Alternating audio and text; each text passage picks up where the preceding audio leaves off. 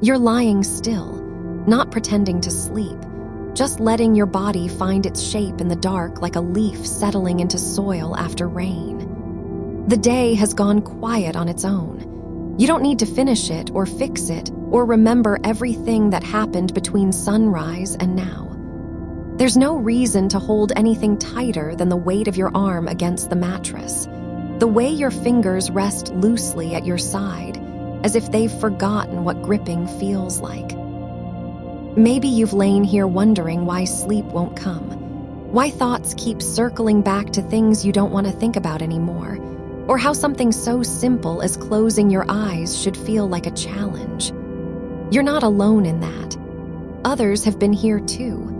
The ones who whisper into silence when their minds won't shut down. Those who toss through hours with breaths that stay shallow and deliberate, trying to outwait fatigue until it gives up. And one gentle note before we go further: this is a place to rest, not medical advice, and it is no substitute for professional care. If sleep keeps being hard, night after night, a licensed healthcare professional is the right person to walk that with you. For tonight, there is nothing to fix. This isn't medical advice, just a quiet practice drawn from sleep science, one that's helped many people find stillness without effort. If you're struggling deeply or consistently with insomnia, if this has been true for weeks or months, please consider speaking with someone trained in sleep health, someone who can help you understand what might be underneath all of this. But tonight, you don't need answers. You just need to rest. Sleep researchers have long known that the mind's last moments before drifting off are unlike any other state. Not awake, not dreaming yet, but full of loose threads and soft images that flicker like old film. That's called hypnagogia, the quiet space between wakefulness and sleep where thought stops being logical and starts being sensory. It's natural, it's common, and it doesn't need to be controlled or directed. The trick isn't to stop thinking. It's to let the mind wander into that state before you're even aware of it. And this session is designed to do just that, not by commanding your attention, but by offering one small image after another, each so ordinary and unimportant that there's no reason to hold on. You don't need to imagine anything perfectly. You don't need to see clearly or follow along like a story. Some people can't picture things at all, just words in the dark, and that's okay too. The drifting doesn't require vision. It only requires you to let each thing pass, like leaves floating down a slow stream. There's no wrong way to do this, and there's nothing to solve. Just notice how your breath moves without trying, how your shoulders relax even when you don't tell them to. That's the signal, not effort but release. You are not being asked to remember anything or fix anything. You're simply invited to let go of the need to be ready for tomorrow, to stop rehearsing conversations from yesterday, to step back from any story that insists on having a conclusion. The only task is this: keep listening, just keep listening, as each thing appears and then fades, like sound in an empty room.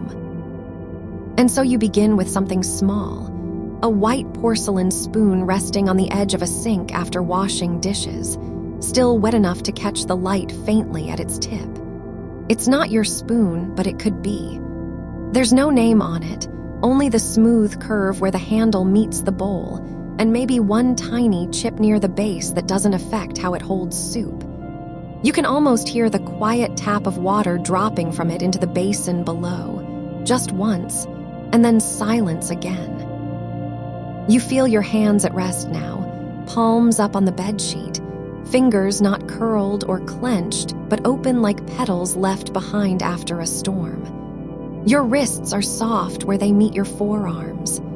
Maybe you're thinking about how old that spoon must be, or whether someone used it every day for years before leaving it behind somewhere else, maybe in another kitchen, maybe even in another life. Now shift. The edge of a wool blanket folded neatly at the foot of an unmade bed, one corner lifted slightly by air movement. It's not your blanket, though you've seen its pattern before, an old faded weave with irregular stripes of gray and rust red. The fabric is thicker than it looks, warm in a way that doesn't need explanation. You can feel how the folds press into each other at the crease, like layers of time stacked quietly under dust. Your breath slows as you let go of imagining where the blanket came from or who might have owned it. There's no reason to know. Just notice how your chest rises and falls without urgency, like a boat bobbing gently on unseen waves. Another image, a single button caught between two stones on a path near a quiet wood, the kind of place you walk through when you don't want to go anywhere in particular. This one is made of mother of pearl, worn smooth by rain and time, the color shifting slightly under dim light depending on how it tilts. It's not attached to anything anymore, just sitting there, waiting for nothing. You're aware of your jaw now, relaxed at last, no longer clenched against tension you didn't even realize was there. Your teeth aren't touching. Your lips are parted just enough that air flows through without resistance. There's a box on a shelf in an unused room. No label, no contents visible from the outside. It's made of pale wood with small dents along its frame, like it has been carried too many times to count. The latch is slightly bent, not broken but loose enough that you could open it if you wanted. But there's nothing urgent about opening it. You don't need to know what's inside.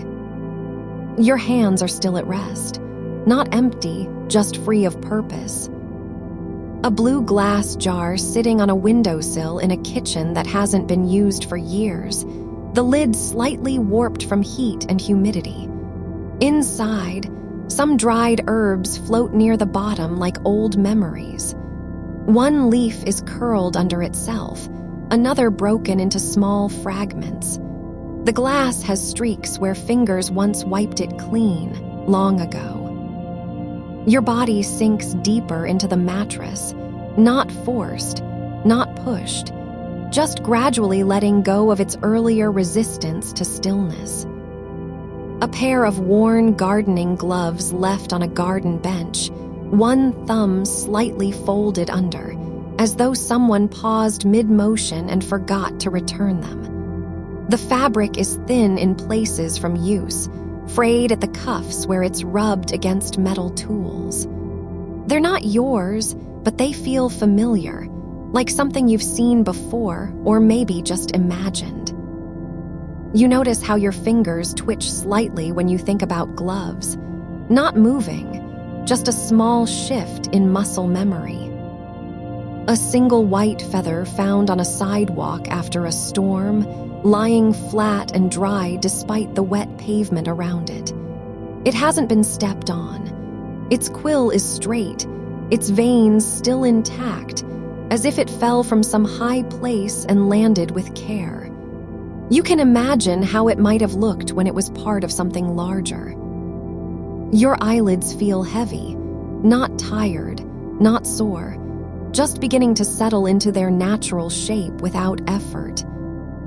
A dried seed pod cracked open on the edge of a porch step, revealing tiny black seeds arranged like jewels in miniature cups. One is missing, and there's no reason to wonder why. It just isn't there anymore. You're aware of how your breathing deepens now, not because you want it to, but because your body knows what comes next. A small wooden block with a single groove carved into its side, like the kind children used to stack or knock down. It's worn smooth on the top where hands have turned it over and over. There are no letters, no markings, just this one line running diagonally through the grain of the wood. You can feel your shoulders drop lower than they've been in hours. Not because you're aware of them, but because they've decided to stop holding on. A porcelain doll's head resting on a shelf above an old dresser.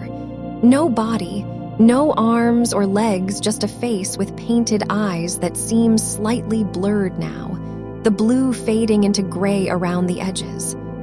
The mouth is closed, not smiling, not frowning, just still. You're aware of your ears, listening to nothing in particular, but hearing everything softly. The hum beneath the house, the creak of floorboards far away, or maybe just silence itself. You're aware of how your breath moves through your chest like water flowing over stones you've never seen, but can still feel beneath your hands. A single key lies on a tray near the back door. No chain, no tag, just metal worn thin from being carried in pockets and dropped into drawers too often to count. It's not meant for any lock anymore, not really, though it could open one if you needed it. But needing isn't part of this moment. The key is still warm from the air around it, as if it was just removed from somewhere that hasn't cooled down yet. You notice how your fingers are beginning to float, just slightly, not lifting off the bed, but drifting like leaves on a slow current, no direction at all. A small tin can with faded letters tucked inside a drawer's corner, its lid slightly warped by time and heat. Inside, nothing except dust in spirals that rise when you imagine it open. The paint has peeled around the rim in thin strips, revealing dull metal beneath, like skin after too many years of sun. The wind hasn't stopped outside. It still moves through trees just beyond the fence, but now it's quieter, the kind of quiet where sound becomes texture instead. You can almost taste its passage on your tongue, a dryness like old paper left in sunlight. A wooden spoon rests in the sink with water long drained, its handle worn down to smoothness by countless hands that aren't yours anymore. The bowl beneath it is empty, but you still feel the weight of something once held there, even if only for minutes. Your jaw unclenches without your noticing.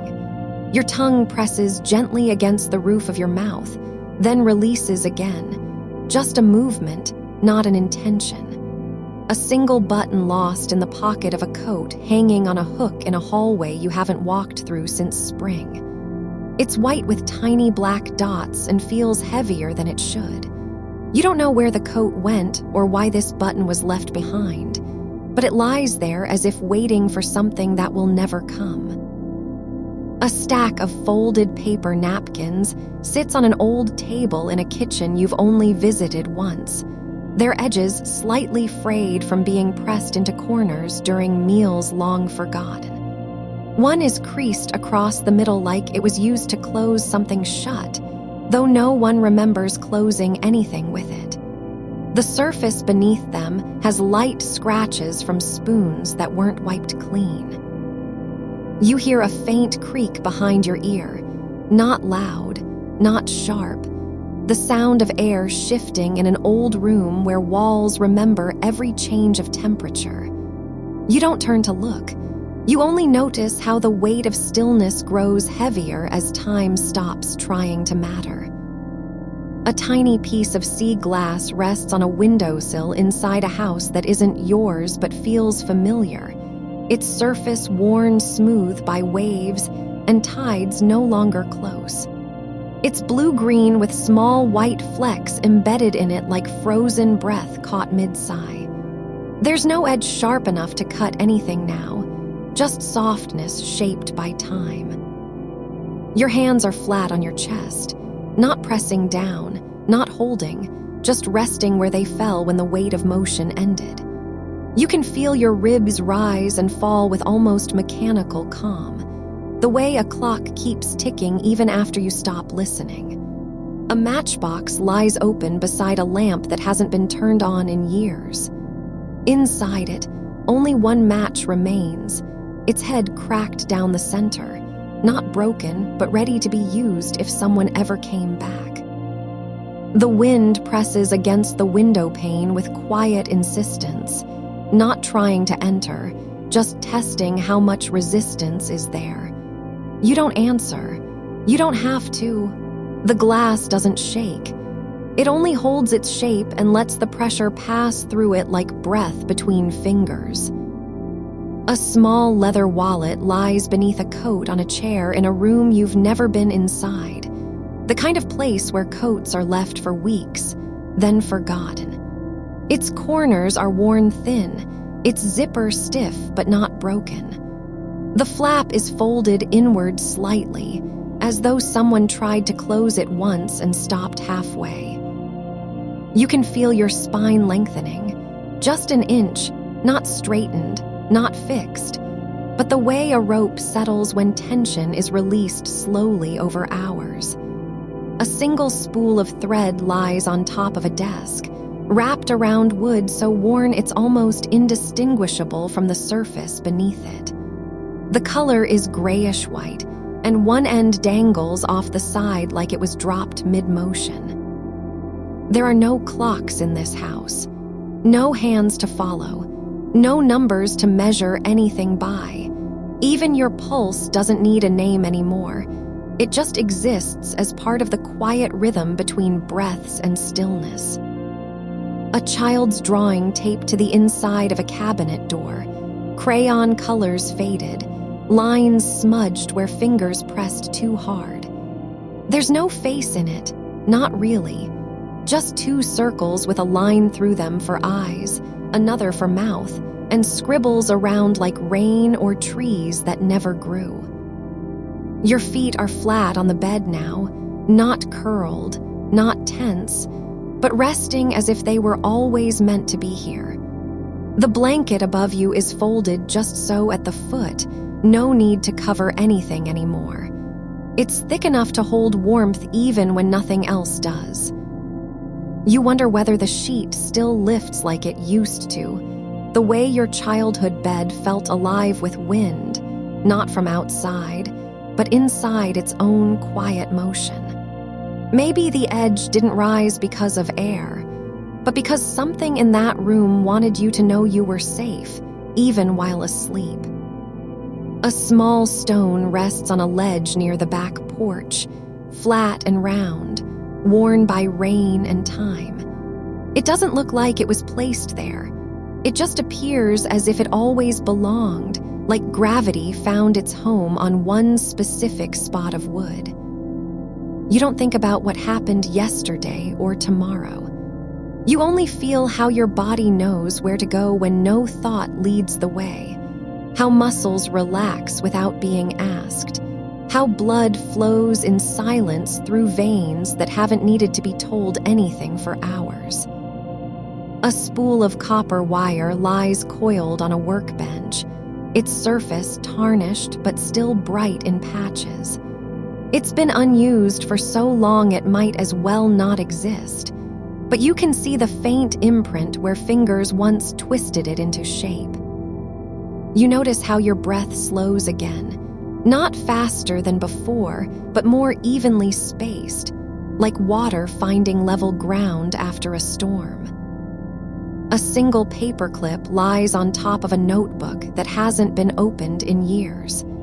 Its wire is bent slightly at one end from being used too many times to track, still functional, still holding things together even though nothing needs holding anymore. There's no sound now except the kind that lives between sounds, the pause after someone speaks, but before silence settles in completely. You're not waiting for it, you're just letting it happen. A teacup with a hairline crack runs down its side, sits on a shelf, still half full of cold liquid that hasn't been poured out. The rim is chipped slightly where it hit the edge once, maybe dropped during cleaning. It doesn't matter anymore. The tea is long gone, but the cup remains. Your arms are relaxed at your sides, not stiff, not loose, but somewhere in between, like they've finally remembered their natural position after years of being asked to do too much. A small wooden spoon with a handle that bends slightly when you hold it, just enough to make you wonder if it was carved by hand or shaped by time. It's not meant for stirring anything now, just sitting there, waiting for nothing in particular. The wind has softened again, not stopped, but changed its tone. Now it sounds like the kind of quiet that comes after a long evening when even thoughts forget to speak. You don't need to remember what you wanted before this moment. Only feel how your body is beginning to believe sleep isn't something you have to earn, but something that happens when everything else gives up trying. A single dried petal lies on the edge of an old photo frame. No picture inside, just glass and wood. The color has faded from red to a soft pink gray, like memory itself losing its edges over time.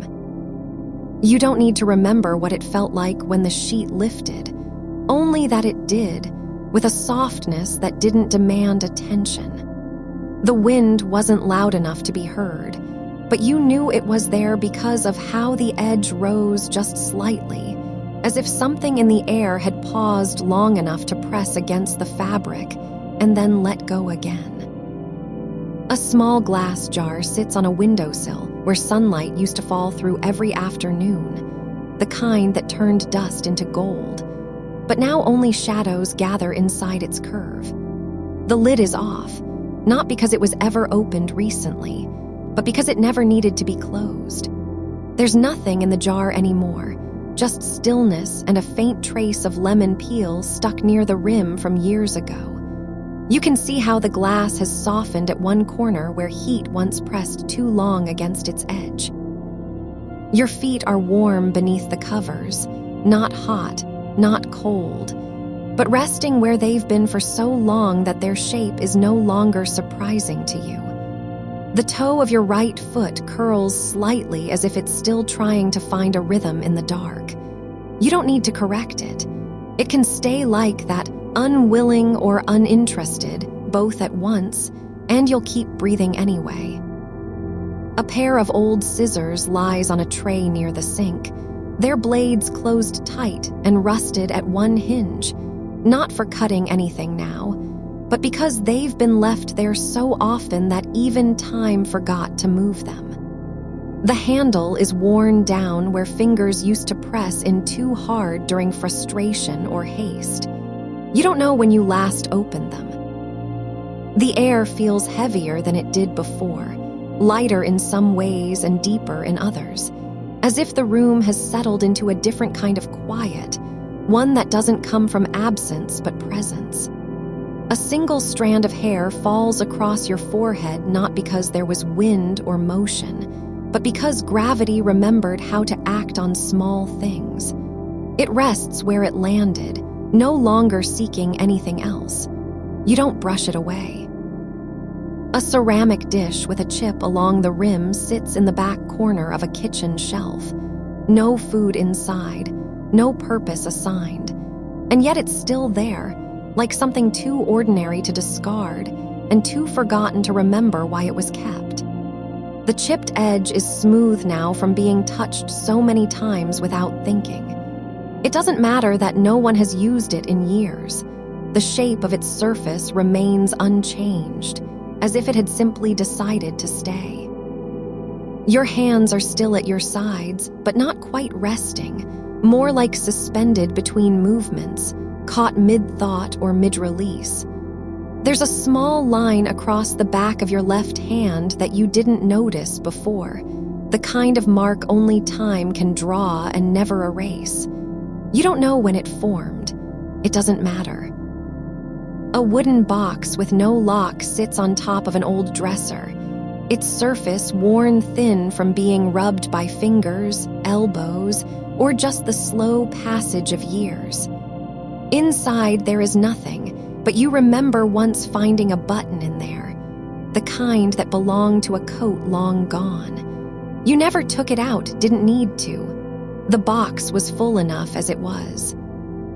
The wind has changed again, not returning fully, not fading away, but moving through the house like an old memory passing through a room where no one is waiting. It doesn't knock. It doesn't announce itself. It just happens. You don't feel your pulse anymore, not because it's stopped, but because you've forgotten how to listen for it.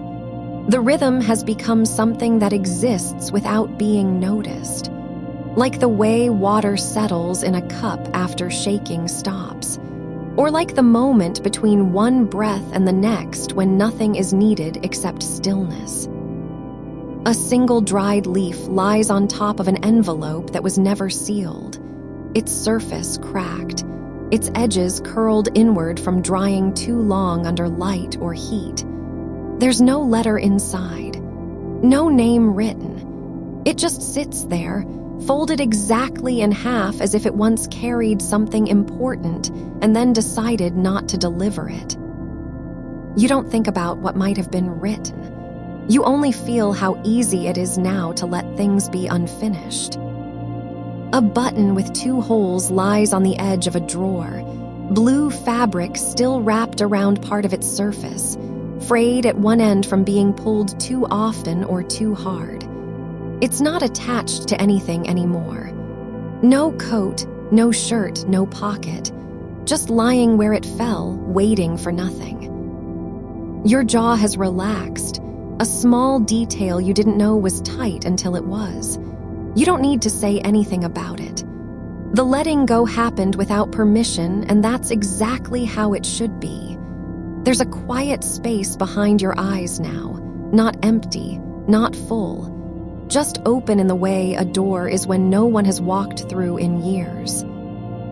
A small piece of chalk sits on an old table near the doorway, white, cracked at one end, half broken from being used too many times to write numbers or names that are already forgotten. It's not meant for anything now, not even marking time, just lying there like a remnant of something that once mattered. You don't need to know what it was used for. A single thread hangs loose from the hem of your shirt, the kind that pulls free when fabric wears thin but doesn't break entirely. It dangles just enough so you can see its shape in the dark, not long, not short, just there. You don't tug on it. You don't let go either. The air is still warm from where you've been lying, even though no one else has entered the room. Your body remembers what heat feels like when it's not trying to be useful. It doesn't need to explain itself. A piece of paper with a smudged line drawn across it lies on top of an open notebook. No words, just a single stroke that goes from left to right and stops before reaching the edge. You don't know who made it or why they stopped. The tip of the pencil has worn down where pressure was applied too long. There's no need to finish anything now. A glass marble sits on a windowsill, round, smooth, gray with faint streaks running through its core like memories buried in stone. It doesn't roll when touched. It stays exactly where it landed, as if gravity had already decided what should happen next and didn't want to change its mind. Your breath slows again, not because you told it to, but because there's no one left to ask. A small rusted key lies on a shelf near the door, no lock attached, no purpose known. It's been there so long that even dust has stopped trying to cover it. The teeth are worn down at one end from being turned too many times in places that don't exist anymore. You don't wonder where it might have opened. A single dry leaf curls against a wall near the baseboard, pressed between floor and wood as if caught during some forgotten movement. It's not green, but not brown either. It's somewhere between, like a color that no longer has a name. Your fingers are still at your sides, but their shape is softer now. The kind of softness that comes when tension forgets it was ever there. A small piece of string lies across the edge of a table, tied in a loose knot that could be undone or left as is. It doesn't matter which. You don't need to decide. The wind has paused again, not gone, not returned, but folded itself into silence like someone pulling up their coat before stepping inside. A single wooden bead sits on top of an old book, no thread attached, no necklace made from it. It's just there, resting where the pages ended and the shelf began. The surface is worn smooth in one place, as if something had rubbed against it too many times to count. You don't look at it for long. You only feel how easy it is now to stop looking altogether. A small stone, smooth from water or time, rests near the bottom of a ceramic bowl that's never been used. It doesn't belong there, but neither does it seem out of place. The bowl sits on a shelf in the corner where no one comes anymore. You don't need to move it. A shadow on the wall that wasn't there before, not quite solid, not quite gone, just a shape where light used to pool and then slipped away. You don't name it. It doesn't need a name. The edge of your blanket has curled slightly at one corner, lifted just enough by still air to suggest motion without committing to it. There's no wind in the room now, only memory of how wind moves through fabric when nothing else is moving, like something trying to leave quietly, not daring to disturb what remains. Your shoulders have settled into the mattress like soil accepting rain after drought. No one needs them anymore. The weight of holding has gone soft enough to dissolve. You're aware of your hands where they lie, not curled, not stretched, but simply resting as if waiting for nothing at all. That's how you feel now, unclaimed by purpose. There's a small dent in the pillow near your temple, a place that remembers pressure, heat, shape, but it doesn't matter what happened there before. It just is. A blue paperclip lies on top of an old envelope, unopened, not stamped, its wire bent once from being clipped and never straightened again. The color has faded like a name forgotten after years of silence. You don't think about who might have sent it. There's no need to imagine the hand that pressed it closed or what paper it was meant for.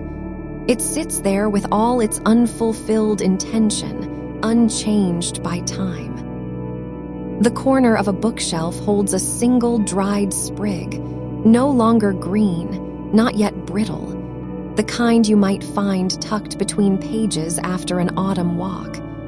It's curled inward at one end, like something that once tried to reach for light and gave up halfway through the effort. You don't touch it. You only notice how still the air feels where it rests. A button sits on a windowsill, white, plastic, with two holes worn thin from being threaded too many times in other places.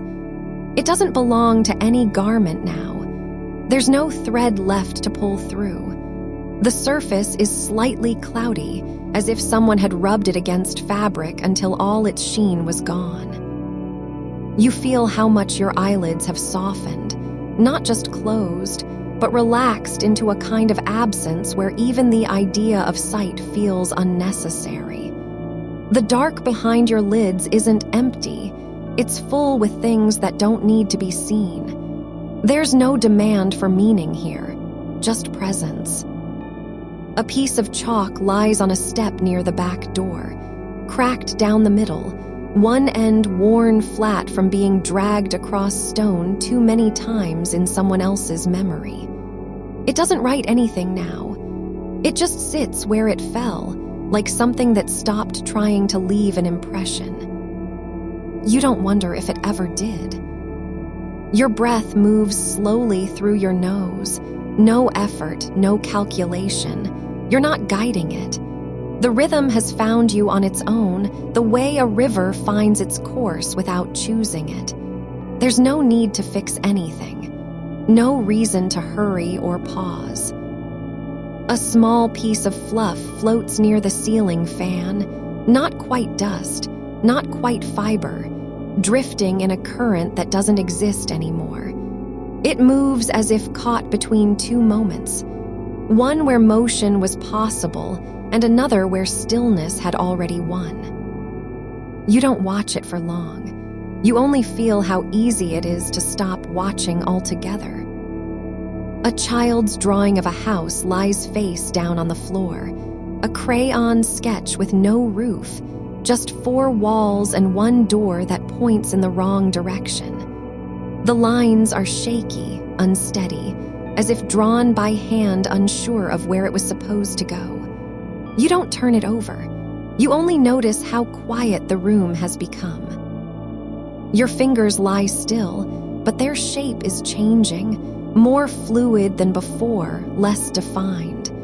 Like clay left out too long in air. The edges of your body are softening into the bed-like ink spreading on paper. Nothing is pressing forward anymore. A small wooden spoon rests inside a ceramic mug, not for stirring, not for serving, just sitting where it fell during some unrecorded moment. It's been there so long that the wood has taken on the color of the cup beneath it. The handle is smooth from being held too often in hands that no longer exist. You don't think about what was stirred or when. Your chest rises and falls without effort, like something responding to a rhythm not your own. It's not forced, not even noticed, just there like a slow tide returning after nightfall. A single matchstick lies across the edge of an ashtray, the kind that burns out too fast, leaving behind only residue. The tip is blackened from flame, the wood cracked at one end as if it had snapped mid-burn and never been replaced. It doesn't light anything now. It just rests where it landed. You don't pick it up. The wind has not come back, but there's a feeling in the air like it might be breathing nearby, not through the window, but somewhere deeper, like a quiet inhale that passes through the house without being felt. A tiny metal gear sits on top of an old radio, no wires attached, no mechanism to turn. It's smooth from time and use, its teeth worn down until they're almost flat. The kind of part that once spun inside something else, but now has nowhere left to go. You don't try to fit it anywhere. The floorboard near the door creaks slightly, not from weight, not from motion, but as if some memory of movement had just passed through and left a trace behind. Your breath slows again, not because you asked for it, not because you're trying to be calm. It simply settles into its own pace, like water finding stillness in a deep pool. A scrap of ribbon lies on the edge of your dresser, torn from something long gone, frayed at both ends, one side faded blue and the other a dull gray. There's no knot, no tying, just lying there as if it had been dropped during some small goodbye that never needed to be spoken. You don't wonder who let go. The dark behind your eyes feels full of things you've already forgotten. The way light used to move across a ceiling at dusk.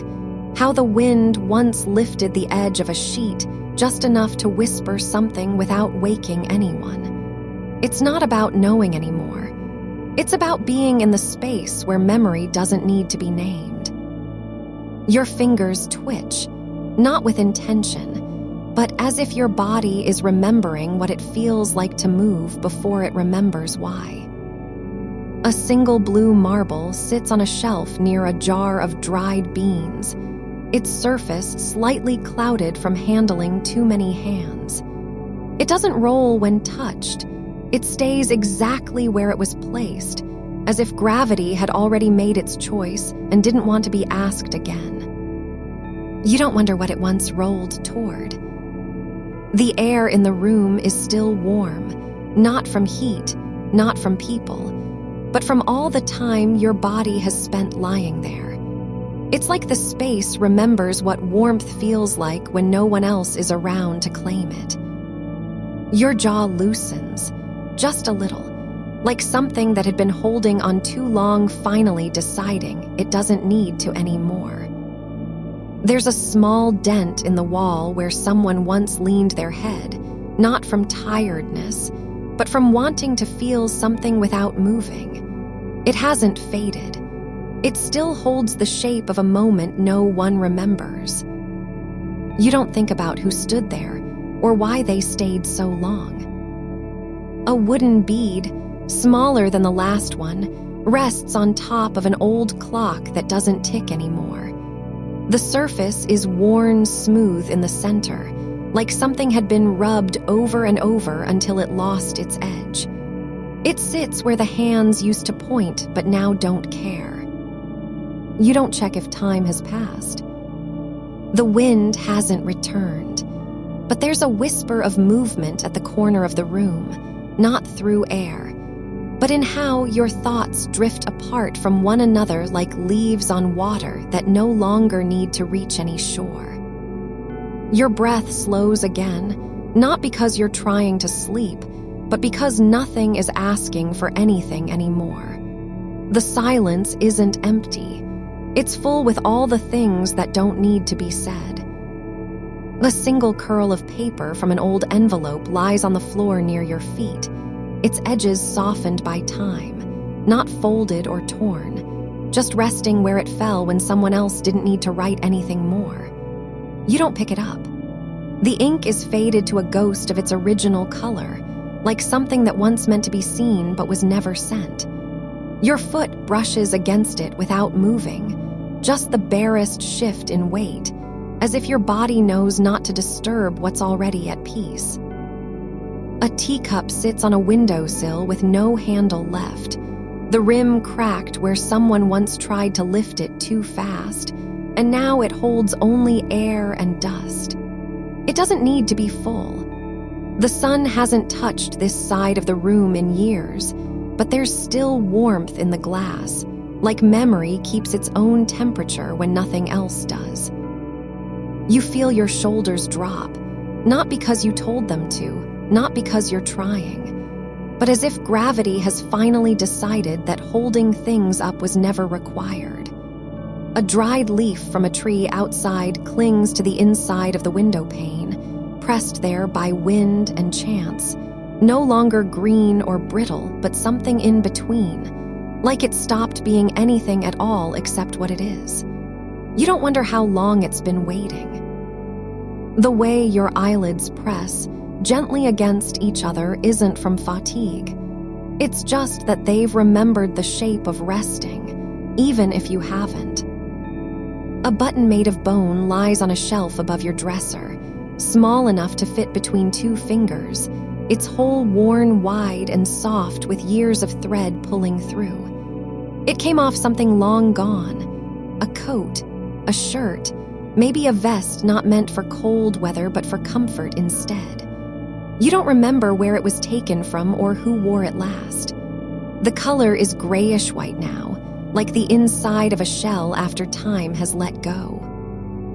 Your fingers rest on your stomach, not to hold anything in, just because they've found their way there and decided not to move. A single thread, white, thin, unspooled, lies coiled across the edge of a book that hasn't been opened since before you learned how to read. It's not tangled, not caught. It just sits where it fell when someone pulled it free from a seam or a stitch they no longer needed to finish. You don't think about what the thread was used for. There's no end to it now. No needle, no fabric, no reason. But you can still feel its length in your mind as if it were stretching back through time. A small wooden box with no lid sits on a low table near the bed. The kind that once held letters or trinkets or things too quiet for drawers. It's open but empty, not because something was taken out, but because nothing ever went inside. The wood is warm from hours of stillness, like it's been waiting to be filled without needing anything at all. Your breath settles into the space between your ribs as if it had found a place to stay. A piece of chalk lies on the floor near the footboard, the kind that crumbles easily, not used for drawing but left behind after someone traced something only they could see. It's worn down at one end until it looks like a tooth, and there are small dust marks where it was dragged across something smooth and flat. You don't know what it wrote or why it stopped. The line it made is gone now, but the shape of its ending remains in your mind. The air shifts, not with sound, not with motion, but as if something deep inside you has relaxed enough to let go of the need for silence. Your hands lie open on top of your chest, palms up, fingers slightly curled like they've just finished holding onto something that didn't last long. You don't try to fix them. The warmth in your arms isn't from heat, it's from being allowed not to do anything. A ceramic spoon rests in a bowl full of dried rice, its handle chipped at one end, the curve worn down by years of use and then left behind. No soup has been made with it lately. It doesn't need to be used again. The grain is still there, dry but whole, like everything that stayed put for too long without being called. Your feet are bare on the bed, just resting where they've fallen, not curled or stretched, just lying flat as if they'd forgotten how to walk. There's no urgency in them, not even a flicker of wanting to rise. The sheets feel different tonight, the weave looser than before, like they've softened from time and touch instead of washing. A single red feather rests on the back of a chair near your head, small, not bright anymore, just a faint hint of color where it once caught the sun. It didn't fall from any bird you saw. It was left behind after someone brushed past something soft in passing. You don't wonder what it was attached to or why it stayed. The wind hasn't come back, but there's still a feeling like it did just for a moment when the air near your ear shifted without being touched. Not cold, not warm, just alive with the idea of movement. Your eyes stay closed. You don't look to see if anything changed. A crumpled receipt lies on top of an old journal, the kind that sits open in one spot and never gets turned again. It's dated far back, the numbers blurred from water or time, not important anymore. The ink is smudged where someone pressed their thumb down while reading, maybe to remember a number, maybe just because they didn't want to let go of something they were already forgetting. Your jaw softens, not suddenly, but gradually, as if it's been holding a secret for so long that even the muscles have decided not to carry it anymore. The space behind your teeth feels open, unguarded, like you've stopped trying to keep anything inside. A stone, smooth and flat, no larger than your hand, sits on the windowsill where sunlight used to hit it at 3 in the afternoon. It's been there since before you knew what time meant. Its color is gray-blue, with tiny flecks that look like stars when the light hits them right. You don't think about where it came from or how long it's waited. The silence between your thoughts grows longer, not because you're empty, but because they no longer need to connect. One drifts away without needing a reason. Another lingers for just enough time to be noticed before fading into the next quiet space. A small wooden doll, missing one arm and both eyes, is leaning against the wall near the door. It's not broken from being dropped. It's been that way since you were too young to know what it was meant to do. Its face is worn smooth, its mouth slightly open as if it once said something important but never finished. You don't remember how long ago it was left there. You don't wonder why it hasn't moved. Your breathing slows, not because of any instruction or effort, but because the night has already begun to shape itself around you. The kind of stillness that doesn't ask for anything in return. A silver ring lies on a table near your bed, thin, not worn down but not new either. The kind someone slipped off without noticing, then forgot they'd ever taken it off. It's cold now, like metal remembers what it was before being touched by skin. There are no clocks here, not because you can't see them, but because time has stopped meaning the same thing. You don't know how long this has been going on. The past isn't a line. It's a shape that fits inside your chest and doesn't need to be measured.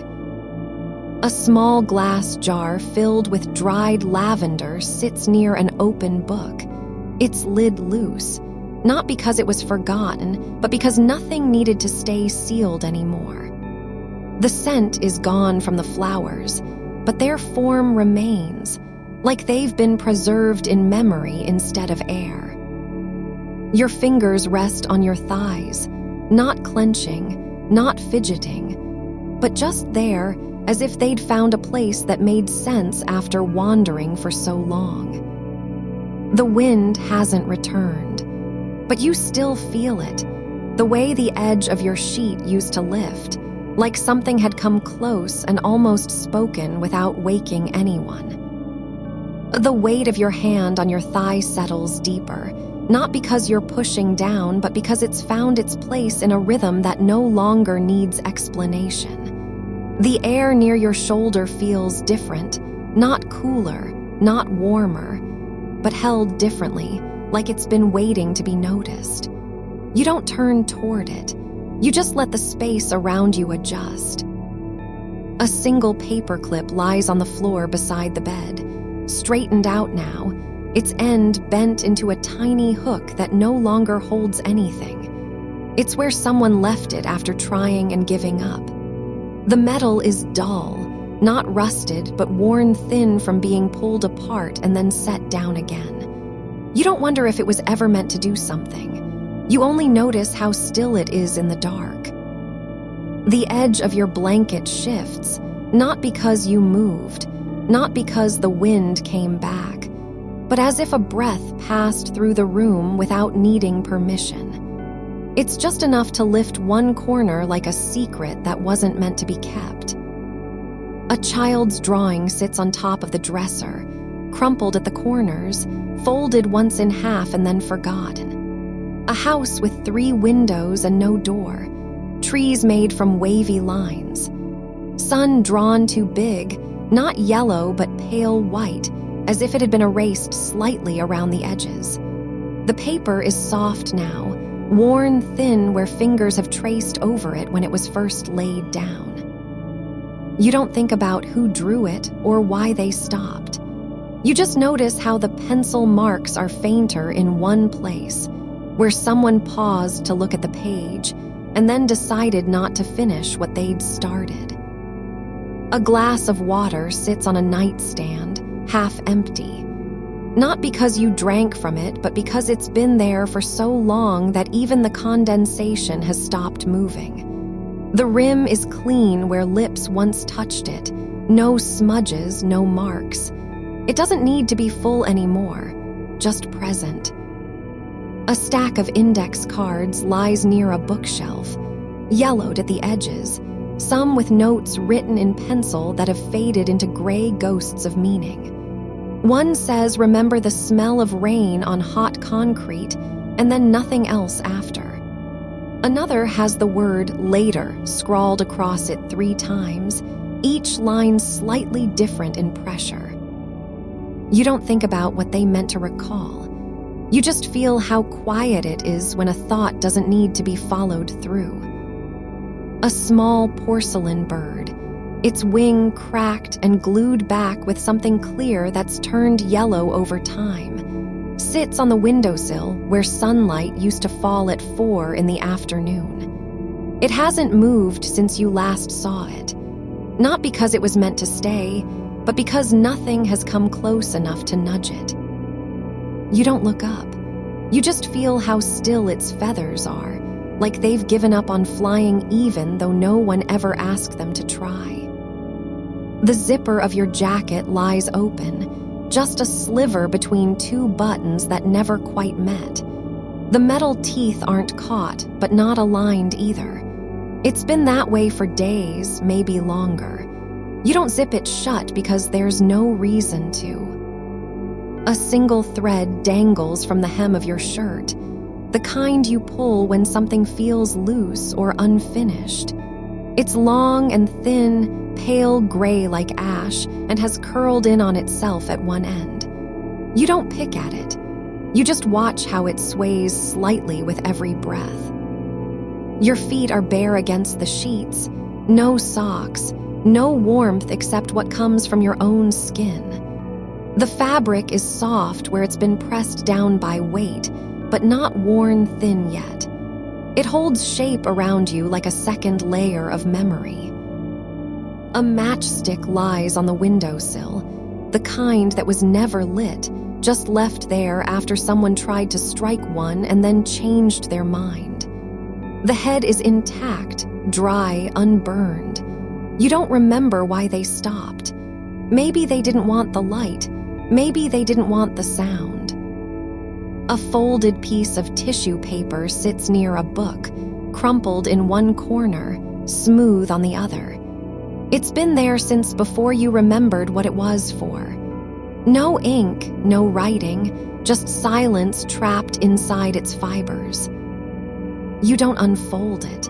You just feel how quiet things can be when they're not meant to do anything.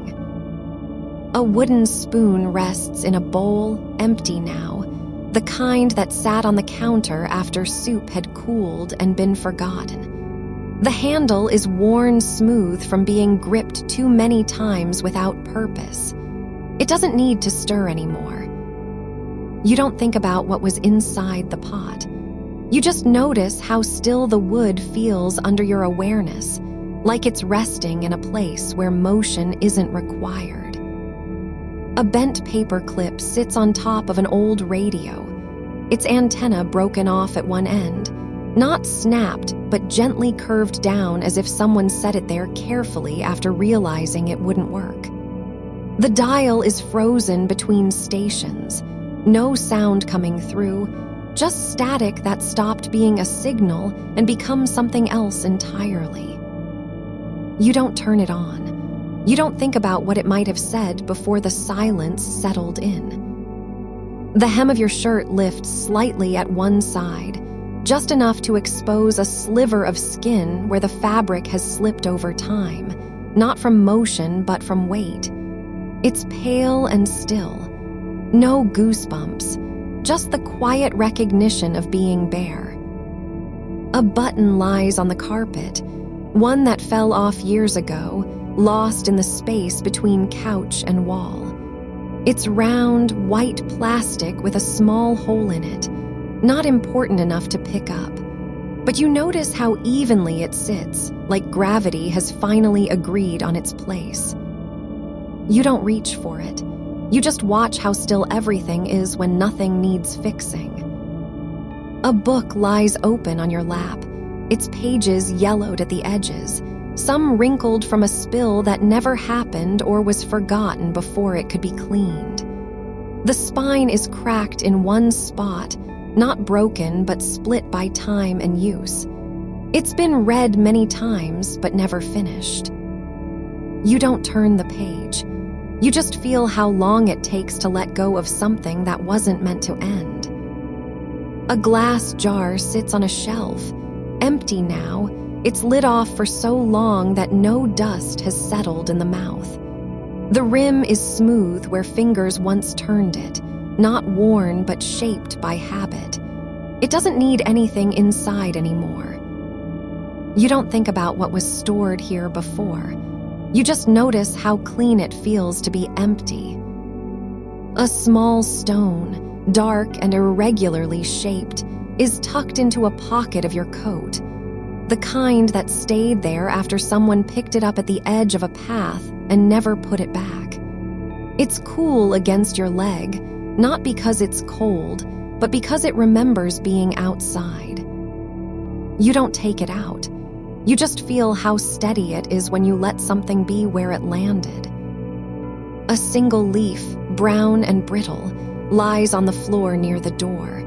Not from a tree outside, not from any season that's real anymore.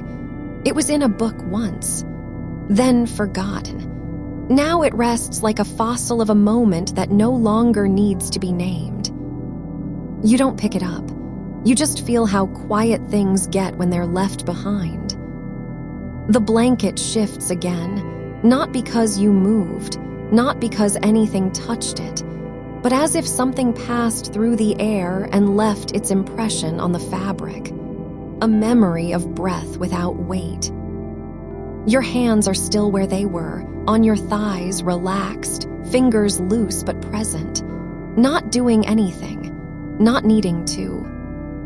A thin line of light cuts across the floor from under a door, just enough to show where it's not fully shut.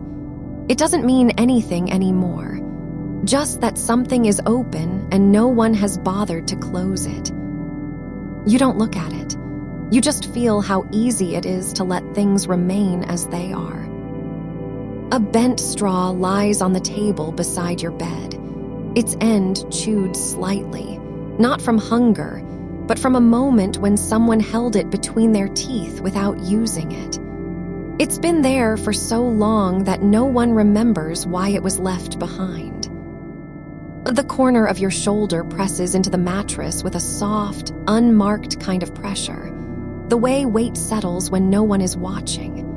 The air moves just past the edge of your ear, not loud enough to be wind, but close enough that you wonder if it's listening. A blue thread has come loose from the seam near your wrist, thin and frayed at both ends, like something long abandoned in a drawer where nothing was ever taken out. You don't pull it free. It hangs there now, half in, half out of fabric, as though waiting to be noticed by someone who doesn't need answers. The zipper on the inside pocket of your jacket is slightly bent, just enough that the teeth catch when you slide a finger along them, not with resistance but with hesitation. You don't fix it. It's been like this for months, maybe longer. The way things stay broken without being wrong anymore. A crumpled receipt lies beneath a small stack of folded napkins on your nightstand, yellowed at the corners, its ink faded from an old coffee spill that never dried properly. You don't read it.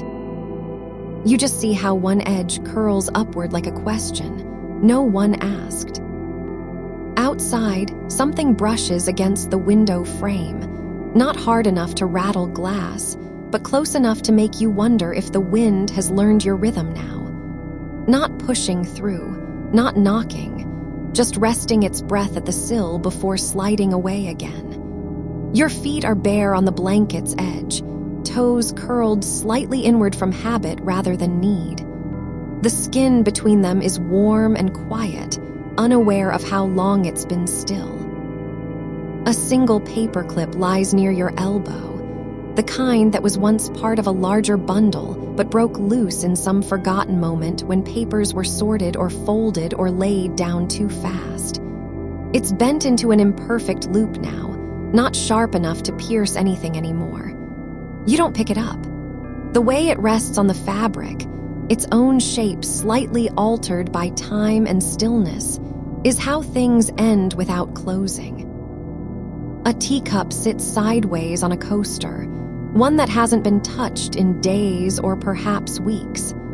Its handle is chipped where someone once tried to lift it too fast, not from carelessness, but from urgency they later forgot the reason for.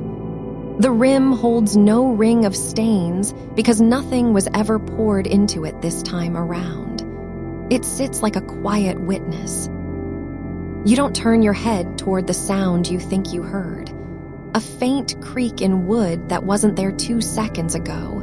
Or maybe it was always there and just never noticed until now. The way memory settles when no one is trying to recall anything specific, when silence becomes its own kind of presence. A silver pin lies on top of your dresser beside a pair of reading glasses that haven't been worn in years. It's small enough to fit inside the palm, shaped like an old-fashioned key, but with no function anymore. You don't examine it closely. Just see how still it is when nothing wants to be moved. There's a faint indentation where someone sat on your bed last week, just deep enough that you can feel it under your back even though they're gone now. Not from weight, not exactly, but from the shape of a tension left behind. You don't shift position because no one needs to fill it again. A piece of wax has fallen off a candle in its holder, the kind used once for reading and then forgotten after dark arrived too early. It's dry on the outside, cracked where air entered slowly over time. Not enough heat remains now to melt anything new. You don't reach across the space between you and the wall, even though your fingers twitch toward it, just slightly, as if remembering how far they used to stretch before stopping short. The fabric of your sleep shirt has pulled away from one buttonhole at the collar, not torn, not broken, but gently separated by time. The thread is frayed but still connected in a way that doesn't need fixing. A small fold sits near the bottom hem, where someone once tucked it under during laundry and never took it out again. It's been there for so long it has become part of how the fabric breathes now, like an old habit folded into existence. Your knee rests against your thigh, not pressed hard, but held in place by gravity alone. There's no sensation behind it except what comes from knowing you're still here and that nothing needs to be changed.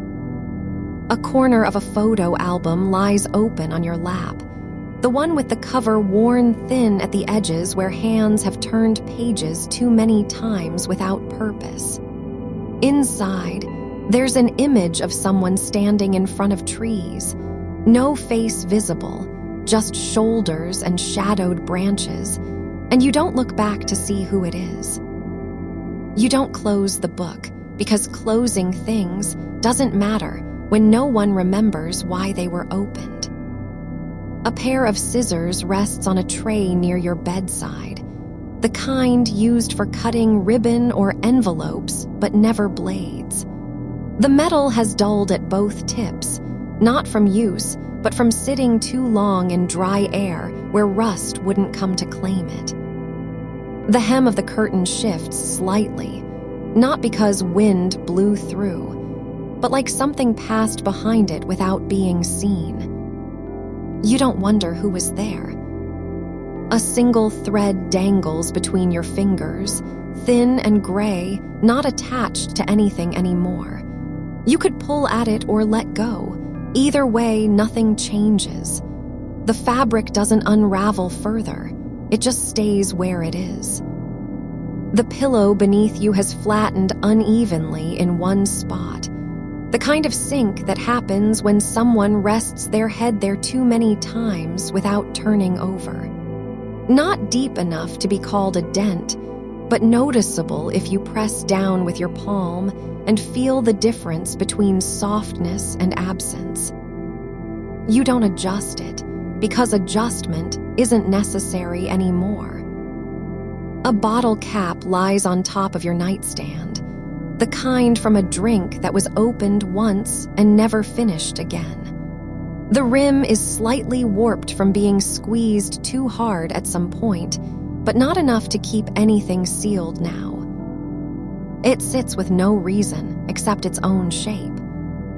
The blanket has slipped just past the edge of your shoulder, just far enough that one side feels cooler than the other, like a secret passing between layers you're not quite awake for yet. You don't tug it back. You let air touch skin without judgment. A piece of dried clay rests on a tray by the window, the kind used once in art class and left behind after someone realized they didn't want to keep making things that had no name. It's cracked but whole, like something meant to stay exactly as it was when forgotten. You don't pick it up. You just see how still time looks when nothing is being measured. A small dent appears where your elbow pressed into the mattress during a late thought, just deep enough to mark space without making noise. Your breath moves slowly through your chest, not fast, not slow, but steady like something that doesn't need direction anymore. The wall behind you holds no marks except for one faint smudge near the baseboard. No size, no shape, just an impression of where a shadow once stayed too long when nobody was looking. You don't look at it. You don't name what might have passed through. A buttonhole on your sleeve is slightly frayed. Not from wear, but from something that happened during washing and never fixed again. It's not loose, but open enough to let in the quiet you've been waiting for all night. The air shifts near your neck, just a ripple of temperature change, as if something passed through where breath would have gone had there been any need. You don't turn. You just stay like this, the way sleep begins when no one remembers how they arrived. A single feather lies curled on the windowsill, not from a bird, but from some old pillow long since emptied of its down, its shaft still faintly warm in memory, as if it had just been plucked and set there by mistake. You don't reach for it because you know it doesn't belong to anything anymore. The wood beneath it is worn smooth in one patch, not from hands, but from where a curtain rod once rested too long and left its ghost in the grain. A teacup sits on the sill, chipped at the rim, the kind that was never meant to be used for tea, only held during moments when silence felt like something you could hold in your palms. The liquid inside has dried into a pattern of rings, faint as fingerprints and no longer readable. You don't wonder how long it's been there, only notice that the sun hasn't come through this side of the house since before the sheets were changed last spring. A spool of blue thread rests near your knee, the kind meant for sewing buttons on coats too worn to mend, but not enough to replace either. The twist is even, almost untouched in places, and yet it has been sitting there long enough that you can't remember when someone first placed it down with no intention of picking it up again. The blanket edge shifts slightly, not from movement, but from the quiet settling of weight against your leg as if something had paused mid-step to listen. You don't check for footsteps. There's nothing to confirm or deny. The room breathes slower than you do now, and that is enough. A piece of lint floats near your wrist, gray, tiny, not part of any garment, but perhaps a leftover from the corner of some forgotten coat, hanging in an attic where time hasn't been measured by clocks. You don't flick it away because letting go doesn't require reason. It drifts toward the space between your fingers and disappears into nothing you can name. The wall beside your head holds a faint indentation, no deeper than a thumbprint, but wide enough to suggest someone once leaned there in stillness, not with weight, but just presence. You don't trace it because memory isn't needed when what happened was already forgotten by the moment it began. A dried leaf lies folded on the floorboards near your foot, not from outside, but torn from a page in an old book that no one ever finished reading. It's curled at the edges like something trying to close itself away before being seen. Its veins are still visible, though faint, like roads leading nowhere or maps of places that were never drawn. You don't pick it up because you know what lies beneath the surface. Not a story, but an ending without closure and no one left to tell it. A button rests on the nightstand beside your hand, the kind used for a shirt that hasn't been worn in years. It's white with a slight yellowing at the center from being pressed too hard against fabric during a hurried fastening. The hole is slightly stretched, not enough to fall off, but just enough to suggest it once held something tighter than memory. You don't replace it, because replacement isn't required when nothing needs fixing.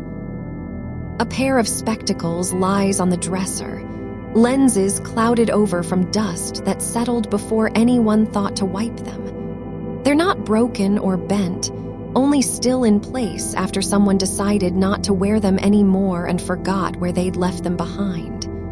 The frame is thin, silver-colored at one tip, dull where it's been touched too many times.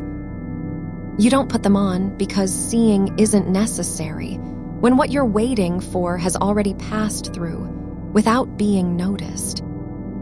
A spoon rests in a small bowl, its handle bent just slightly from someone resting their weight there during a thought that didn't need finishing. The bowl is empty, not from use, but from sitting too long after the last meal had ended, and no one returned to take it away.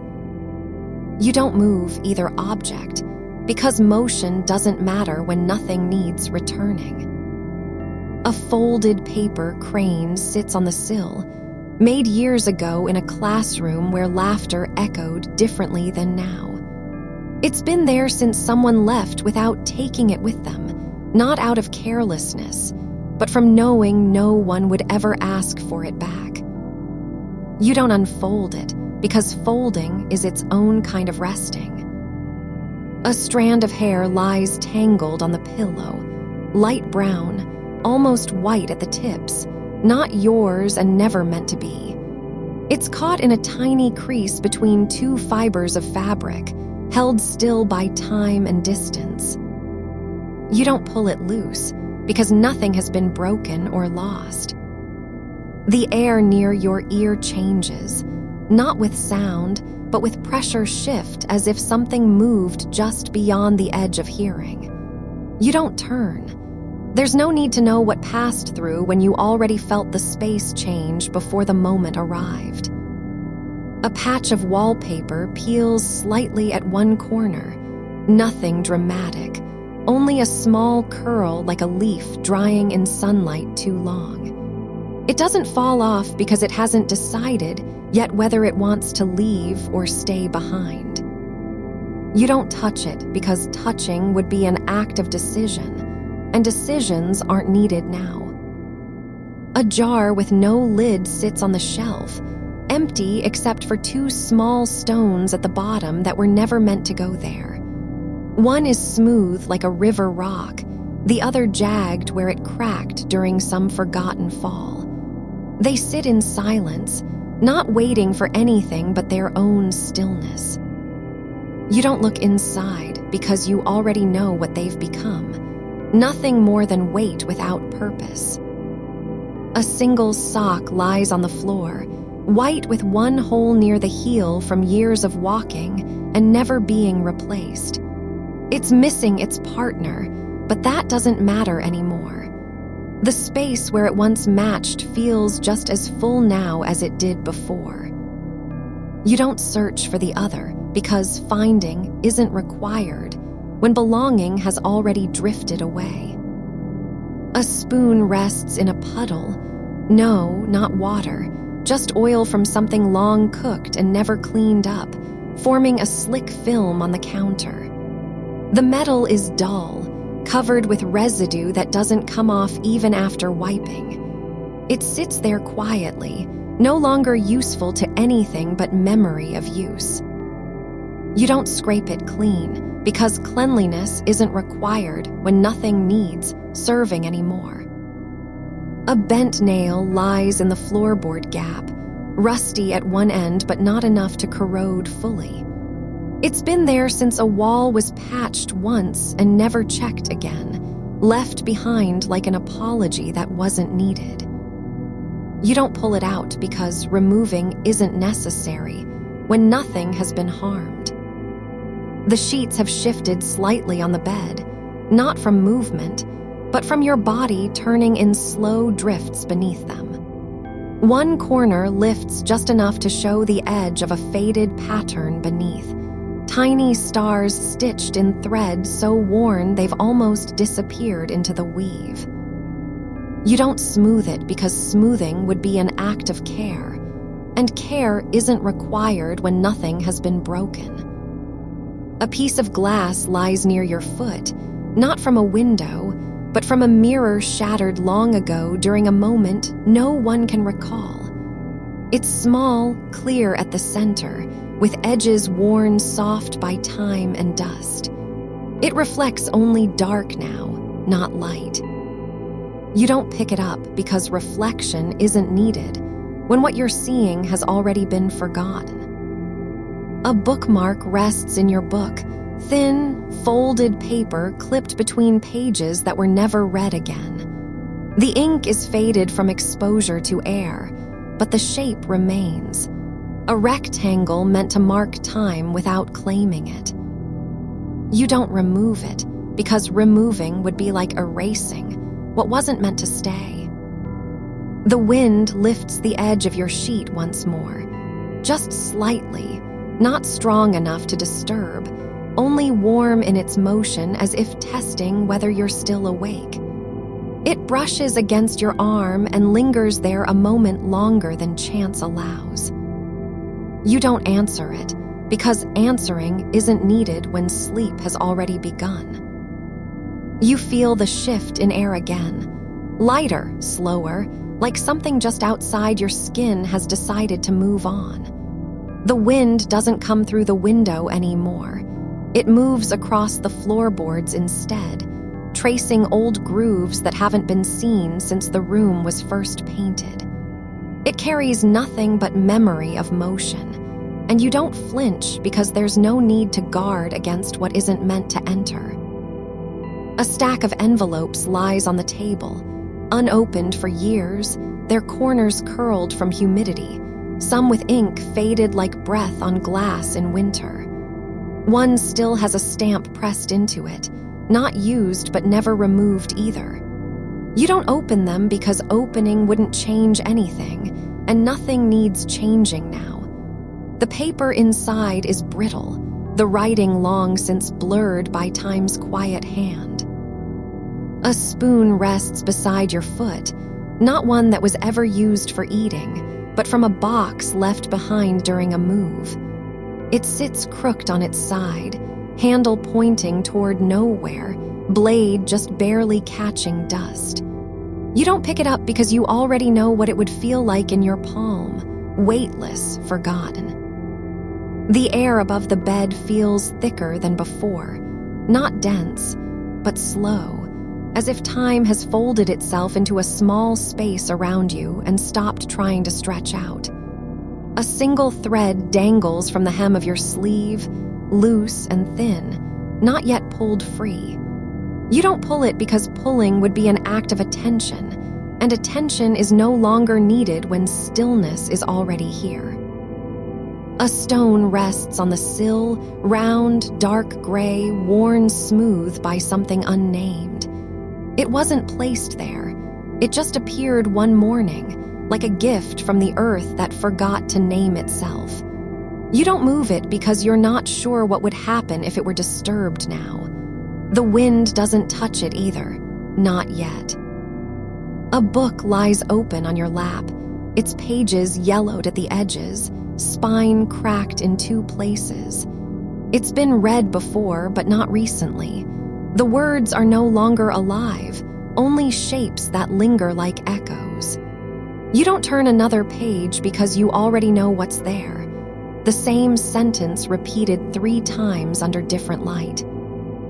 A piece of cloth lies folded beneath your knees. Thick wool, once a scarf, now just fabric with memory sewn into its fibers. It smells faintly of wood smoke and something else that might be rain or absence. You don't unfold it because unfolding would mean remembering, and remembering isn't required when forgetting is already doing the work.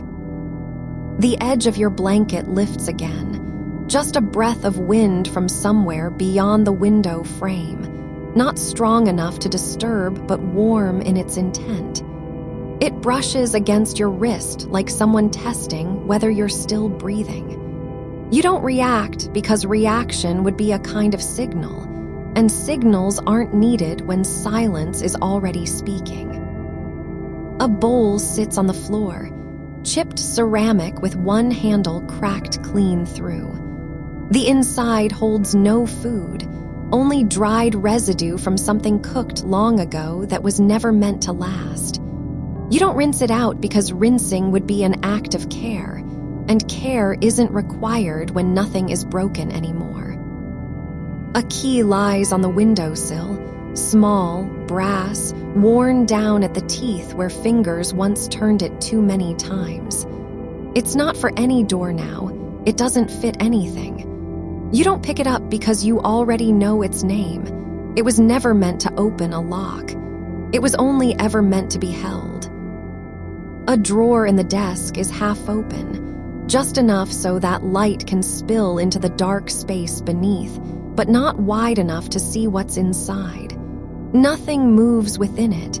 You don't look because looking wouldn't change anything. The shadows are already settled there.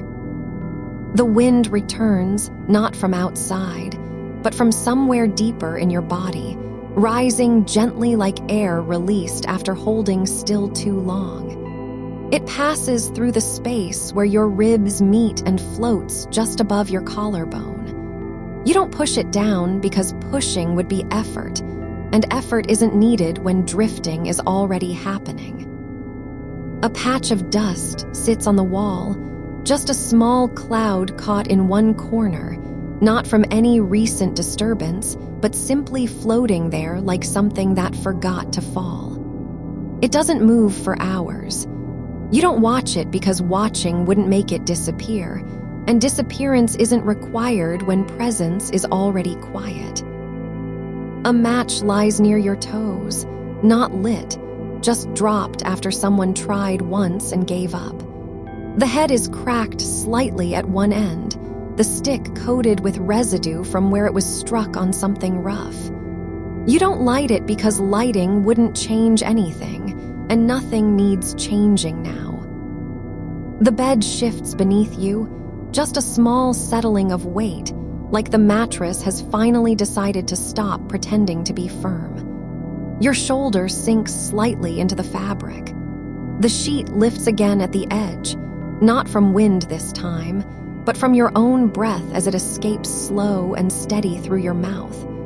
You don't adjust because adjustment would mean effort, and effort isn't needed when rest is already in motion. A single leaf lies on the floor, small, brown around the edges, its veins still visible like old roads mapped in a forgotten land. It's been there since autumn, not moved by brooms or hands. You don't touch it because you already know how brittle it would feel if you did. The air above your chest feels lighter now, not thin, but clear of resistance, as though something has stopped pressing down from the inside. You don't notice it directly. You only feel that you no longer need to be careful about breathing. It just happens.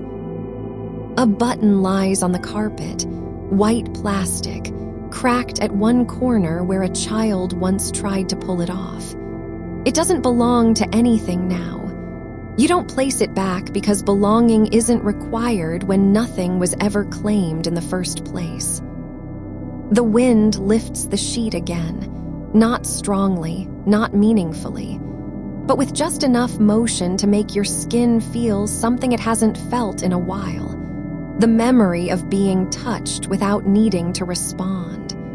You don't close your eyes tighter because closing is already happening on its own. A shard of mirror lies near the baseboard, small, irregular, caught between two floorboards like an accident that never got cleaned up. It reflects nothing now, not light, not color, just a hollow version of what's in front.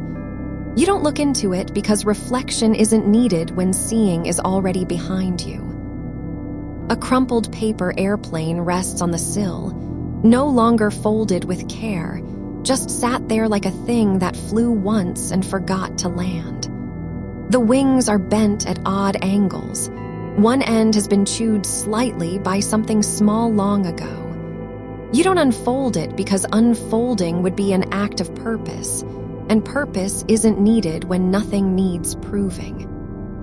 The air near your ear feels heavier, like sound is lingering just beyond hearing. Not a word, but the shape of a voice that never quite arrived. You don't strain to catch it because catching would mean wanting, and wanting isn't required when listening is already happening in silence. A pen lies on its side, ink dried inside the tip, barrels scratched from being left too long in someone's pocket. It doesn't write anymore. No one has held it for years. You don't pick it up because you know what writing would mean. A name, a date, an entry that isn't needed. The sheet shifts again, not with wind this time, but with your body moving slightly into the curve of sleep, like the bed is finally beginning to accept its shape. The edge lifts just enough to let in a thread of air from beneath. Cool, slow, not urgent. You don't pull it back because pulling would be an act of control, and control isn't needed when surrender has already begun. A single grain of sand rests on the windowsill, not one that fell through glass or blew in with storm, but placed there long ago by something without intent. It's small enough to vanish into shadow if not watched closely. You don't pick it up because picking would mean measuring time, and measurement isn't needed when moments are already dissolving. You feel it now, the way your shoulder sinks into the pillow, not because you're pushing down, but because gravity has finally remembered its name. The edge of the sheet lifts again, just a corner this time, like a slow exhale held in fabric, and you don't wonder whether it's wind or something else. You let it be what it is without labeling it as meaning. A teacup rests on the windowsill, chipped at the rim where someone once set it down too hard years ago. It holds no liquid now, only dust settled into its curve like sediment in a dry well. You don't pour anything into it because pouring would demand intention, and you've already stopped needing to fill things. A single feather drifts across your field of vision, not seen, but sensed through the corner of your eye, light enough that even breath might shift its path. It lands on the edge of the blanket without resistance, as if it were meant to rest there all along. You don't brush it away because brushing would be an interruption in a silence already complete. The air near your nose feels faintly sweet, not from flowers or food, but from some old linen folded too long in a drawer somewhere, still holding a scent that never quite left. A buttonhole lies open on the inside seam of something you no longer wear, just one thread undone, looping back like an unfinished thought. It doesn't need to be closed because closure isn't required when nothing is unbalanced. You don't pull it together. Instead, your body finds a way to fit into its own shape without force. The sheet trembles again, not from motion in the room, but from something deeper inside you. The subtle shift of muscle and bone settling towards stillness. It's not sudden or loud. It happens like water filling a basin that didn't know it was empty until now. You don't track where your fingers are. Just notice they've relaxed into space without effort. A small patch on the wall is darker than the rest, not from dirt, but because of how light used to pool there during certain hours, when sun reached the window at an angle you can no longer recall. It's not a shadow anymore. It's memory made permanent in paint, unchanged by time or touch. You don't study its edges because studying would mean measuring distance, and measurement isn't needed when stillness is already present. A strand of yarn, white with one tiny knot near the end, is caught between two floorboards like something that fell out of a bag long ago and forgot to leave. It doesn't belong anywhere. It just exists in its own quiet refusal to be moved or claimed. You don't untangle it because untying would mean resolving, and resolution isn't required when nothing is unresolved. The wind returns, not through the window this time, but by way of a crack beneath the doorframe. A soft breath that slides across your feet like someone passing close without stepping fully in. It doesn't warm or chill, it just moves with no destination. You don't react because reacting would mean noticing what's already known. You're not alone in being still. A spoon lies on its side near a plate, stainless steel, worn thin at the tip from years of stirring coffee that never cooled enough to be forgotten. It doesn't stir now. It rests with no purpose other than presence. You don't return it to the drawer because returning would imply order was ever needed. The edge of the sheet lifts once more, not lifted by wind, but by your own breath, rising just slightly beneath you like a tide that never reached shore. The motion is so slight it could be imagined, yet there's no need to confirm its truth. You don't count how many times it moves because counting would mean measuring time, and time has already stopped being counted. A piece of lace, faded from use but not broken, drapes over the back of a chair where someone once left it after dressing or undressing in silence. It doesn't belong to anyone now. No one ever came back for it. You don't smooth its folds because smoothing would mean care, and care isn't required when nothing is being lost. The air above your chest feels full, not with pressure but with the quiet weight of absence, not missing anything, just holding room where things once were. There's a shape to that space, soft-edged, unclaimed, but you don't name it because names bring demand, and demand isn't needed when nothing is asking. A dried leaf clings to the inside edge of your sleeve, not from outside, but placed there years ago during some quiet moment before rain arrived or someone left. It hasn't fallen off yet, not because it's stuck, but because it never had a reason to let go. You don't brush it away. There's no need to clean what isn't dirty. The wind lifts the sheet again, slowly this time, like fingers learning how to touch without meaning to. The motion is gentle enough that you might think your body imagined it, but then you feel the coolness where fabric brushes skin and no, not imagination, just presence. You don't explain why. Explanation would be effort. A hairpin lies on the floor, silver with a small chip near one end, not used in years, but still holding its curve like something that once held someone's head steady through an unsteady night. It doesn't pin anything now. You don't pick it up because picking would mean remembering, and memory isn't required when forgetting is already happening. The air shifts again, just slightly above your ear, as though a breath passed too close to be heard, but not far enough to vanish completely. Not yours, not anyone's, just movement in the space between sound and silence. You don't reach for it because reaching would mean wanting, and want isn't needed when presence is already here. A paper clip lies curled on top of your knee, small, bent at one end from being stretched too long, but still holding its shape like a promise made without words. It doesn't hold anything. No document has ever passed through it again. You don't straighten it because straightening would be an act of correction, and correction isn't needed when nothing is broken. The sheet lifts once more, not high enough to expose your body, but just far enough that you feel the line between fabric and air as a kind of threshold. Not crossed, never intended to be.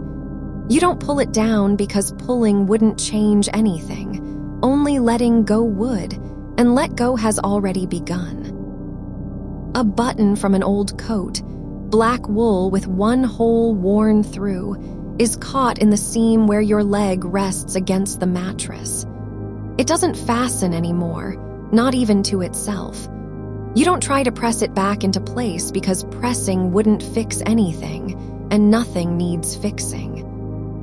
The wind returns again, not loud enough for you to hear it, but strong enough that when your fingers drift across the bedsheet's edge, they feel a faint pull, like something just brushing past without pausing long. You don't turn toward it. There's no need to face what isn't speaking.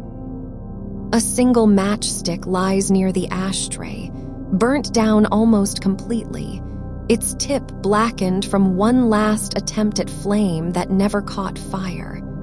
It doesn't burn now, not even a spark remains. You don't light it because lighting would mean hope, and hope is no longer required when stillness has taken root. The air near your lips feels different, not cool or warm, but soft, like something suspended in the moment between breaths. You don't inhale deeply because breathing doesn't have to be full. It just needs to happen. A small knot on a wooden beam, just one raised bump where grain grew unevenly, catches light when the sun was still awake somewhere beyond glass. It's not noticeable now, but you see it in your mind anyway. Quiet proof that imperfection can remain unchanged for years without being seen as wrong. The sheet shifts again, not from wind or movement, but because your spine has finally found its own alignment after holding tension through too many nights. The adjustment is so small it could be imagined, yet the relief isn't. Your shoulders drop, not pushed down but released upward into space. A crumb of bread lies on a plate that hasn't been touched in months, not moldy or hardened, just still there where someone left it after one meal long ago. It doesn't need to disappear because disappearance would mean significance, and the crumb has already become part of something larger, time itself. The hem of your sleeve brushes against the edge of an envelope left open on the nightstand, its flap still folded back, as if someone paused mid-thought while writing a letter that never reached its destination. The paper is thin, slightly yellowed at the corners, but not brittle. It holds no ink now except for faint smudges where fingers once pressed too hard in haste. You don't read it because reading would mean reopening something already closed, like lifting a lid on an old box just to confirm what's inside, even though you've known since long ago that nothing remains worth keeping. A teaspoon rests beside the cup of tea you never drank, the porcelain chipped at one corner where your mother once dropped it in silence. It sits there quietly, not broken anymore, but changed by time and carelessness alike. The metal is cool to touch without being cold. Its curve still matches the shape of a spoonful that once stirred something warm into existence, though whatever was meant to be warmed has long since cooled. You don't lift it because lifting would mean recalling how often you used to stir your tea just before dusk, when light poured through curtains in slow waves and made everything look like an echo. But echoes fade even without sound. And this one already lives beneath the surface of memory, softly enough that you barely notice its absence. A thread from a sweater, a single white strand loose at the cuff, drifts across your knee as if carried by breath rather than weight. It doesn't tangle, it just rests there, caught between fabric and air like something undecided about whether to stay or be lost entirely. You don't tug on it because doing so would create a pull where none was intended, a kind of effort that wouldn't change the thread's path. The wind moves again, not through open windows but beneath the doorframe, sliding across the floor in quiet waves like water passing over stones too smooth to catch its name. It doesn't ruffle anything. It only passes close enough for you to feel a shift in stillness, like silence that has learned how to breathe just slightly differently. You don't follow it because following would mean tracking something already past, and there is no need to track what isn't meant to be found. A glass jar sits on the sill with dried petals inside, not flowers anymore, but remnants of color held together by time. The glass is smudged from hands that touched it long ago, the lid sealed shut not out of preservation, but habit.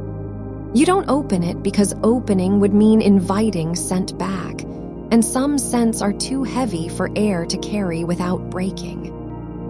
Your foot shifts slightly beneath the sheet, just enough to press into a fold where warmth has pooled through hours of stillness. The pressure isn't sharp or noticeable, just an awareness that your body is settling deeper than intention ever allowed it to be. A button from another pair of trousers, a small brown one with 2 holes worn thin, lies tucked between the mattress and frame, caught in a groove formed by years of turning over at night. It doesn't belong anywhere now except where chance placed it, resting quietly against wood that remembers every shift you've made since your last wakeful breath. You don't pull it out because pulling would mean claiming possession, and nothing here requires ownership. Only presence, only passing through without leaving marks behind. A feather from a pillow, or possibly one that never belonged to any bird at all, drifts down from the top of an old bookshelf near your head. It lands on the cover with no sound, not even enough weight to disturb dust. The barbules are frayed but still intact. Each tiny branch holds light like memory does, faintly visible only if you tilt toward it just so. You don't examine it because examining would mean asking what it once carried, the wind or flight or some unknown distance traveled in silence. But none of those questions matter now. What matters is that it has come to rest here, as though time had finally decided to place something down without needing permission. A dried leaf, thin and curled at the edges like paper folded too long, is caught under your forearm where you've lain for hours with arm raised slightly above chest level. It doesn't press into skin, just rests there between muscle and air, waiting not to be moved but simply to remain unknown. You don't shift it because shifting would mean acknowledging its existence, like naming something that never asked to be named in the first place. A single toothpick lies on your desk beside a notebook with no writing inside, not even blank pages, just folded corners where someone once paused, turned back, and changed their mind. The wood is pale from exposure to light over years, not splintered, but softened at one end by repeated pressure during long afternoons of idleness. You don't use it because using would mean starting something, writing a word, making a mark, and no new marks are needed when the past has already written itself into your skin through sleepless nights. A pair of scissors sits half open on a small table near the edge of bed, the blade not sharp anymore but still capable of cutting if forced. The metal is dull with age, one handle slightly bent from being dropped during a moment too hurried to remember. They don't close completely, and they never will again, not because broken, but simply worn down by time spent waiting for something that no longer comes. You don't press them shut, because pressing would mean forcing closure on what was already open, on moments meant not to be closed at all. A bent paperclip from a stack once used in someone else's office, a metallic spiral now flattened near one end, like it had tried too hard to hold something that no longer existed, is caught between the pages of an old atlas. The map beneath shows places you've never visited but have dreamed about often, coasts without names, mountains folded into clouds. You don't straighten it because straightening would be a lie, a correction where none was necessary, and nothing here is wrong except that time has passed too easily through everything that once seemed important. A piece of chalk lies on the floor near your foot, not white anymore, but gray with dust from being left out in rainless weather. It's broken into two pieces now, one smaller than the other, neither whole nor usable, just present enough to be noticed if you look down at the right moment. You don't pick it up because picking would mean returning meaning to something that has long since let go of its purpose. The sheet lifts again, not from wind or breath, but from a subtle shift in your body's alignment as gravity finds an easier way through bones and joints. It brushes against your ankle like a question asked without words.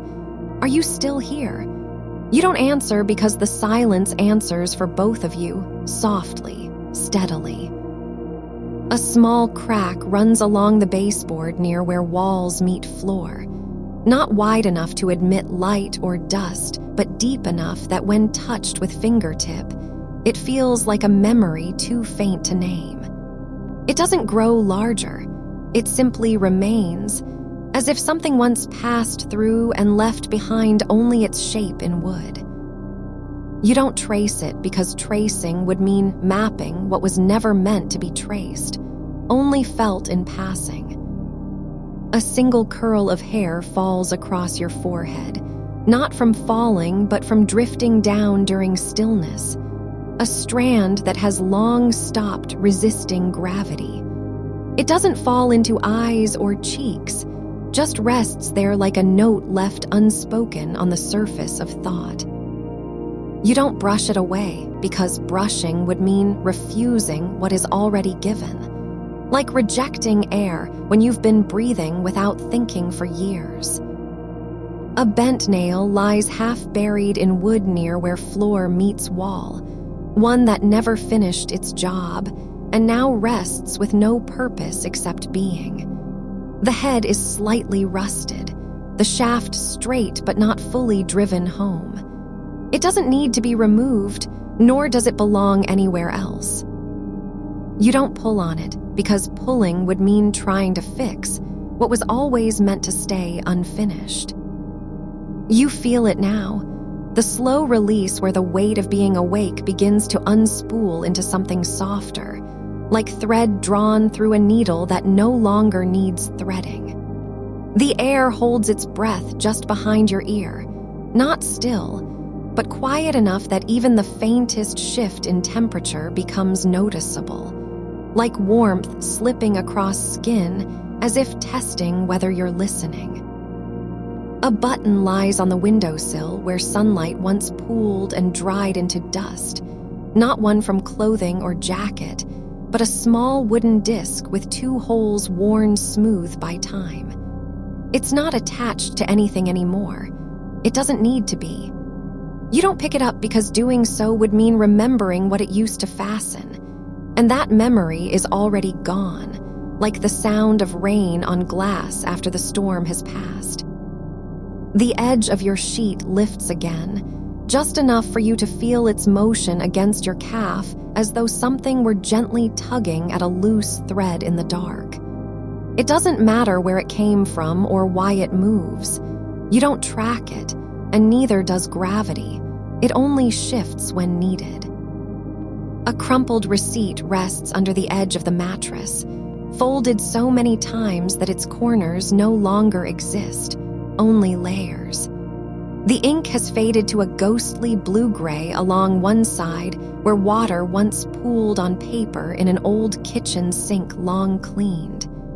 You don't unfold it because unfolding would mean recalling what was purchased or why it mattered, and nothing here is meant to be remembered. You feel your shoulders settle deeper into the pillow, not as decision but as surrender, like a leaf falling through air that no longer resists its descent. A single thread from the blanket has worked loose near your hip and dangles just beyond reach, not long enough for pulling, too short for tying anything together. It doesn't pull back when you shift. It stays where it is, dangling like an abandoned intention. Outside the window, a tree moves slightly, its branches not bending toward wind, but swaying from within itself, as though remembering how to dream in silence. You don't watch because watching would mean naming what isn't meant to be named. Just air moving through limbs that have forgotten their purpose and still carry on anyway. A spoon rests at the foot of your bed, not silver, nor stainless steel, but something older, dull with use, its handle cracked where someone once dropped it too quickly. It's not for eating. It doesn't hold anything now except memory in the form of a faint dent near one end, the kind made by pressing down on soft bread long after the oven had cooled. You don't pick it up because lifting would mean returning to meals that no longer have names. Meals eaten at tables with people whose voices are already gone, not lost, but simply silent now where they once filled rooms. The air shifts again, not from movement nor sound, but as if a breath passed through the room without needing lungs. You don't react. You only notice how your skin responds to it like fabric catching wind in stillness. Just 1 second of sensation that doesn't demand an answer. A dried leaf lies near the baseboard where floor meets wall, one torn at one edge, curled at another, its veins pale and brittle as old paper. It's not on a path. It didn't fall from above or drift through air. It was simply there when you turned over last night. You don't move it because moving would mean marking what has already settled into place. A button hook lies half buried in the space between bed frame and wall, its hook bent slightly, its eye too small for anything but memory of use. It doesn't catch on fabric. It never did. But you still see it there when your eyes close, not as object, not even as thing, but as an echo. A moment where hands reached down to fasten something that wasn't meant to last. You don't straighten it because correction isn't required. Only presence is needed. And the bent hook has been present longer than most things you've called important.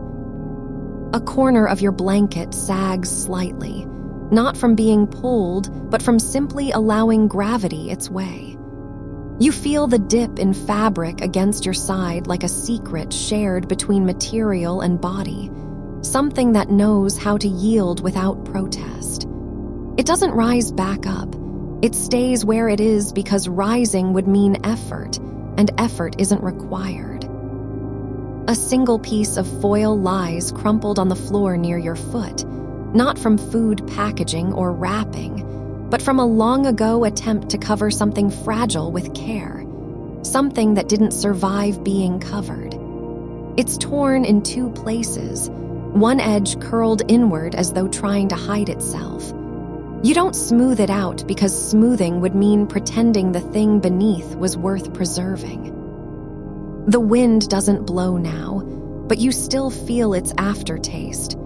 A soft pressure near your ankle, like something brushing against skin without knowing why. It's not real, but then again, nothing here needs to be only present.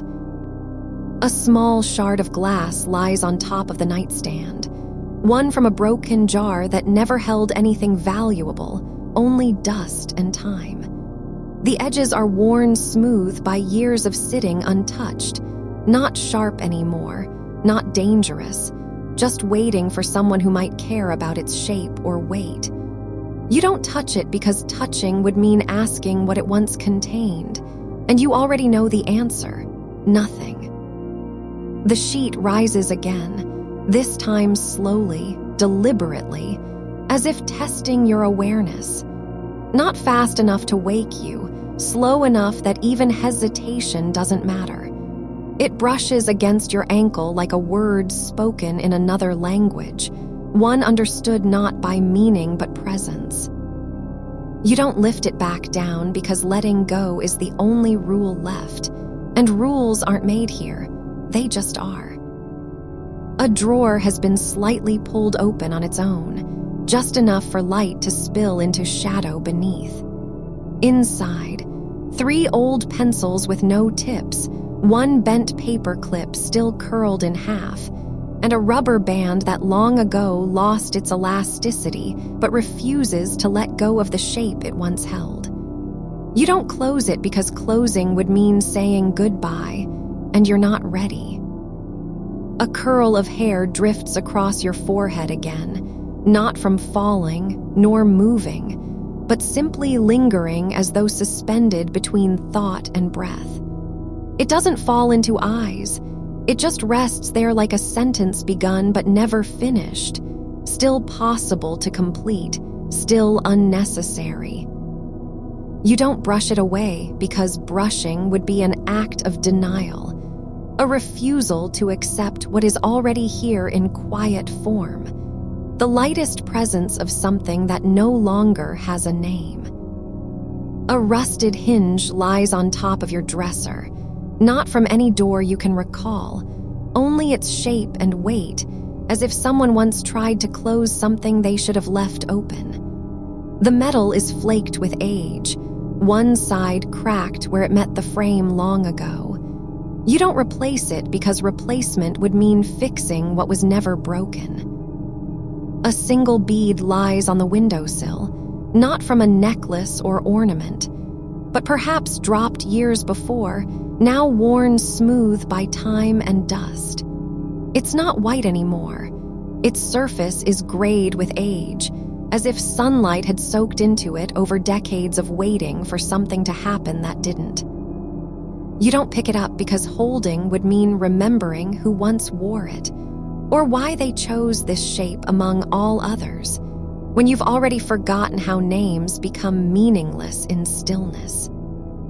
The air shifts again, not from movement, but from inside your own body. Your breath slows, not by command, but as if the rhythm of being has finally caught up with itself. You don't follow it. You only feel it passing through like water over stone, slow, unforced, and already long since arrived. A crumb sits on a shelf near where wall meets ceiling, one that hasn't moved in years, small enough to have been missed during cleaning, large enough not to be ignored if you look. It's flat, darkened at the edges from drying out slowly over time. You don't wipe it away because wiping would mean pretending nothing has stayed. The sheet lifts once more, not with force or urgency, but like a hand reaching up through deep water just long enough for someone to notice it was there all along. You don't answer, because you're already listening, and that is enough. The sheet lifts again, not in rhythm, but like a sigh caught between 2 still points, neither rising nor falling, just holding its shape for no reason other than to be seen. You don't pull it down because you've learned that some things are only true when left where they are. A single thread unravels from the hem, one of those fine, pale filaments that once held the weave together, but now dangles like a forgotten sentence in a language no one speaks anymore. It hangs between your toes and doesn't fall. You don't reach for it because reaching would be an interruption. To say this matters when silence is already enough. A crack forms in the wall near the baseboard, thin, quiet, not wide enough to fit a finger, but wide enough to let light bleed through where none should go. It doesn't grow, it just exists. You don't cover it because covering would be an act of denial, as if the space between things could ever truly be sealed. The air presses gently against your shoulder, not pushing, not pulling, just present like a memory that hasn't been named yet. There's a button on the floor near where you left your shoes, Small, round, made of dark plastic with a hole worn thin from friction. It isn't lost, it's simply unclaimed. You don't pick it up because picking would be an assertion. This belongs to me. But nothing has been claimed here for so long that belonging itself feels like a mistake. The button sits where light doesn't reach, and the shadow knows its name. A cup rests on the edge of your nightstand, chipped at one rim, glazed unevenly from a kiln's irregular breath. It holds no liquid now. It hasn't for years. The inside is dry, lined with dust that has settled in layers like old time. You don't pour anything into it because pouring would be a kind of ritual, and rituals require meaning. Meaning isn't here anymore. The cup sits there as if waiting to be remembered, not filled. The wind returns, not strong, not soft, but steady enough to move the curtain just slightly, so that its edge traces a line across your knee like someone tracing their name in sand without writing it down. You don't adjust it because adjustment would mean wanting something different, something other than this quiet shift of air and cloth. The curtain doesn't whisper. It only breathes against you once, gently, as if it too has learned not to ask for anything. A match lies under the mattress, unlit, its head worn down from being dropped or misplaced 100 times. It's not broken, but it never burns anymore either. You don't light it because lighting would mean choosing fire over stillness, and you've already chosen stillness. The tip is black with soot and time. It doesn't smell of anything now, just dust and absence. A spoon rests in the corner of your sink, rusted at the edge where water used to pool, but not enough to dissolve. It's shaped like a tool meant for stirring something that no longer exists. You don't use it because using would be an invitation. Come back. But nothing comes back, not even echoes.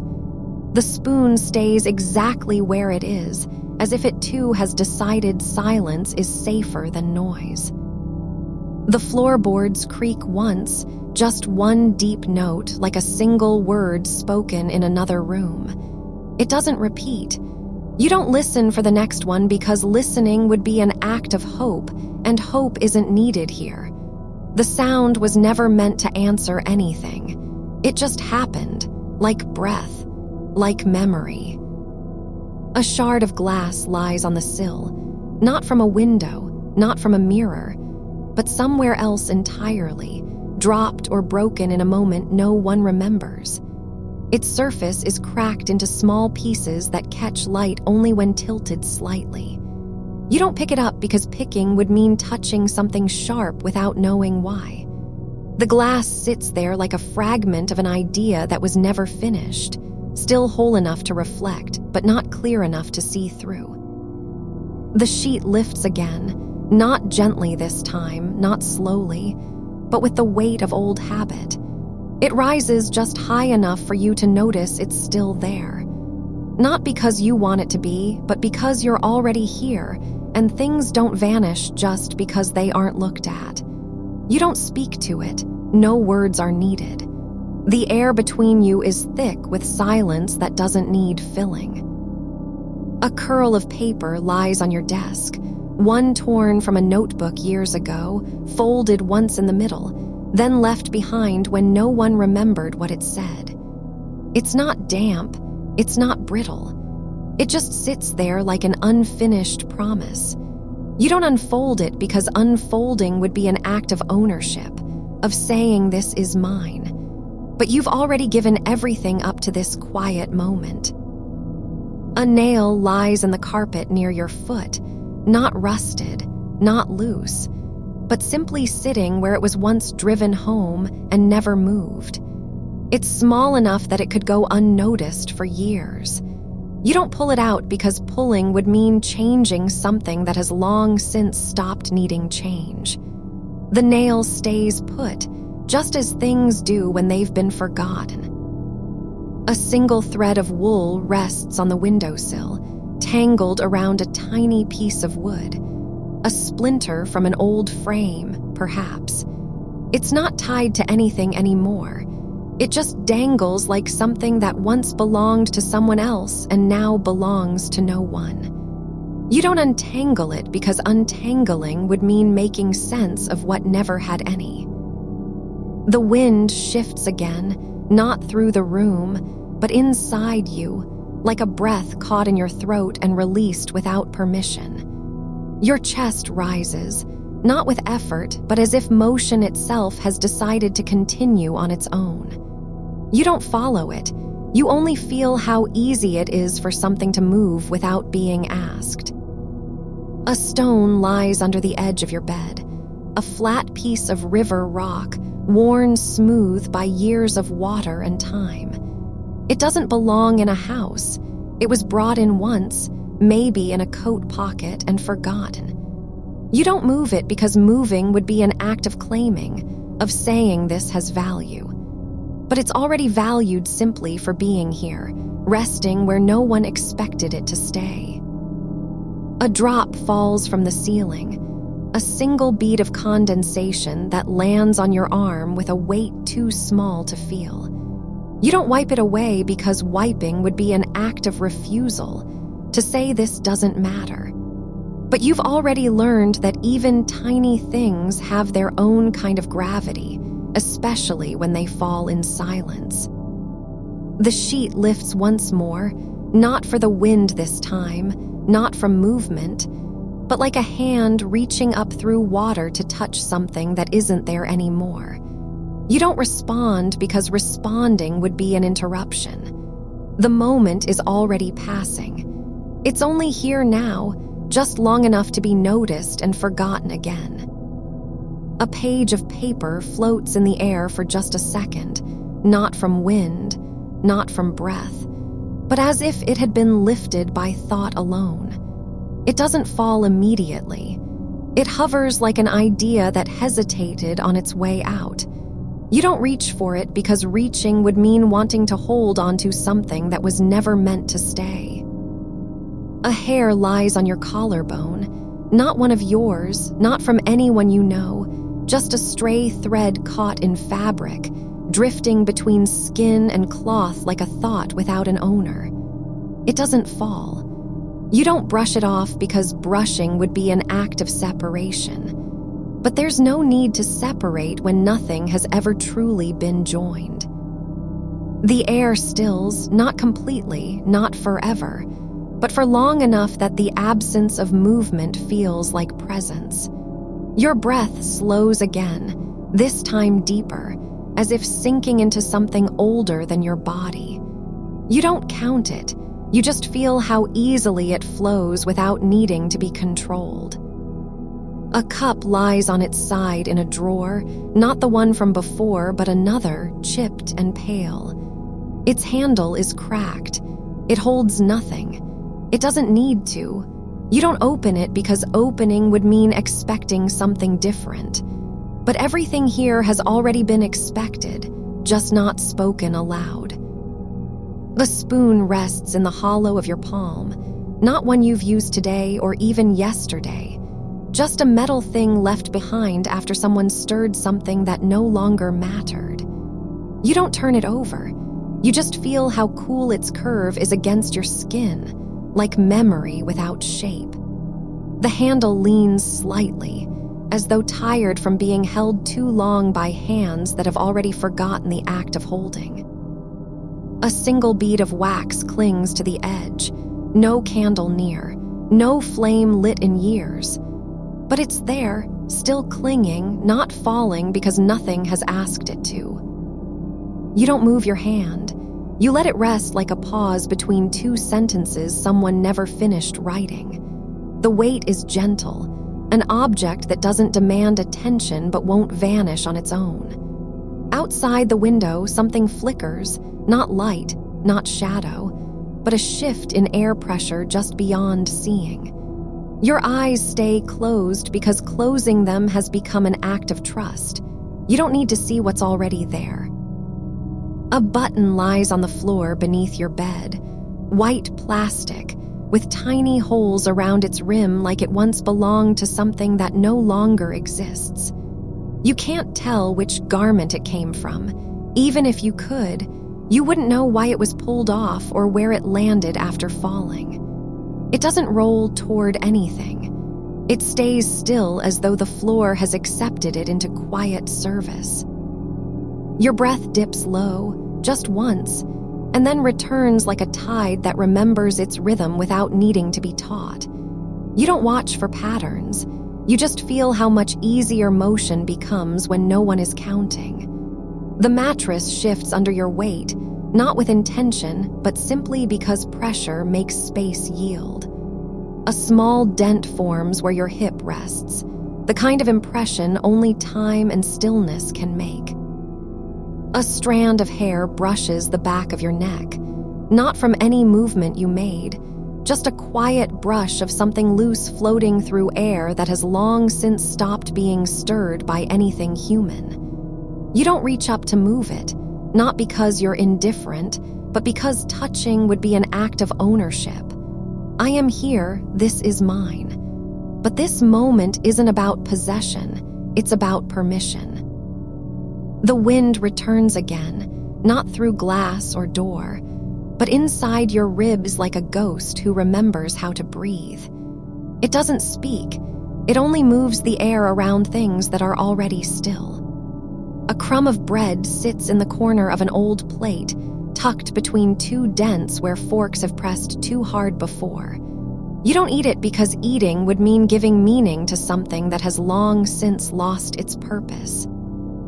A silver pin lies on a shelf near your head, no longer attached to anything, no longer needed for fastening. It catches the faintest glow from nowhere and turns itself slowly in place, as though testing how much attention one small thing can draw before being ignored again. You don't pick it up. You just notice that its point is dulled now, not broken, not sharp, but worn down by years of touching nothing. The sheet lifts once more, just at the corner where your foot rests, and holds there for a heartbeat longer than chance would allow. Not wind this time, no draft, just stillness holding breath in anticipation. You don't adjust it. You let the fabric hover like an unfinished sentence that hasn't yet decided whether to be spoken or left behind. A piece of string dangles from your nightstand, a thin, frayed thread with a knot at one end that doesn't tie anything anymore. It's been there since before the last time you cleaned this room. You don't cut it because cutting would mean ending something without knowing what came before it began. The knot remains, tightly closed as though guarding silence. Your shoulder relaxes, not through effort, but simply because your body has stopped fighting its own weight. It sinks into the bed like a leaf dissolving in water, not falling so much as becoming part of what's already beneath. There is no need to hold yourself upright. There are no clocks watching how long you've stayed. A single blue tile from an old floor lies under your chair, chipped at one edge but still flat enough to lie undisturbed for decades. You don't move it because moving would be a claim. This belongs here. But belonging isn't earned by placement. It's given through time, through the quiet act of not being taken away. The air shifts, not with sound or scent, but with temperature change that feels like memory returning without invitation. Your toes curl slightly in their sleep, then uncurl again as though testing how much pressure they can release before needing to do anything at all. You don't follow it. The movement is already passing through you, not stopping. A dried leaf rests on the windowsill, brown and brittle but still whole, held together by veins that no longer carry life. It doesn't fall when a breath passes near. It just stays where dust has learned to settle without being noticed. You don't touch it because touching would be an act of remembrance. I remember this. The silence deepens, not with absence, but with presence. The way still water holds shapes even when nothing is moving through it. Your jaw loosens, just slightly, and you feel how much easier it becomes to let go when no one's asking for control. A nail lies in your palm now, one of those small brass ones that once held a frame or secured something light and fleeting, but not anymore. It doesn't spark, it doesn't shine. Just sits there, embedded with the quiet dignity of things that have served without being seen. You don't press it into anything. You just let it stay as proof that some objects leave marks even when they're no longer needed to do so. A fold in your blanket rests at the edge of the bed, a small mountain made by nothing more than air and time. It doesn't collapse. It just holds its shape like a hill someone forgot to level. Your hands are still, no fingers curling, no palms turning over, but they're not empty either. They contain space, quiet rooms where things have gone to rest without being missed. You don't need them for anything right now, just their presence is enough. The wind lifts the corner of your sheet again, not once, but twice in quick succession, like it's testing if you'll respond this time. But there's no reason to answer. Even a whisper would be too much effort. The gesture isn't meant to wake you. It's just an old habit passed down from another night that felt like the same one.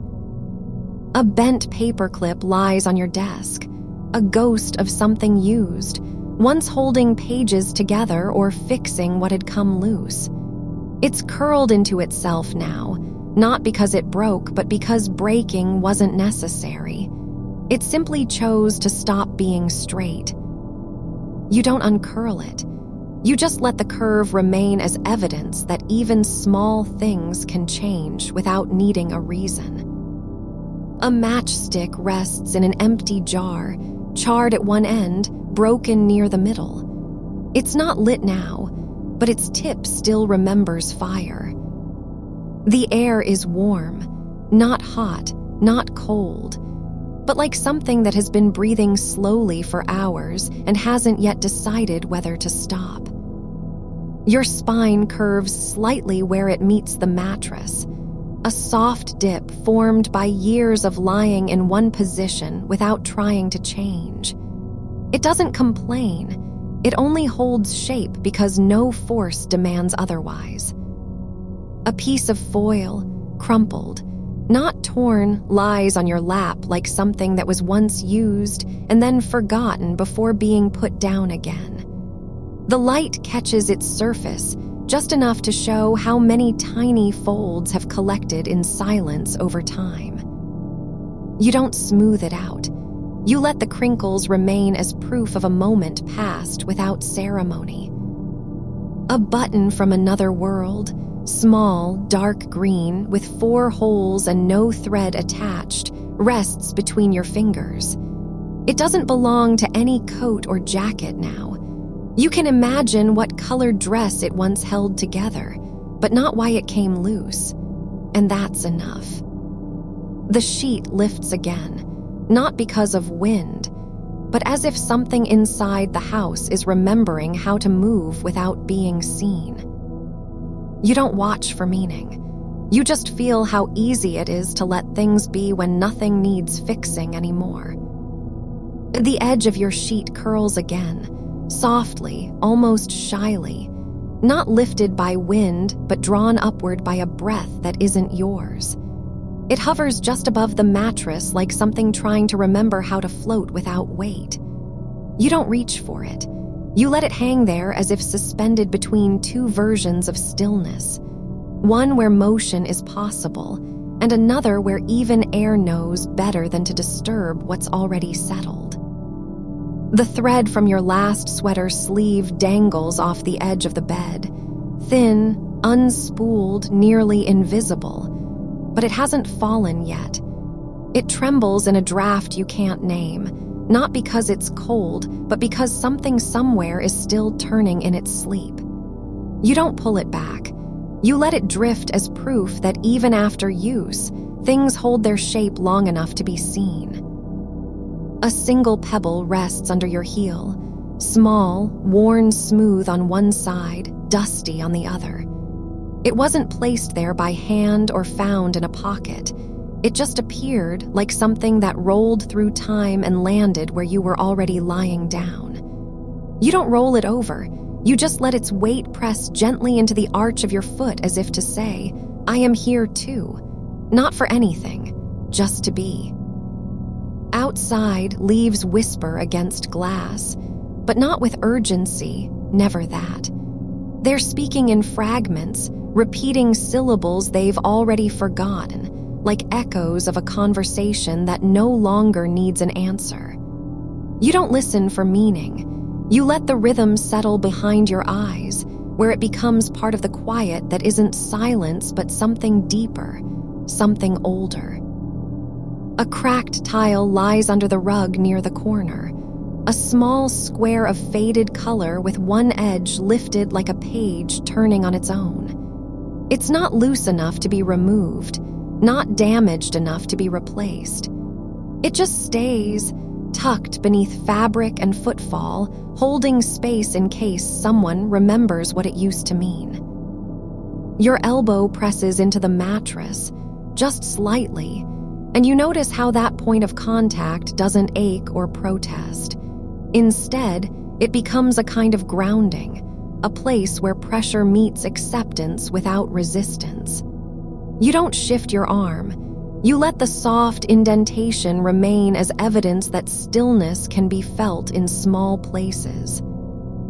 A silver pin lies on top of your dresser, one not used for months, possibly years, but not lost either. It rests among other forgotten objects like proof that some things survive their purpose simply by staying put. You don't pick it up. You just let the light catch its edge once before moving on. The air near the window is still, not because nothing's happening, but because everything has slowed into a kind of shared breath. The glass holds warmth from earlier, even though no sun touches it anymore. It remembers heat better than memory itself sometimes, like how your body knows where it used to rest without needing to think about it. A twist of tape lingers at the base of your bed leg, one that once held something together but now only clings with habit. The adhesive has softened over time, not failed, but changed its way of holding, like love that no longer needs proof. You don't remove it. You let it stay as part of the quiet architecture of this place. Your fingers curl inward, just a little, not in grip or need, but simply because muscles remember how to close when they're not being asked to do anything else. It's not effort, just motion that occurs without direction. The space between your knuckles fills with air that doesn't feel empty. It feels full of what's already been. A button from an old glove, off-white, cracked at the seam, sits on top of your nightstand. Not broken, not missing a part, only changed by time and touch. It no longer fits anything or serves any purpose, but it still exists as a kind of quiet witness to something that once needed fastening. The sheet lifts again, not from wind, not from breath, but because the air inside the room has shifted in a way you can't see. You feel it like pressure behind your ear, like the moment before rain begins but without any thunder. The fabric rises just enough to show where the edge was always meant to hover, between motion and stillness. You don't watch it fall back down. You let it come back as if returning from a journey that never needed permission. There's no need to mark its return, no reason to acknowledge it. It simply returns like something that knew exactly when to stop being lifted. The wall beside your bed holds a faint smudge, barely visible unless the light hits just right. A ghost of where a frame once hung and then disappeared without notice. The shape remains, not as memory, but as absence made tangible, like how some rooms remember people long after they've left. Your foot shifts in its sock, but not to adjust or comfort. Just a small movement, barely enough to disturb the surface of the blanket. You don't correct it.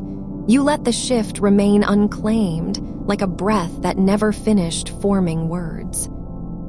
A bent paper clip, once holding together notes now scattered and forgotten, rests on your nightstand beside an ink-stained napkin. It's not used anymore, but it hasn't been thrown away either.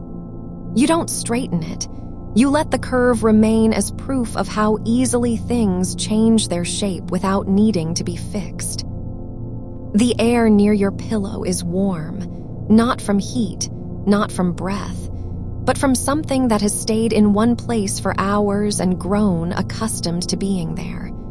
It doesn't move because nothing tells it to. It just stays, like a quiet room that knows no one will come back. A single curl of dried grass lies on the floor near your foot, one that must have slipped through a crack or been brought in by wind long ago. It's brittle now, pale from sun and time, but still holds its spiral as if refusing to let go completely. You don't pick it up. You just let it rest where it landed. No longer needed, no longer useful, only present. Your hands lie on your chest, not folded, not clenched, but open like they've decided to stop waiting for something to do. They contain nothing, and that's enough. The space between them holds air, and the air holds stillness. A small dent in your mattress, barely visible, forms where you always lay your head. It's not deep, but it exists, carved by habit rather than force. You don't flatten it. You let it remain as proof that some shapes are made not by pressure, but by time spent doing nothing at all. The wind doesn't come back. It doesn't need to. The house remembers how to move on its own now. It moves in small ways. A shelf creaking, a door sighing, a corner of the room settling into the shape it was always meant to hold. You don't listen for patterns. You just let them pass through like light through glass, seen only when they stop being seen. A folded napkin lies on your lap, one that once held a bite of food now gone. It's creased in places where hands pressed, not by hunger but by habit. The paper is dry but still holds warmth from earlier touch. You don't unfold it. You let the folds remain as proof that even small acts leave traces. A single thread, white, frayed at both ends, drifts across your skin like something forgotten in a dream. It's not attached to anything now, and no one is holding it. You don't catch it or pull it away. You just let it rest where it lands, as if acknowledging that some things are meant only to pass. The sheet lifts again, but this time there's no effort behind it. No wind, no breath, no intention. It rises like a question that doesn't need an answer, just presence. You don't react. You just let the motion happen without needing to understand it. Your body settles deeper into the bed, not sinking, not shifting, but simply allowing itself to be held by what's already there. The weight of stillness isn't heavy. It's like air that knows how to stay put. A tiny speck of dust hangs in a shaft of light, one you didn't see until now. It drifts slowly, without direction or urgency. You don't follow it. You just let it float as if time has forgotten what motion means. The single thread of silvered spider silk glimmers between two slats in your window frame. So fine it almost doesn't exist, yet still there, caught by a breath that hasn't come for hours. You watch how the light touches its edge not as a warning, but as an afterthought, like something forgotten, and then remembered again only to be let go once more. It's been there long enough now that even your eyes have stopped trying to follow it. They just rest on the place where it hangs, accepting that some things don't need purpose. Your feet are still, bare toes relaxed against cool sheets, as if their sole function has become staying put rather than stepping forward. They've forgotten what movement feels like except in dreams. One heel presses lightly into the mattress, not to push, but simply because gravity insists on balance. It settles without resistance and stays there as proof that even pressure can be quiet. A dried petal, rose-colored at one end, faded nearly white near its stem, is tucked between 2 pages of an old book you no longer read. It's curled so tightly now that the edges have lost their shape entirely, but still holds a faint scent like memory without meaning. Not sweet enough to recall joy, nor sharp enough for regret. You don't turn it over. There's nothing behind its silence worth uncovering anymore. Outside, something shifts, just one branch of an oak tree brushing against another. But the sound is soft and distant, more felt than heard. It doesn't reach you fully because your body knows not to listen unless asked. The air near your neck holds a kind of warmth that has nothing to do with temperature. It's just there, like breath after sleep. The seam on one side of your blanket pulls slightly, just enough for the thread to show where wear began years ago and never stopped. It doesn't fray further. It only rests in its own history. You don't tug at it or try to fix what time has already settled into place. Some seams aren't meant to be closed. They're just left open so that things can keep passing through. A cracked stone lies near the back of your bedroom closet, tucked behind a coat you haven't worn since spring, smooth on one side from being handled too often, rough and pitted where it sat untouched for months. You don't know how it got there or what name to give it now that no one has spoken its shape aloud in years. You just let the space around it remain undisturbed, not because you're afraid of disturbing something else, but simply because nothing needs fixing anymore. Your fingers rest on your forearm, not touching skin directly, just hovering above like hands waiting for a signal they'll never get. There's no need to grip or adjust. Their job has become presence rather than action. You don't move them, not even when the air shifts slightly near your wrist, as if something invisible had passed through. A single drop of water rests in the corner where 2 walls meet, a tiny pool you didn't notice until now, not because it appeared, but because light finally found a way to touch its surface without being blocked. It stays still despite gravity's pull, perhaps even defies it for just long enough that time forgets how small things should behave. You don't count the seconds.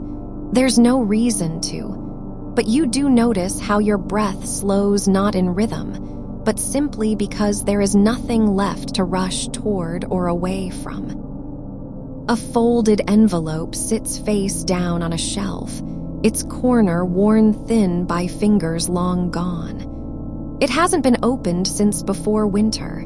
It holds letters that were written and never sent, not out of hesitation, but because they already lived somewhere else, in the quiet between heartbeats. The paper is dry now.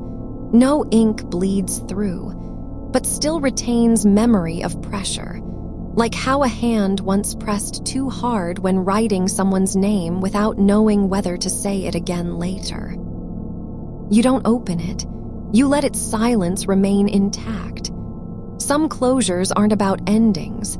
They're just spaces left after something has passed and no one is around to mark the passing with sound or light. A single dandelion head, now gray, brittle, is lodged in a crack between 2 floorboards near your bedpost. It doesn't bloom anymore. It only stays where chance placed it long ago when wind still had reason to carry things far away. The seeds are gone. the ones that might have floated into unknown soil, but the stem remains upright as if holding on not for survival, but out of habit. You don't pull at its base or try to remove what no longer belongs anywhere. You just let time continue shaping it from inside, even when nothing else is moving. Your jaw unclenches, not with effort, not after tension, just slowly letting go like a door that finally stops resisting the wind. The muscles relax into themselves, as if they've been waiting for permission all along to stop doing what was never required of them in the first place. The softest part of your ear catches sound from nowhere, a faint hum you can't name, perhaps one vibration among many too thin to register clearly.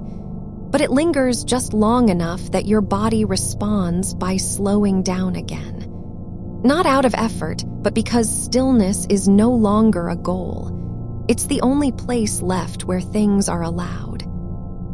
A spoon lies on its side in an empty cup, stainless steel, slightly warped from heat once applied too quickly and cooled too suddenly, and now sits idle at rest with nothing to stir or taste.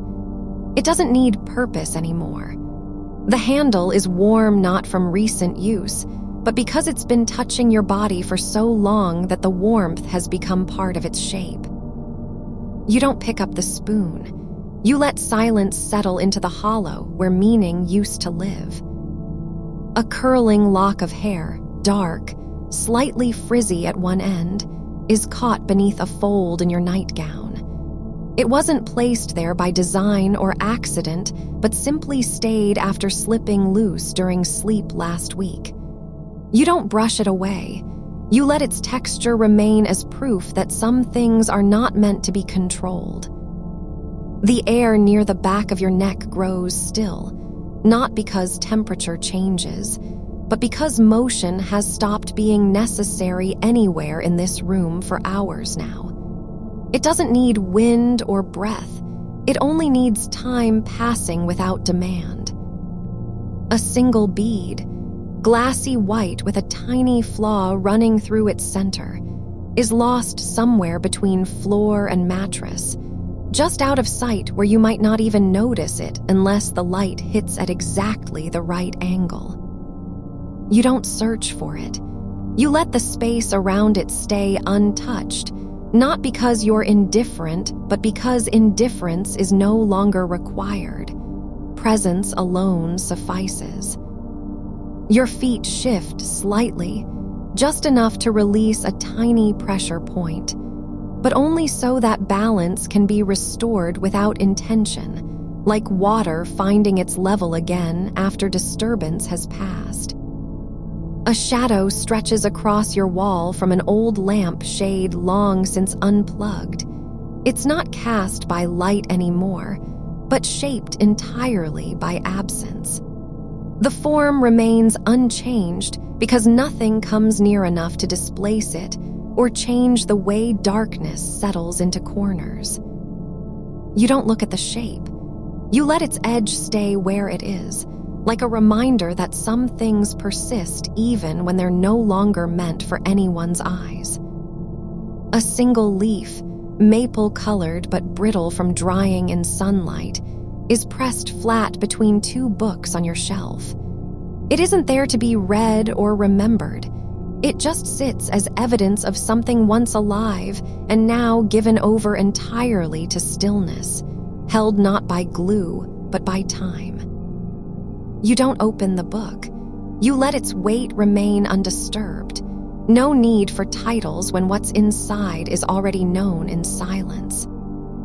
The edge of your blanket lifts slightly, not from wind or movement, but as if something small had passed beneath it and disturbed only air.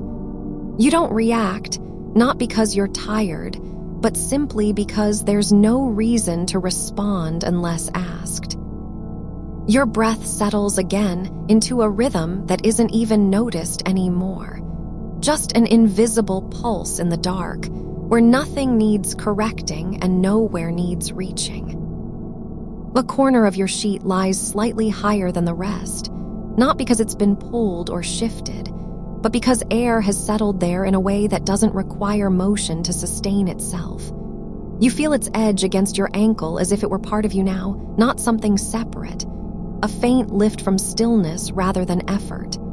The space beneath is cooler, yes, but only slightly. The difference isn't sharp enough to name or track.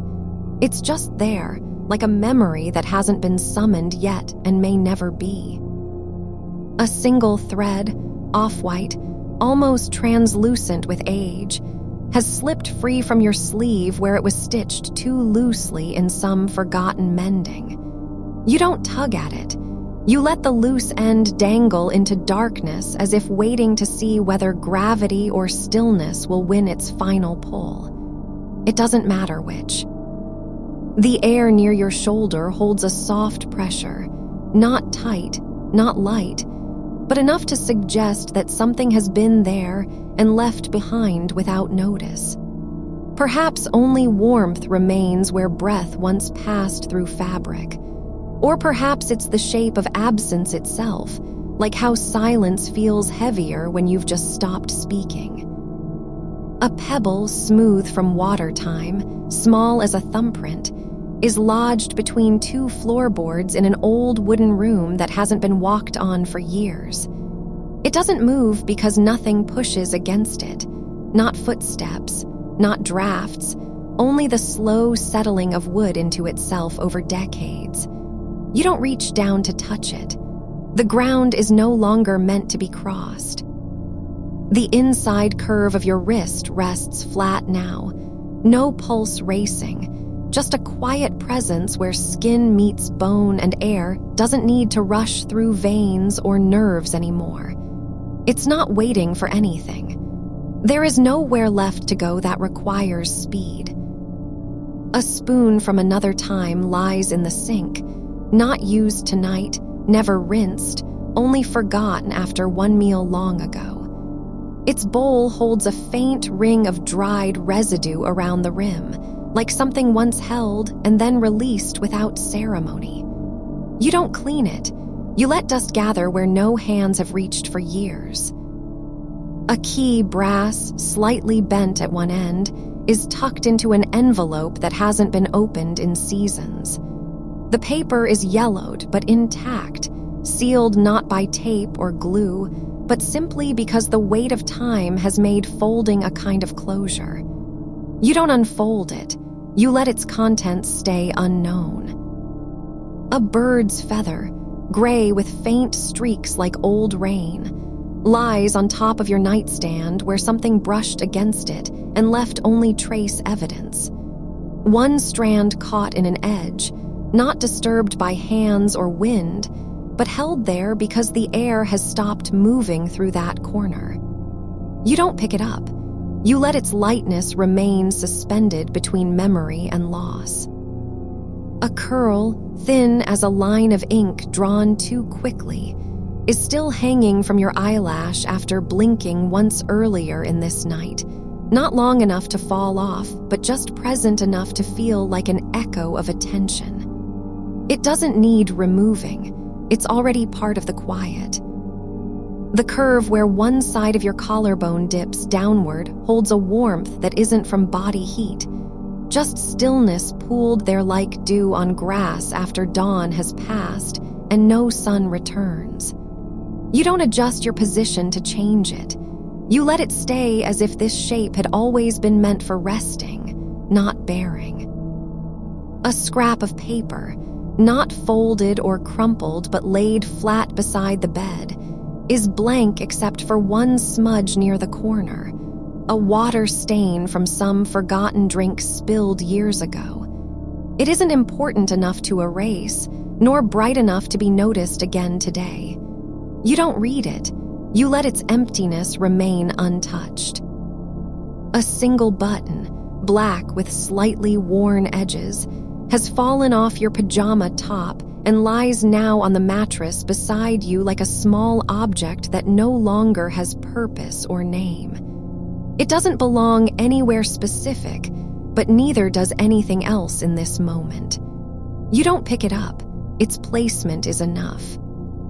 The fabric of your blanket near your thigh lifts slightly, not from motion, not from breath, but as if something had brushed across the surface with such softness that only pressure remained behind, like a shadow passed over skin too slowly to register.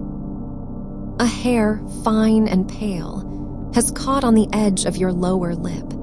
You don't wipe it away. You let its weight remain there until gravity or sleep takes it in one direction or another. The back wall near the ceiling has a small patch where paint is missing, not from damage, but simply because time wore through slowly enough that nothing was noticed during daily life. It's not visible unless light hits at exactly the wrong angle and reveals what wasn't meant to be seen. You don't look for it. You let its absence remain uncorrected. A seam in your sock, thin as a thread, worn thin from years of walking without direction, is no longer holding anything together but still holds itself in place through habit more than function. You don't mend it. The wear is part of how this foot has lived.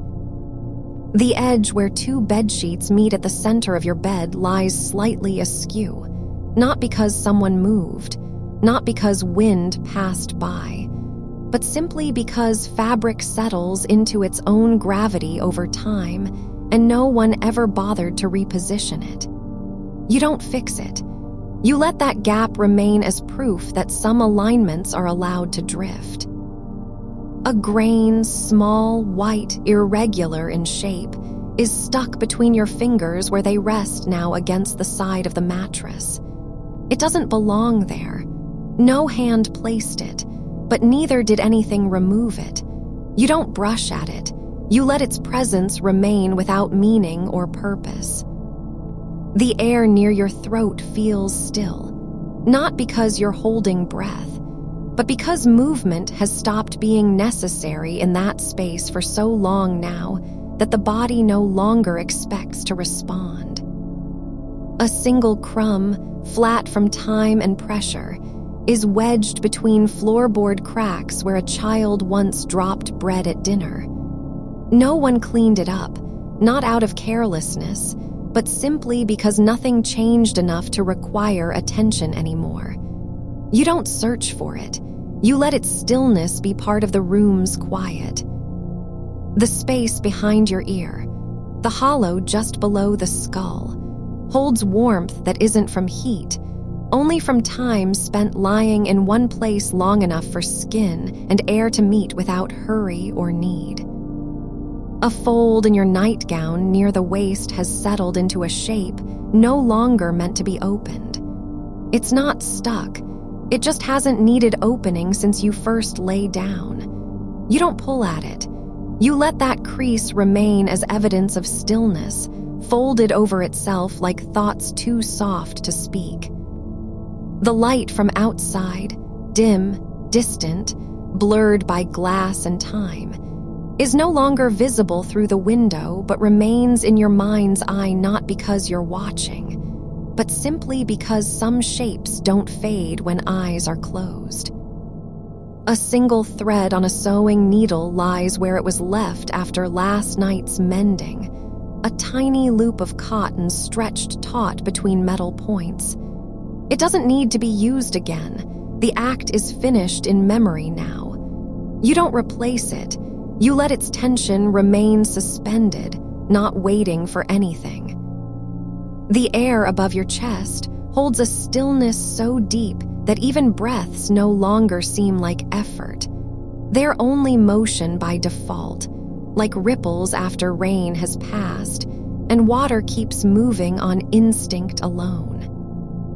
A mark, faint, oval-shaped, is pressed into the fabric where something once sat too long with weight. Not painful, not noticeable during daily life, but now clear in this quiet, as if time had left its shape behind without warning. You don't remember placing anything there. It's just been here all along. The space between your fingers, where they rest side by side on the bed, is no longer meant for holding or touching. It's only meant to be empty, and so it is.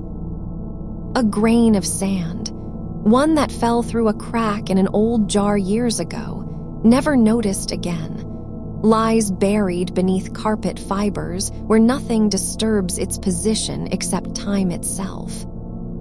You don't move anything. You let the world stay as it has been for hours, not repaired, not changed, only allowed to remain. A curl of thread from an old seam has come undone where it once held tight, not because anything pulled too hard, but because time had already begun to loosen its grip before you noticed. It rests now along the inside curve of your wrist like a forgotten promise, neither useful nor harmful, just there, as if waiting for someone who never returns. The space between two floorboards near where the bed ends holds dust, not in heaps or clouds, but settled into a flat layer so fine it feels more like memory than matter. You don't wipe at it. You let that patch remain untouched by intention. The kind of stillness that doesn't need to be defended from motion. A single drop, long dried and shaped slightly rounded, is caught inside the corner of an open drawer where something once spilled, not enough to clean up, but just enough to leave its trace behind in silence. You don't remember what it was. You only notice now because your fingertip brushes against that place as if reaching for a name. The weight at the base of your skull has softened over hours, not gone, but settled into softness like clay left undisturbed under shade. It's not tiredness, exactly. It's more like gravity itself choosing to rest in you tonight rather than push down from above. A button, small, white, with two holes worn thin, is stuck beneath the edge of your blanket near where it folds over at the footboard. Not lost, not misplaced, only forgotten as if tucked away for safekeeping but no longer needed. You don't pull on it. You let that small shape stay hidden. A faint indent remains in the fabric above your knee from when you shifted just once during a dream, just enough to leave behind an impression like air trapped underwater, not deep enough to matter, only present as proof of passing motion. The corner where wall and ceiling meet has grown slightly darker than elsewhere, not due to shadow or stain, but because that part of the room never receives direct light anymore. It's been this way for years, maybe decades. No one ever adjusted anything there. You don't look at it now. There's nothing to do with what you see.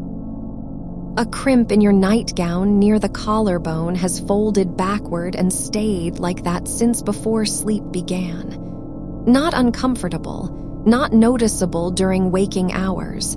But here, stillness brings attention. It isn't wrong or odd, it simply is.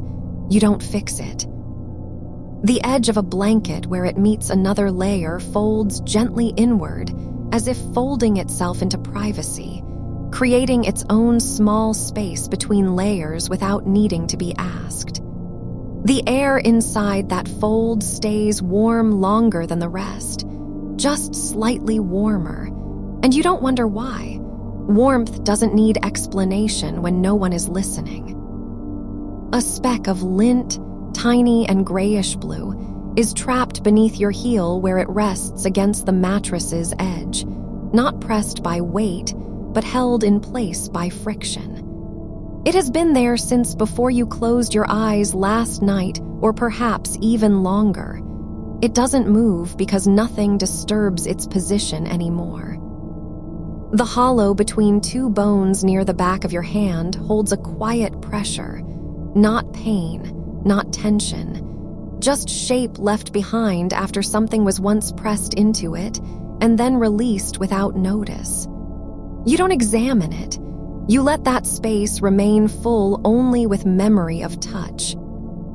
A line in the wallpaper, thin, almost invisible, is no longer straight where it ran along the wall's edge.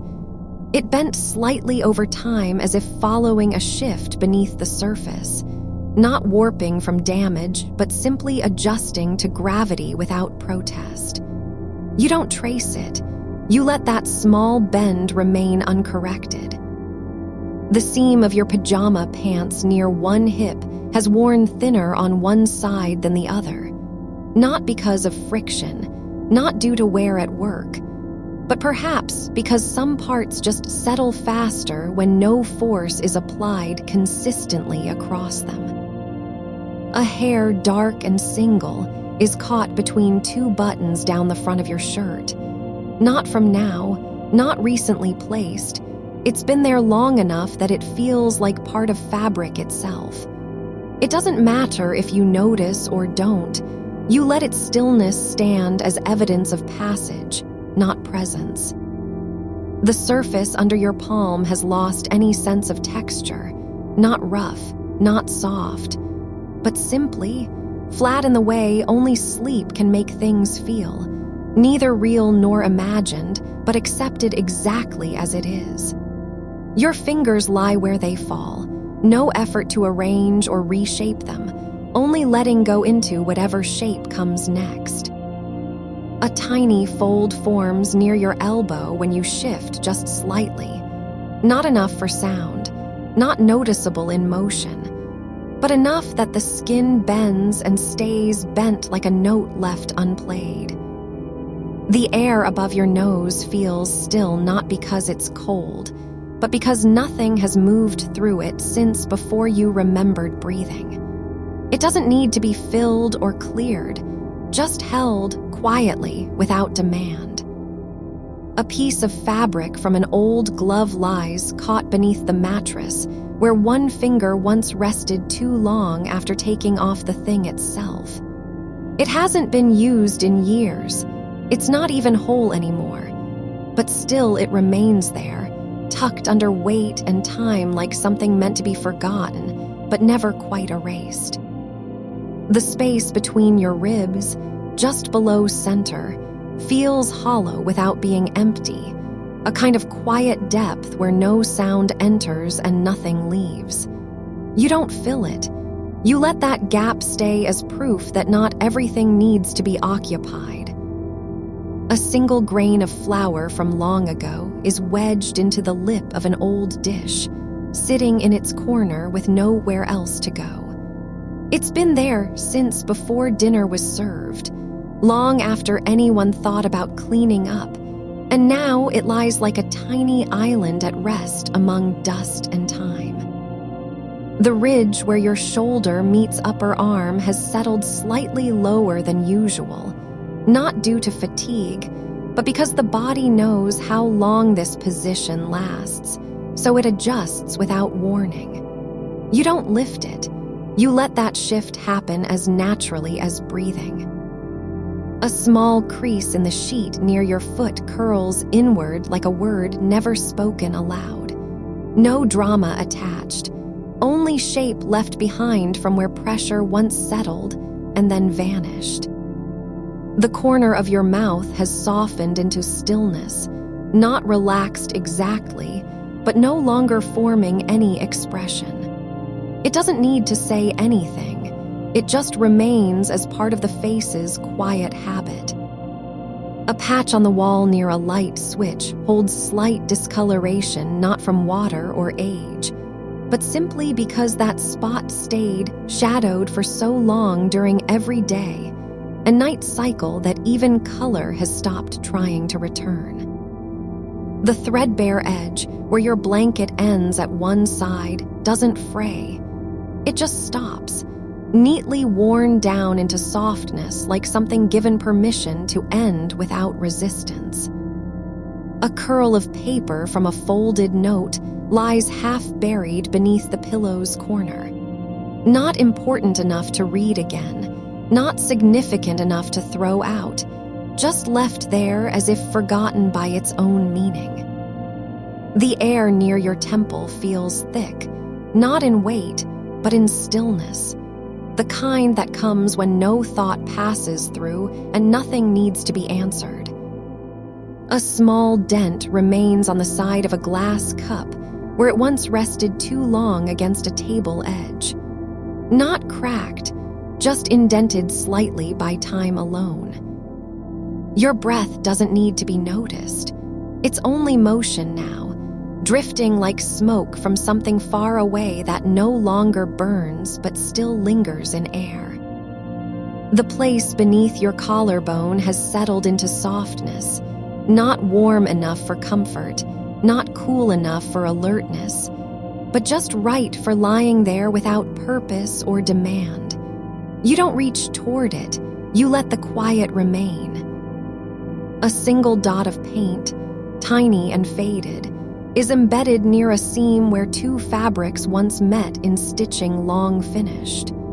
It's barely visible now, but still present as if time had pressed something small into fabric like a secret left behind by accident.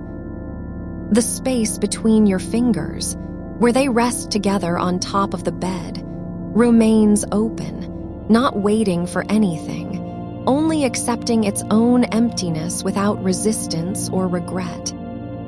A fold in the ceiling above you has curved slightly where water once seeped and then dried into pattern. Not repaired, not even noticed, but still there. A shape made by absence rather than presence. The edge of a wooden spoon lies resting on the counter, its handle worn smooth by hands that no longer remember how to hold it properly. Just hollowed out from use over time, like something left behind after being needed for too long. You don't pick it up. You let it stay where gravity placed it last. A single bead of wax has pooled at the base of a candle stub inside its holder. A tiny globe of solidified light that once burned with no audience but still kept going until there was nothing left to burn through. It sits now like an afterthought, shaped by heat and silence. The fold where your forearm meets your elbow is slightly darker than elsewhere, not from dirt or shadow, but because the skin has pressed against itself in a way it never quite unlearns when you lie still for hours on end. You don't turn to check. You let that patch of color remain as part of how warmth settles into body. A loose thread curls off the hem of an old sweater left folded at the foot of your bed, unwound not from wear, but from being tucked under another fabric too long, slowly drifting free without ever meaning to. It's been there since before you knew whether it mattered or not. The space between two tiles and a floorboard near where sunlight hits only once a year feels slightly raised. Not cracked, not broken, but shaped by the slow movement of wood expanding and contracting through seasons no one else can name anymore. You don't test its edge. You let that small hill exist without judgment. A curl of dried ink from an old fountain pen has been trapped behind the back corner of your desk drawer for years. No longer usable, not even readable, but still present like a fossil of something once meant to communicate and never did. The grain in the surface of a notebook page near where it was folded over time stands upright as if trying to rise again, not from pressure, but because paper remembers how to hold shape after being pressed down for so long. It doesn't want anything, it only stays there. A single hair has caught on the underside of your bedside table, thin and pale against dark wood, and hasn't moved since you last brushed past in silence. You don't look for it. You let its presence be a detail too small to matter, yet not quite gone. The ridge formed where two shelves meet at an angle inside a closet has worn slightly concave, not from weight, but because the air there moves differently than elsewhere, still enough that dust collects just so, in patterns no one ever intended. It's been shaped by time alone. A fingerprint on glass, faint and blurred now, is nearly invisible unless you press your own finger near it at just the right angle. But even then, it doesn't return anything. It only reminds of contact without consequence. The corner where a blanket slips off the edge of a mattress rests slightly lower than when first tucked in.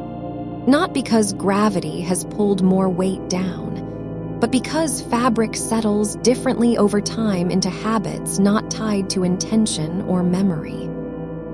A speck of lint from your sleeve is caught at the seam between two cushions on a chair you haven't sat in since spring, small enough that it could be mistaken for dirt, yet too regular in shape to belong entirely to chance.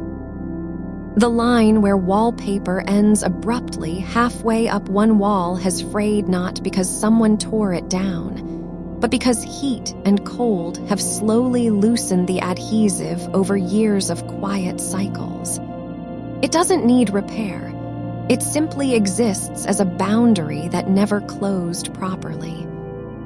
A tiny chip on the edge of your favorite mug, so small you'd miss it if not for light hitting at just one angle, isn't from dropping, nor abuse, but from sitting too long in place with no reason to move again. It's been there since before this year began. The crease across a page where you once folded something and never unfolded it remains, as though the act of folding itself was enough. Not for reading or saving, just for marking time between when you meant to do one thing and what actually happened instead. A faint smudge on your bedroom doorframe, just above eye level, isn't from hands or sleeves, but from air passing slowly over a surface that never changed. It's not dirt, it's residue of movement without direction. The way the fabric at the base of your pillow slips down slightly when you shift doesn't matter. It only shifts in response to pressure, then settles again into its own shape as if it had always known how to rest there. A single thread from a torn seam near where two pieces of cloth once met lies curled up against the edge of your mattress, long after being broken free, not meant for repair or replacement. It stays because nothing else has taken space in that corner yet.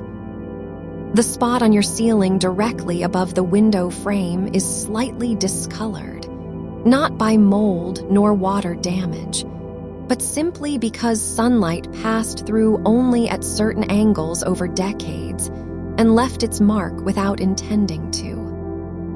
A loose staple from a document long discarded lies buried beneath layers of paper inside an old filing tray, not stuck in anything, but just resting, unclaimed, unneeded, still there like evidence that something once mattered enough to pin down. The way your toes curl slightly inward when you lie on your side isn't deliberate. It's the body remembering how they used to be before sleep took over completely. You don't correct it. You let them stay as part of what happens when motion forgets its purpose. A shallow dent in a wooden chair leg, barely visible, is not from impact nor use, but because that one spot absorbed more warmth than the rest during winters too quiet to notice. The edge where two pieces of tape once met on an envelope has curled up slightly, not due to peeling or moisture, but simply because paper remembers how it was folded and refuses to lie flat again after being sealed shut for so long. A speck of dried glue sits at the corner of a book spine, not from repair, but left behind when someone pressed pages together too tightly once. It doesn't hold anything anymore. It only holds stillness like an old promise that forgot why it was made in the first place. The faint impression where your wrist rested on a table during one long evening, without knowing what time it was remains, as though even memory forgets how to erase traces of presence when no one is around to witness them. A single drop of oil has settled at the bottom of an old jar, no longer floating, not quite evaporated, but just resting in stillness like something that never had a reason to go anywhere. The way your collarbone dips slightly on one side isn't from posture or imbalance. It's simply how bone settles into soft tissue after lying undisturbed for hours. It doesn't need correction. It only needs time to stay as is. A small dent in the wall near where you once hung a picture with tape, now empty, now bare, isn't hollowed out by weight but shaped slowly by air currents that pass through space without knowing they're touching anything at all. The crease formed along your thigh when lying on one side doesn't fade. It only deepens slightly over time, like the body carving its own map into softness. You don't smooth it. You let it stay as part of how rest settles in flesh. A single crumb from a biscuit long gone sits wedged between two floorboards near where your bed meets the wall. So small, so quiet. It might never have been there at all unless light hit just right to show its shape. The way your breath slows when you're not trying to control it, just letting each inhaled air become a quiet wait before returning, like something that doesn't need permission to leave again. You don't listen for patterns. You just notice how warmth pools in your shoulder blade where the blanket drags slightly lower than the rest of your body, not by accident, but because gravity knows which part is willing to stay still. A faint ridge runs along the bottom edge of your mattress, not from wear or sagging, but from a seam that once held two layers together and now only holds memory. Like the fabric remembers the shape it was meant to be before time pulled one side loose.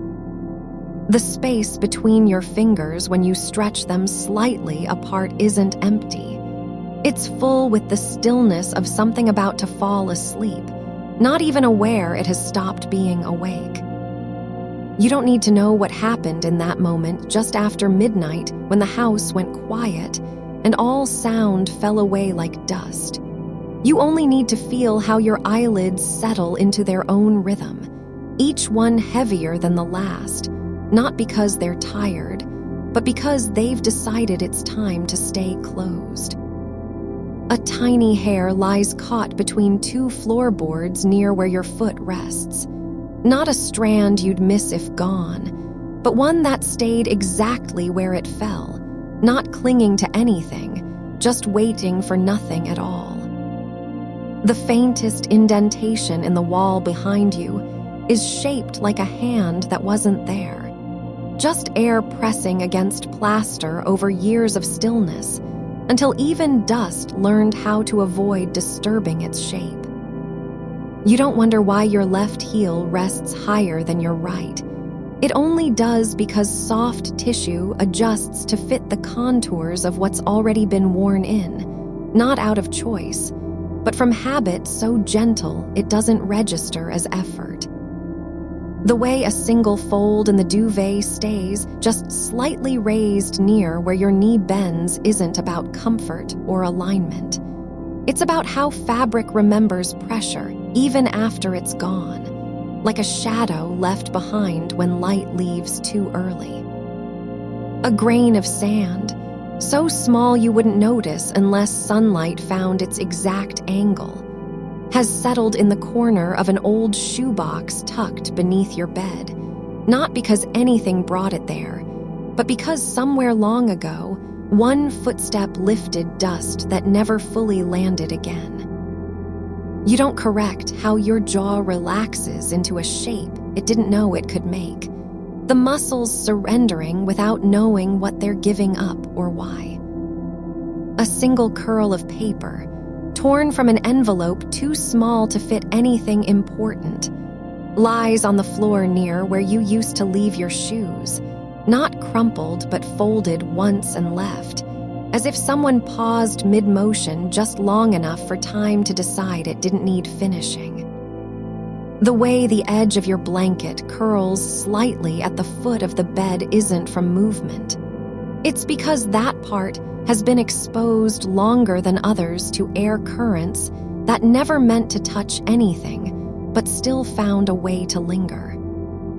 You don't think about what you might have said last summer, or whether anyone remembers it now, just how your breath sinks deeper with each cycle, like falling into water where the surface no longer matters.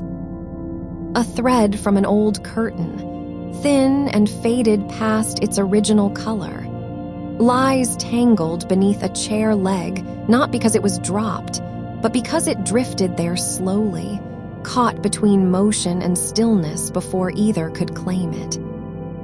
The spot on your pillowcase that's slightly flattened isn't from pressure alone. It's where the curve of your head found its own place so many times that even fabric learned to stay quiet when you arrived. You don't think about being awake anymore, just how your fingers rest now, not needing to do anything but be there, like a hand left on a table after the conversation has ended and no one remembers who was speaking. The air above your chest stays still in small pockets, not because it's trapped, but because it doesn't know where else to go yet, just suspended between breaths as if waiting for permission to move again. A faint smudge of pencil lead rests near the edge of a notebook you haven't opened in years. Not from writing, not from erasing, just left behind like an echo that forgot its source. You don't need to know why your right ear feels heavier than the other. Just let it be part of how your body settles into softness without asking for anything in return. A single drop of wax from a candle long extinguished has cooled on the edge of a windowsill, not melting or dripping, but just remaining in place like time paused to record a moment that never needed recording. The way your toes press slightly into the mattress isn't pushing forward. It's more like they're testing whether the surface still remembers their shape after so many nights spent resting. You don't try to fix how your hip dips when you lie on one side.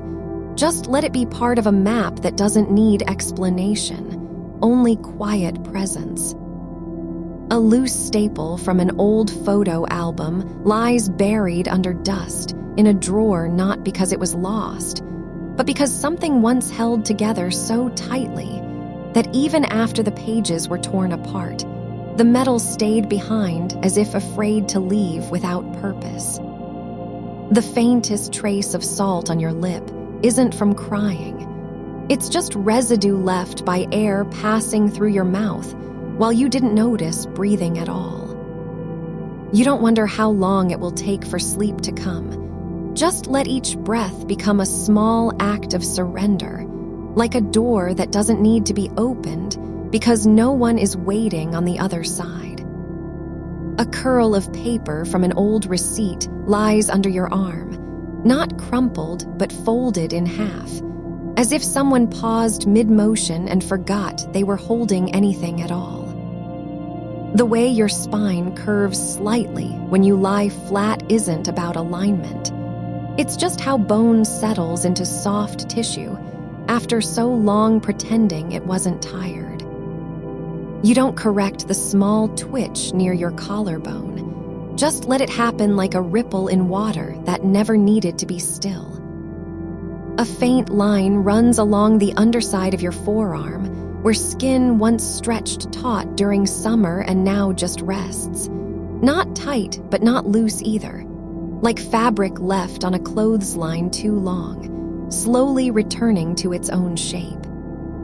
The air near your neck stays warm in patches, not from fever or effort, but because that part has learned how to hold heat without meaning to.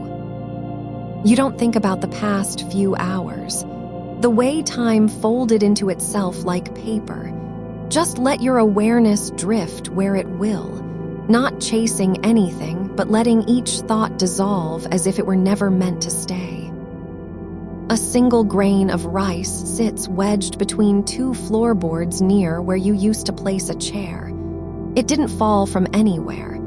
It just arrived one day and stayed, like something that slipped through the cracks without ever meaning to be there. The way your left hand lies open on top of the blanket isn't about openness or intention, just how fingers settle when they don't know what else to do but rest. You don't need to remember anything. The body remembers enough for both of you.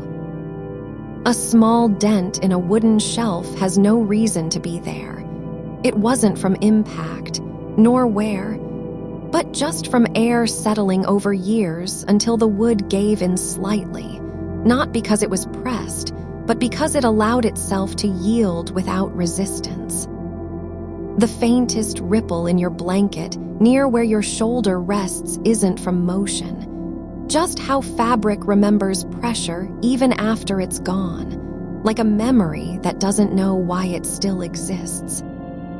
You don't try to smooth out the crease at your elbow. The body knows what shape it wants when no one is watching. A single thread from an old tape measure lies curled near the edge of your nightstand.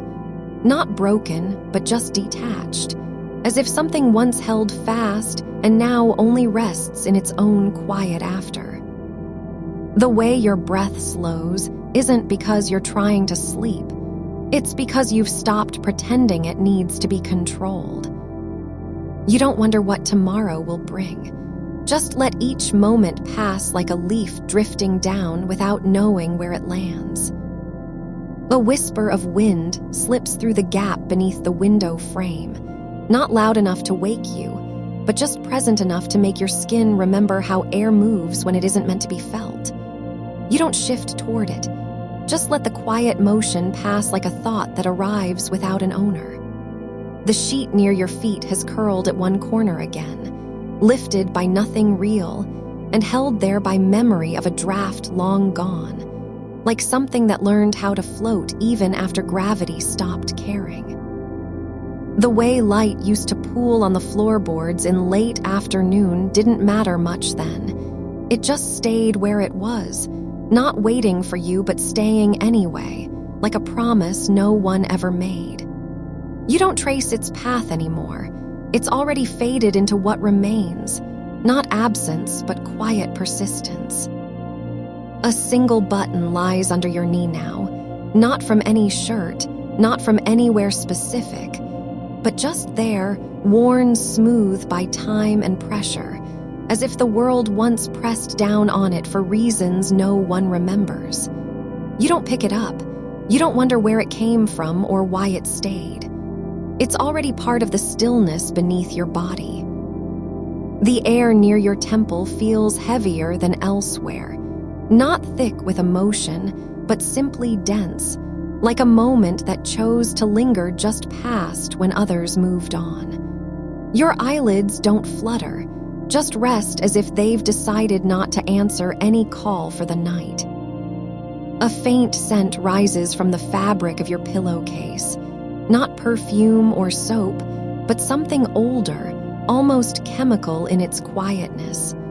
The kind of smell that stays after all color has left a room. It isn't unpleasant. It's just there, like an old letter you never opened and haven't forgotten either. You don't wonder if this is how sleep begins.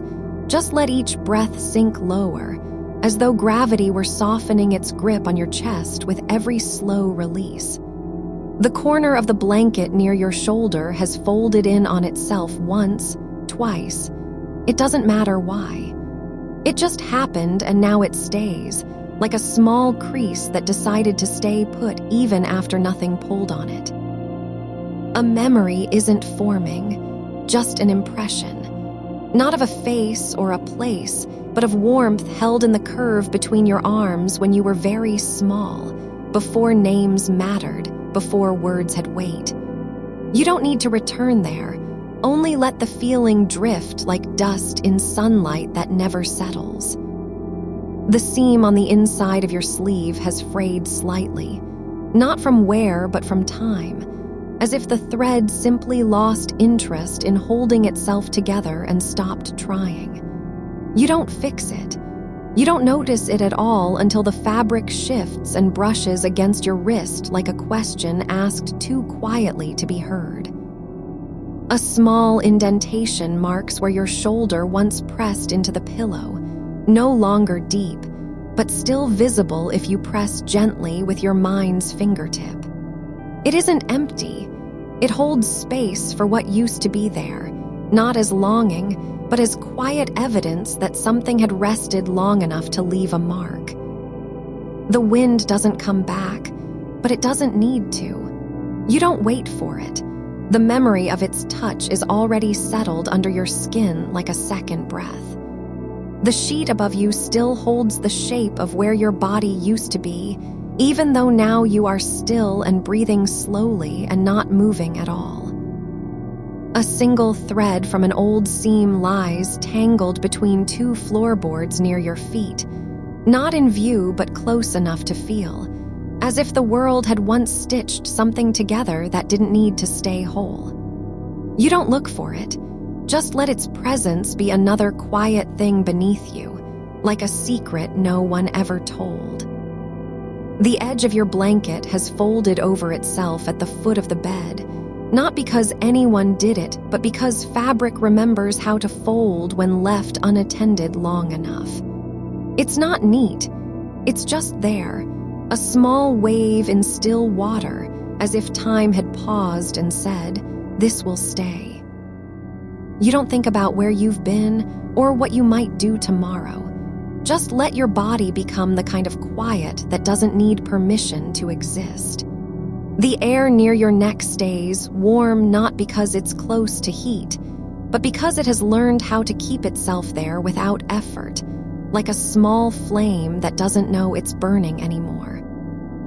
A tiny scuff on the wooden floorboard under your toe isn't from anything, just friction over years of stillness, as if something once dragged across and left behind its shadow even after it was gone. You don't notice it until you shift slightly and feel the rough edge against skin that has already forgotten how to be sensitive. The way your fingers lie on top of each other isn't arranged. It's just how they rest when no one is watching, as if their shape had been decided without intention, like a word spoken in a language not meant for anyone listening. A single grain of sand slipped through the cracks of the floorboard years ago, maybe from outside, maybe from inside a shoe. And now it sits there quietly, not lost, but just finished with movement. You don't need to know why anything is where it is. Just let each thing stay in its place like a breath that never needed to be taken. The sound of the house settling isn't loud. It's just the kind of quiet you only hear when you're no longer listening for noise, but letting silence have room to breathe. A faint ridge runs along your lower back where the spine meets muscle, not from injury or strain, but just from how tissue remembers pressure even after it's gone, like a footprint that stayed in dust long after feet had passed. You don't correct it, you don't move at all. The weight of your arm across your chest isn't heavy. It's just what happens when gravity no longer needs to be resisted. It lies there not because you wanted it to, but because nothing asked it to leave. A single curl of paper from an old envelope rests near the edge of the nightstand, folded in half with care, but never opened, just waiting like a letter that forgot who it was written for. You don't wonder what's inside. It doesn't matter anymore. It's just another small thing left behind, not abandoned but quietly resting. The wind didn't leave anything behind, but you remember how it felt when it lifted the corner of your sheet, not to take you away, but to say hello without waking you. You don't need to return to that moment. Just let the memory hang in the air like a breath held too long and now slowly released. The way light used to pool on the floorboard isn't gone. It's just changed shape, moved into another kind of quiet where nothing needs to be seen. A small dent in the wall near your shoulder didn't come from anything, just time passing through soft material until it left a mark not because of force, but because something let itself be shaped without resistance. You don't need to fill it in. You just let it stay as proof that even stillness can change over time. The blanket above you has settled into its own pattern now, not smooth, not wrinkled, but simply where it's been for long enough to decide how to lie. Your breath doesn't need to be deep. It only needs to be soft, like a word spoken so quietly the speaker forgets they said anything at all. You don't need to remember anything. You've already remembered more than you thought possible. The edge of your sheet still holds that faint memory of lifting, like something almost saying goodbye, but not quite daring to finish. It doesn't matter if it's real or imagined. Just let the feeling stay, like a note left on a windowsill by someone who didn't know whether anyone would read it. You don't need to close your eyes. They're already closed. The room isn't dark. It's just quiet enough that light has stopped meaning anything at all. A single thread lies across the floor near your feet, thin, not broken but unattached, and you don't think about where it came from or what it once held together. It's just there, like a memory of something that was meant to be joined and now is free. A single grain of sand rests on the inside lip of a glass jar that hasn't been opened in years, just sitting there, not dusty but quiet, like it stopped waiting for something to happen. You don't need to move it. It's already where it belongs, even if no one remembers why. The kind of stillness that doesn't ask anything of you except to notice it exists. A seam in the wallpaper near the ceiling has softened over time. No crack, just a place where the paper lifted slightly from the wall and decided not to go back down. You don't wonder what caused it, or if it ever meant something. It's simply a line now, like a thought that paused mid-sentence and never resumed. The air above your head feels denser here, like the space itself has thickened with memory, not of events, but of how light used to fall at this hour, long after dark had settled in. You don't need to remember what came before. The moment when you first noticed the sheet rising isn't important anymore. What matters is that it happened, and now there's a quiet place inside your chest where that feeling lives without needing anything from you. Just warmth, like an old blanket left on a chair after someone else has gone to sleep. The edge of the mattress near your feet is softer than the rest, not worn or sagging, but just shaped differently by how often it was touched in the dark. You don't think about why that part gives way slightly under pressure. Just let it be where gravity wants it to settle. A curl of wire from a broken headband lies on top of your old journal, a small spiral with no purpose now, not tangled but simply surrendered. The wind didn't speak. You only thought it did. But the memory of its touch lingers like a breath you held too long and finally exhaled without knowing how. It's not about whether it happened or not. It's just that you remember what it felt like to be gently lifted, even if just an inch. The way your hand once rested on the edge of the sheet at night, not holding tight, but letting the air pass through fingers as though they were open for something to come in. You don't need to know who or what might have come. You only remember how it felt when nothing had to be said. A faint scent clings to your pillowcase, not perfume, not sweat, But the kind of smell that stays after a room has been empty too long and still remembers being full. The fabric of your pajamas has worn thin in one spot near the hip, just enough so that when you move, it feels like cool air brushing against skin. It's not uncomfortable. It's just another small truth about how things change without anyone noticing until they've changed completely. You don't need to fix it or cover it. You only let it be what it is. A place where the body has forgotten itself but still knows its shape. The way light used to pool on that one floorboard, now gone, yes, but not erased.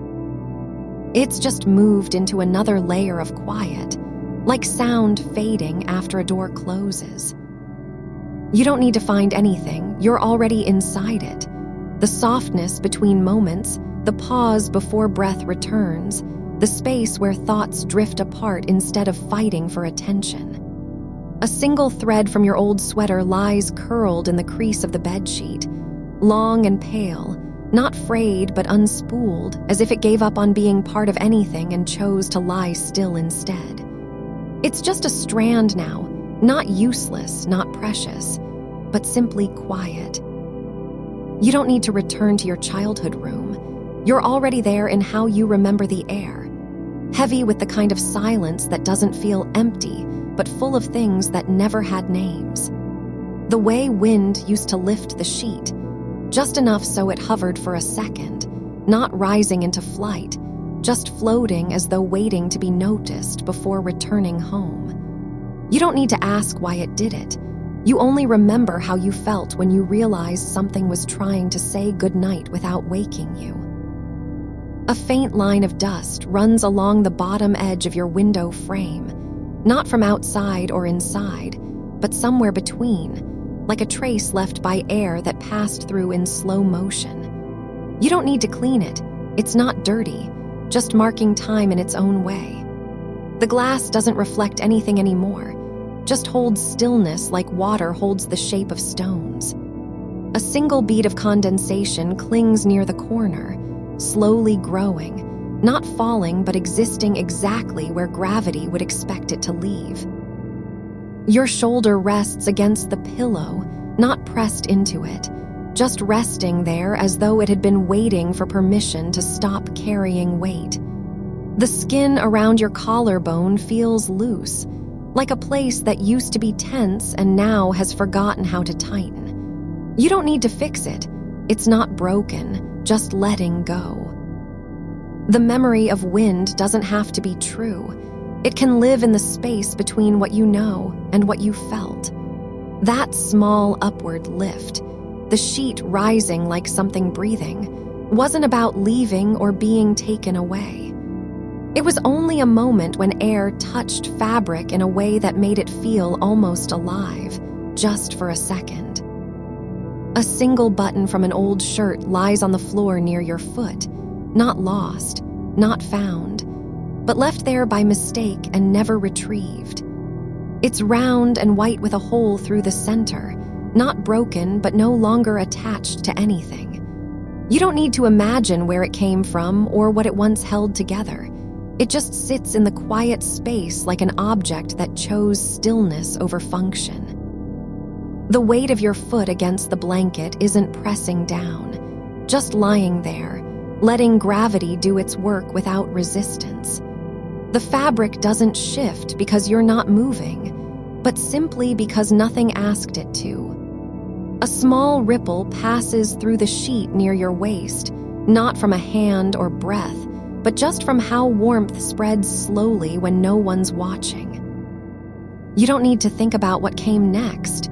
Just let each quiet thing stay where it is, like words that were spoken so softly they didn't echo, but simply stayed in the air. The way light used to pool on that floorboard, it wasn't bright or warm, just there, waiting for you to notice it without needing anything from you. A faint ridge runs across your wrist, no scar, no injury, but a place where skin has settled into its own line, like paper folded and then opened too many times. You don't need to know why it's there. It only needs to be acknowledged as part of what the body remembers when it stops trying to do anything.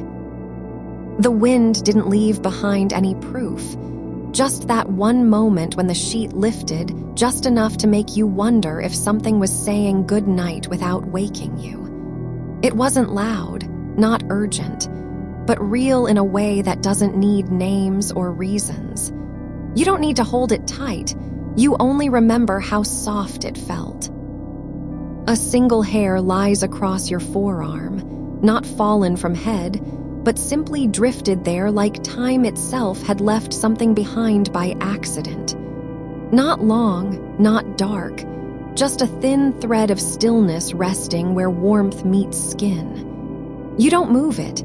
It's already in its place, just as everything else is. The air above the bed feels thicker here, like memory has settled into space and stopped needing to be spoken.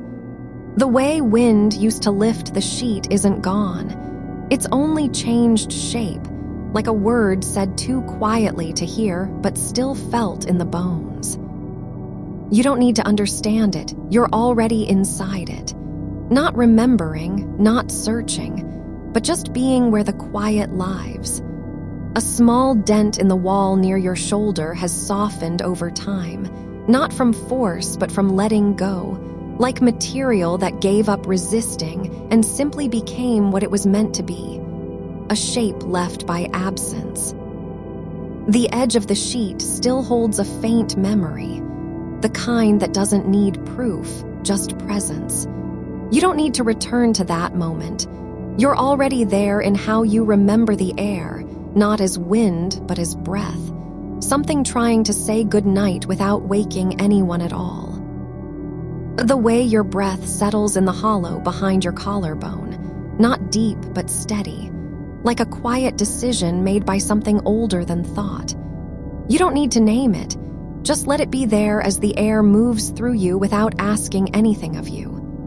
A single thread from the blanket has come loose and floats near your knee, not caught in any seam, not pulled away, just free enough to drift if the bed shifts even slightly.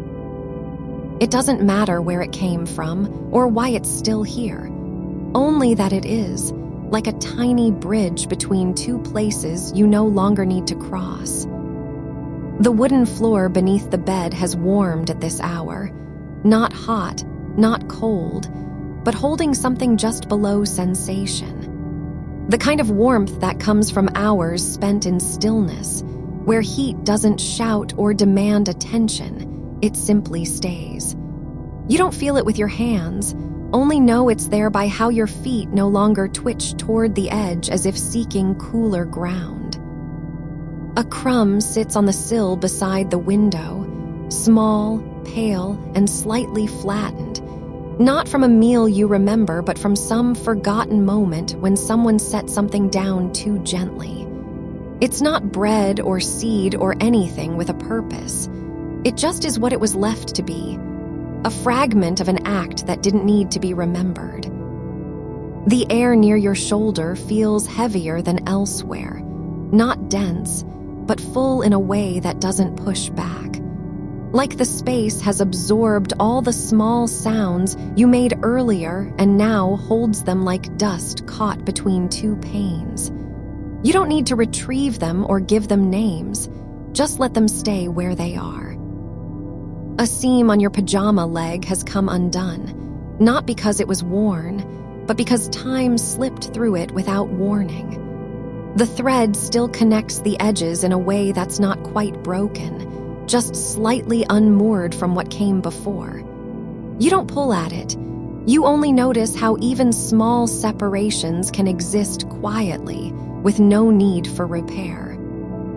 A single drop of condensation has formed on the inside of the window pane. Not much, barely visible.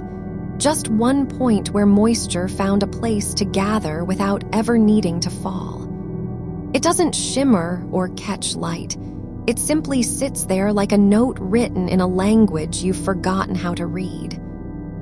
The edge of your blanket has curled slightly at the foot of the bed, not from folding or tucking, but because gravity and stillness have both settled into their own rhythm. There's no intention behind the curl. It just happened while nothing was watching, as if fabric too knew when not to resist.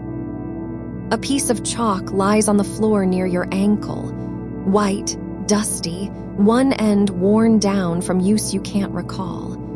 It isn't meant for drawing, nor has it ever been used in a way that mattered. The dust around it is fine and pale, like something left behind by an old gesture that didn't need to be seen. The sound of the wind outside isn't loud or insistent. It's only present as a shape between breaths, not quite air but close enough to feel on your skin when you turn slightly in the dark. You don't listen for it. You just let its weight settle into the space above your head like something that doesn't need permission. A button from an old glove lies near the base of the bed, not lost, not found, but placed there as if someone had set it down and forgotten to pick it up. It's small, dark blue, with 4 holes worn thin by time.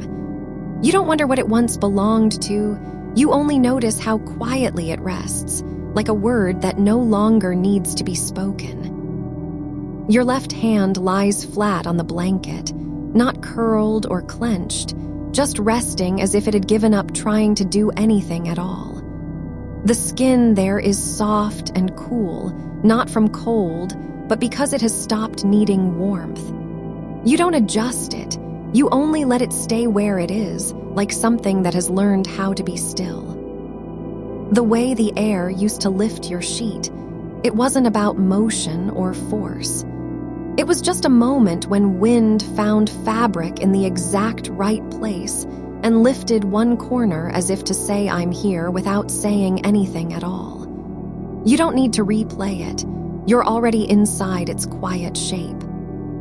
A hair lies across the back of your neck, not from head or shoulder, but slipped down there during a shift you didn't feel. It doesn't tickle, it just is, like a thread that time forgot to pull away. The wall behind you has settled into a soft gray tone, the color of something worn thin by years of not being noticed. There's no pattern, no mark, no sign it was ever touched or painted or repaired.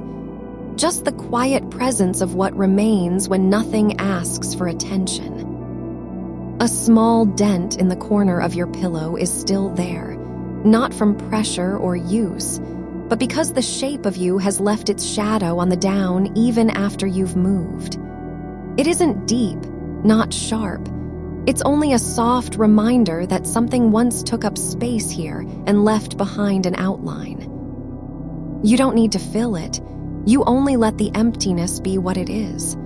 Not absence, but presence in another form. The way wind used to lift the sheet wasn't about leaving. It was just air passing through where you were, brushing against fabric without needing a name or explanation.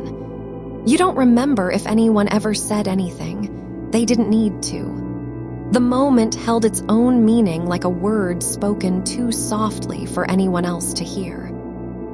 A single curl of paper lies on the floor near your foot, not torn from any book or letter, just fallen from some forgotten place where someone once wrote something and then left it behind.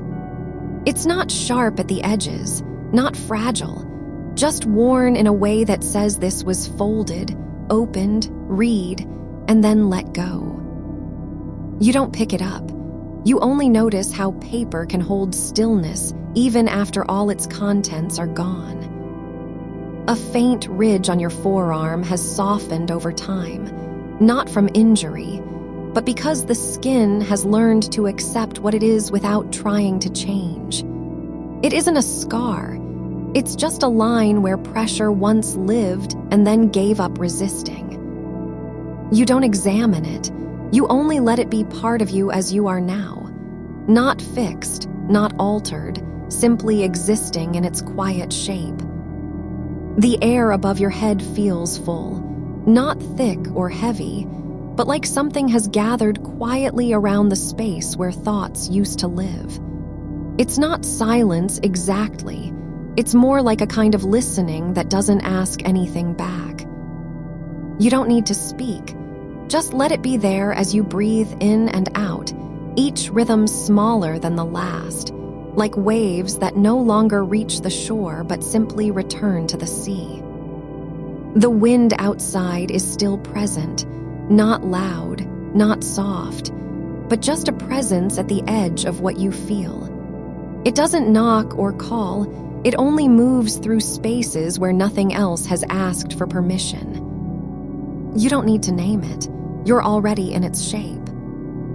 A single thread from your pajama sleeve has come loose and floats near your ankle, not caught, not tangled, just floating as if waiting to be noticed by something that no longer cares. It doesn't matter where it came from or why it's there. It only needs to be seen for what it is. A small thing that stopped belonging and became still. The warmth beneath your shoulder has settled into the mattress, not from heat, but from time spent lying in one spot long enough for weight to become part of the surface. It isn't hot.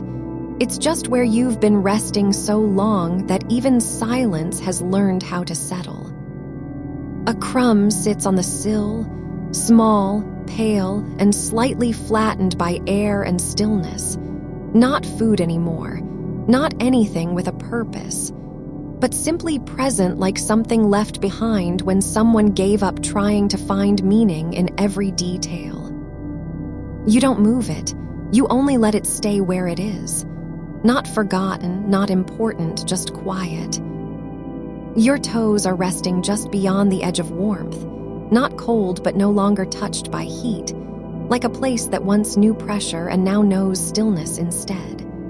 The fabric around you has settled into its own shape, not because it was pulled or stretched, but because time taught it to hold what used to be there without protest. You don't look at the seam where your blanket meets the mattress. You only feel how the fold is soft from being folded every night for years, not worn down but softened by habit. A single leaf has fallen into a puddle of shadow near the footboard, not because it was blown in, but because someone once opened a window and then forgot to close it. It's not green anymore, nor dry. It's somewhere between both.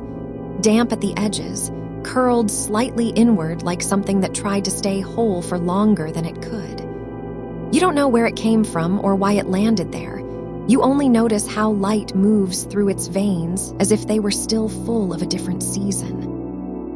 The air near your collarbone is thick with quiet, not heavy, but layered in the way dust settles on old books after years of being unread. It doesn't stir when you breathe. It waits like something that has been waiting for so long it no longer remembers what it was waiting for. You don't try to clear it. You only let your breath pass through as if passing through a room someone else used and then left behind. A seam on the inside of one sock is fraying, not from walking, not from washing, but because fabric wears down in places where nothing ever happened. It's just worn smooth at that spot by time alone, like skin over bone when no force has pressed against it for years. You don't patch it. You only notice how some things wear out without being used. The wall behind you holds a faint impression, not from paint or nails, but from the shape of your head resting there during nights too long to count. It's not visible, not marked, just known by absence when something else is placed against it and feels wrong in its place. You don't press your face back into that spot. You only let your neck rest where it falls naturally. A single drop has formed on the underside of a shelf, not water, but condensation from air moving slowly through cold wood overnight. It's not falling yet. It hovers at the edge like something holding itself together just long enough to be seen before becoming part of nothing else. You don't watch for when it will fall. You only notice how stillness can last longer than motion. The corner of a drawer is worn smooth, not by opening or closing, but because fingers once reached in and pulled out things they didn't need again, left behind from another life. It's not polished. It's just been touched enough to forget its original form, like the rim of a cup that no one drinks from anymore. A single grain of sand is caught beneath your heel, not from outside, but from when you once stood on gravel and stepped inside without noticing what had followed. You don't shake it off. You only feel how small things can settle in places where they don't belong and stay anyway. The edge of the blanket has begun to lift, just slightly, at a corner near your knee, not because there's wind, but because heat from under you is rising slowly like breath through cloth.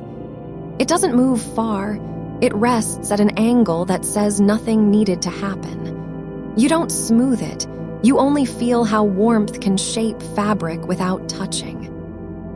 A memory of light hits the floor, faint and brief, not a lamp or sun, but just something passing across your vision long enough to leave its mark before vanishing again. It's not bright. It's not familiar. It only exists for as long as you don't try to name it. The thread from earlier is still there near your ankle, but now it has caught the faintest current of air and curls slightly upward, like a question that never asked itself aloud. You don't follow its path. You only notice how movement can happen without direction. A button lies on top of your nightstand, not loose or missing, but simply forgotten, its hole worn smooth from being threaded one too many times in another life. It's not broken. It doesn't need to be used. It just sits there, a shape that once had purpose and now has only presence. The space between two books on the shelf is filled with air, but not empty, because something about how they're spaced makes them feel like they were meant for each other even if neither ever touched. You don't close it. You only let the silence stay where it lives. A single ripple forms in a patch of dust near your foot, not from wind or motion, but from breath that passed too slowly through space and stirred what had become still. It's not much, just enough to show you how light can disturb even absence. The window frame is cool, but not cold, just waiting for something that might never come again. You don't press against it. You only let your body accept the temperature as if it were always meant to be there. A piece of paper lies on its side, a folded corner turned up like a word left unsaid and then forgotten after being written down once. It's not important. It doesn't need reading. It just sits, shaped by time rather than meaning. The back of your hand is resting flat against the bed, just enough pressure to feel skin meeting surface without needing anything more. You don't move it. You only notice how weight can be held in a place where no one else has ever been. A faint crease runs along the side of your mattress, not from use, not from sagging, but because something once pressed into that spot and left behind its own gentle imprint before moving on without telling anyone. It's not deep. It doesn't matter. It only exists to remind you how space can remember even when no one does. The air above your chest feels full of slow things, not thoughts, not sound, just the quiet passage of molecules passing through each other like memories that don't need names. A curl at the edge of a curtain has loosened, not from wind or pulling, but because fabric gave up resisting where it once held tight. It hangs now with no purpose. It only remains. The corner of your blanket is turning slightly inward, just enough to show how air can move through cloth without being noticed, like something slipping by unnoticed in the dark. Your breath slows, not dramatically, not suddenly, but gradually, as if time itself had slowed just long enough for you to feel it happening. A faint scent lingers near the pillow, not from perfume or soap, but from old fabric that once held someone's sleep. It isn't strong. It doesn't need to be. It only remains like a trace of what happened before now. The space between your fingers is quiet, just open air, nothing pressing in or out, but still enough for you to know they're there without needing to do anything with them. A single spot on the ceiling has darkened slightly, not from dirt, not from stain, but because light used to pass through it at a certain angle every evening and left behind its own shadow. It's not visible unless you look just right, and even then, only for an instant. The edge of your blanket is still lifting, just barely, in that one corner near your knee, as if air were trying to carry something away without leaving evidence. You don't think about what it might mean. You only feel how small movements can happen in the dark and never need explanation. The thread from an old tapestry lies curled on the floor beneath the bed. Just one, not part of anything anymore, but still holding a little strength in how it bends back on itself like something that refused to unravel completely. You don't pick it up. You only notice its shape against the lightless wood, as if it were waiting for someone who is already gone. The corner of your blanket lifts again, not because wind came through any crack, not because you shifted, but because air moves in patterns no one can see and still leaves traces behind. It's not important that you know what caused it, just that it happened, and the space where it lifted remains slightly altered for a moment longer than everything else. A single grain of sand rests on your pillowcase, no more than 2 millimeters wide, pressed into the weave by some unseen motion long ago. You can't recall how it got there, but you know its presence is not accidental. Even dust has memory in quiet places like this one. The hollow beneath a loose button on your sleeve feels deeper now than when it first came undone. A small pocket of space where nothing lives, and yet still holds the shape of what once fit inside. It's empty without being vacant, just waiting to be forgotten again. A curl at the edge of the sheet near your foot has shifted slightly, just enough for you to see that air doesn't need force to move things. Sometimes it only needs time and a willingness not to resist. You don't correct it. You only watch how one fold can change position without anyone touching it, like the world adjusting itself in silence while no one is looking. A seam on your pajama leg has parted, just slightly, just enough that light slips through when you shift. It doesn't matter. There's nothing to fix here.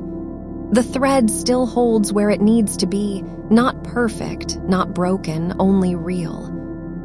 The space between 2 ribs under the fabric of your shirt feels quiet, not because breath is missing, but because every movement has become so gentle that even pressure passes through without needing notice. A faint indentation forms in the mattress exactly where one shoulder used to rest, just a slight dip, almost invisible unless you press down with deliberate care. It's not deep enough for any weight to sink into it anymore. Still, there is something about its shape that feels like recognition. You don't fill it. You only let your body lie across it, as if returning from far away and knowing no name was needed upon arrival. A single strand of hair rests on the back of your neck, not long enough to fall forward or be noticed, just a quiet witness to how time passes through things without claiming them. The edge of the window ledge is smooth, worn by touch over years, but not by fingers you know. Just someone's hand brushing past once, perhaps in passing thought, leaving behind only polish where no one else ever stood. You don't look at it. You only feel how surfaces can grow soft from small acts done many times and never remembered. A dent forms on the surface of a cup left too long after tea was poured, just enough for you to see that even stillness holds its own kind of motion, not in speed, but in depth. The fabric near your knee has folded over itself, not because it fell or slipped, but because gravity found an angle where two layers could touch and stay there without needing explanation. It's a small moment, unimportant except as proof that things can settle into place all by themselves. You don't unfold it. You only notice how the fold feels like something returning home after being away for years, but not saying anything about it when you get there. A bead of moisture clings to the underside of your bottom lip. Just one drop, no larger than a pinprick, but enough to remind you that even dryness can carry traces of liquid life somewhere in its quiet corners. The air above your chest moves differently now. Not fast, not slow, but steady as if it had learned how to hold still without stopping. A crease runs through the center of your pillow, longer than any other one, shaped by pressure that never came from weight alone. It's worn smooth in places and faintly raised in others, like a path drawn over time by something moving gently back and forth. You don't flatten it. You only rest into its shape, as if remembering how to be held without needing anything more. A small dent appears on the corner of your wrist, where your hand once lay flat against the bed. Just enough for you to see that even skin remembers contact long after sensation fades. The thread from an old sweater lies tangled near your ankle, not knotted, not tied, but caught in a way that suggests it had been pulled through something and then left behind. It doesn't matter where it came from or what it once was, just that it remains exactly as it fell. You don't untangle it. You only let its presence be part of the stillness without needing to understand why it's there. A spot on your blanket near the edge has changed color slightly, not darkened, not lightened, but shifted in tone like a memory adjusting itself when no one is watching. It isn't visible unless you look at just the right angle and with only enough focus to see what was always already present. You don't name it.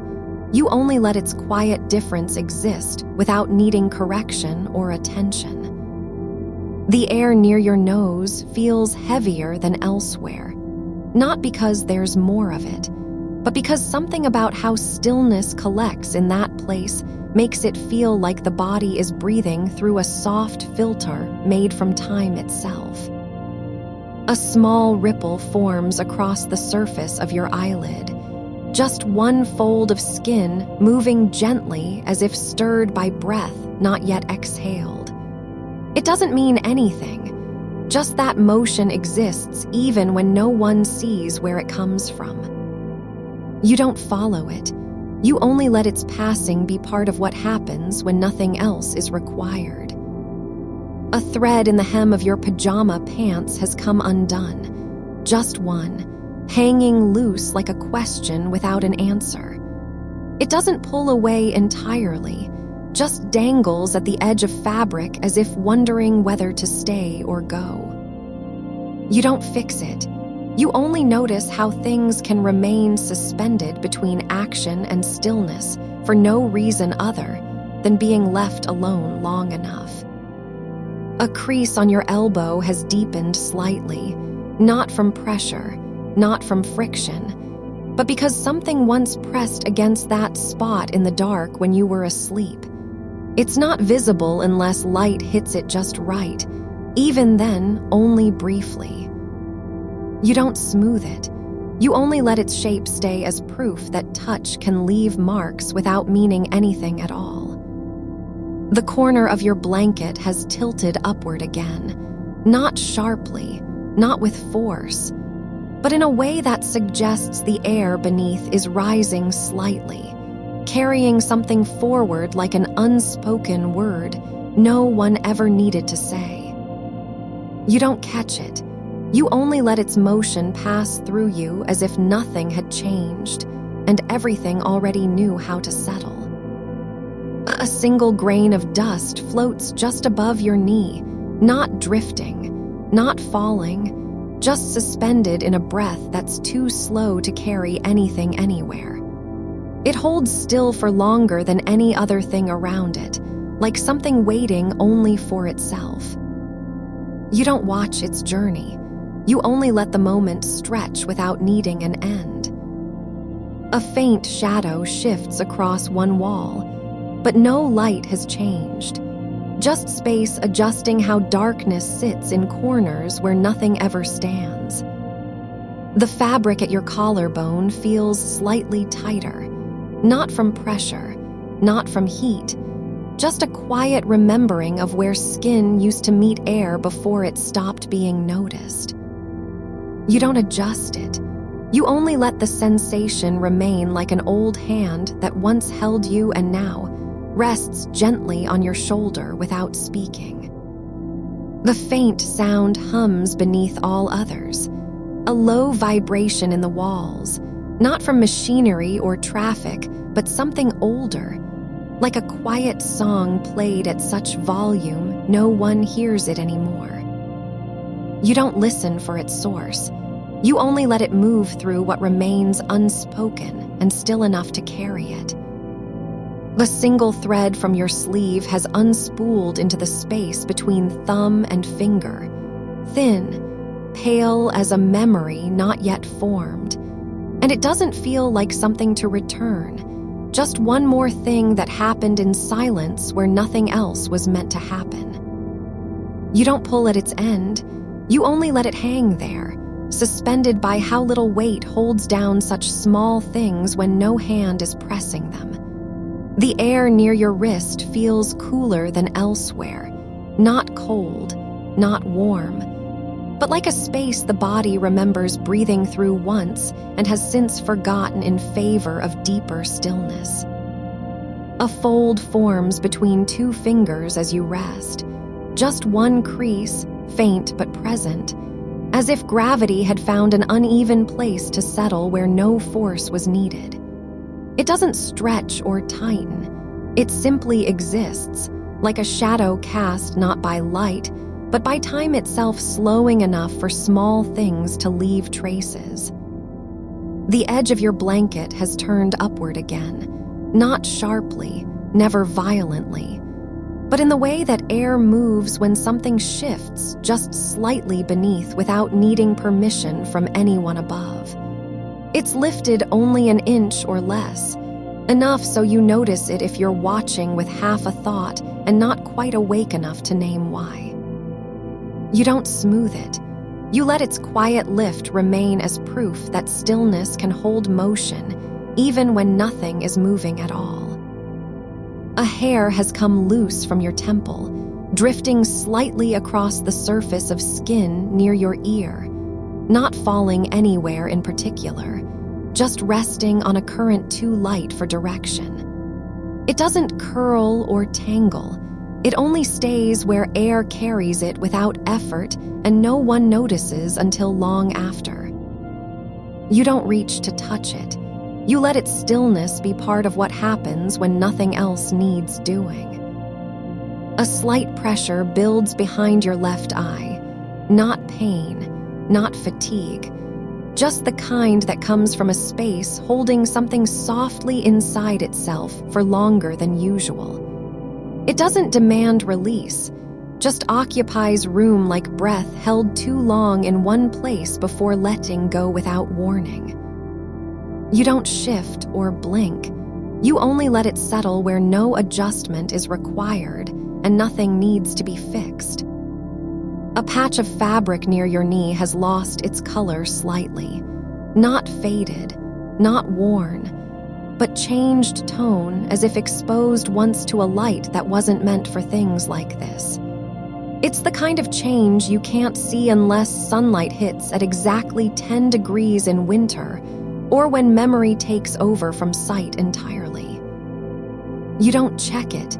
You let your mind pass through without needing confirmation about what was always already there, just out of reach and never called back into focus.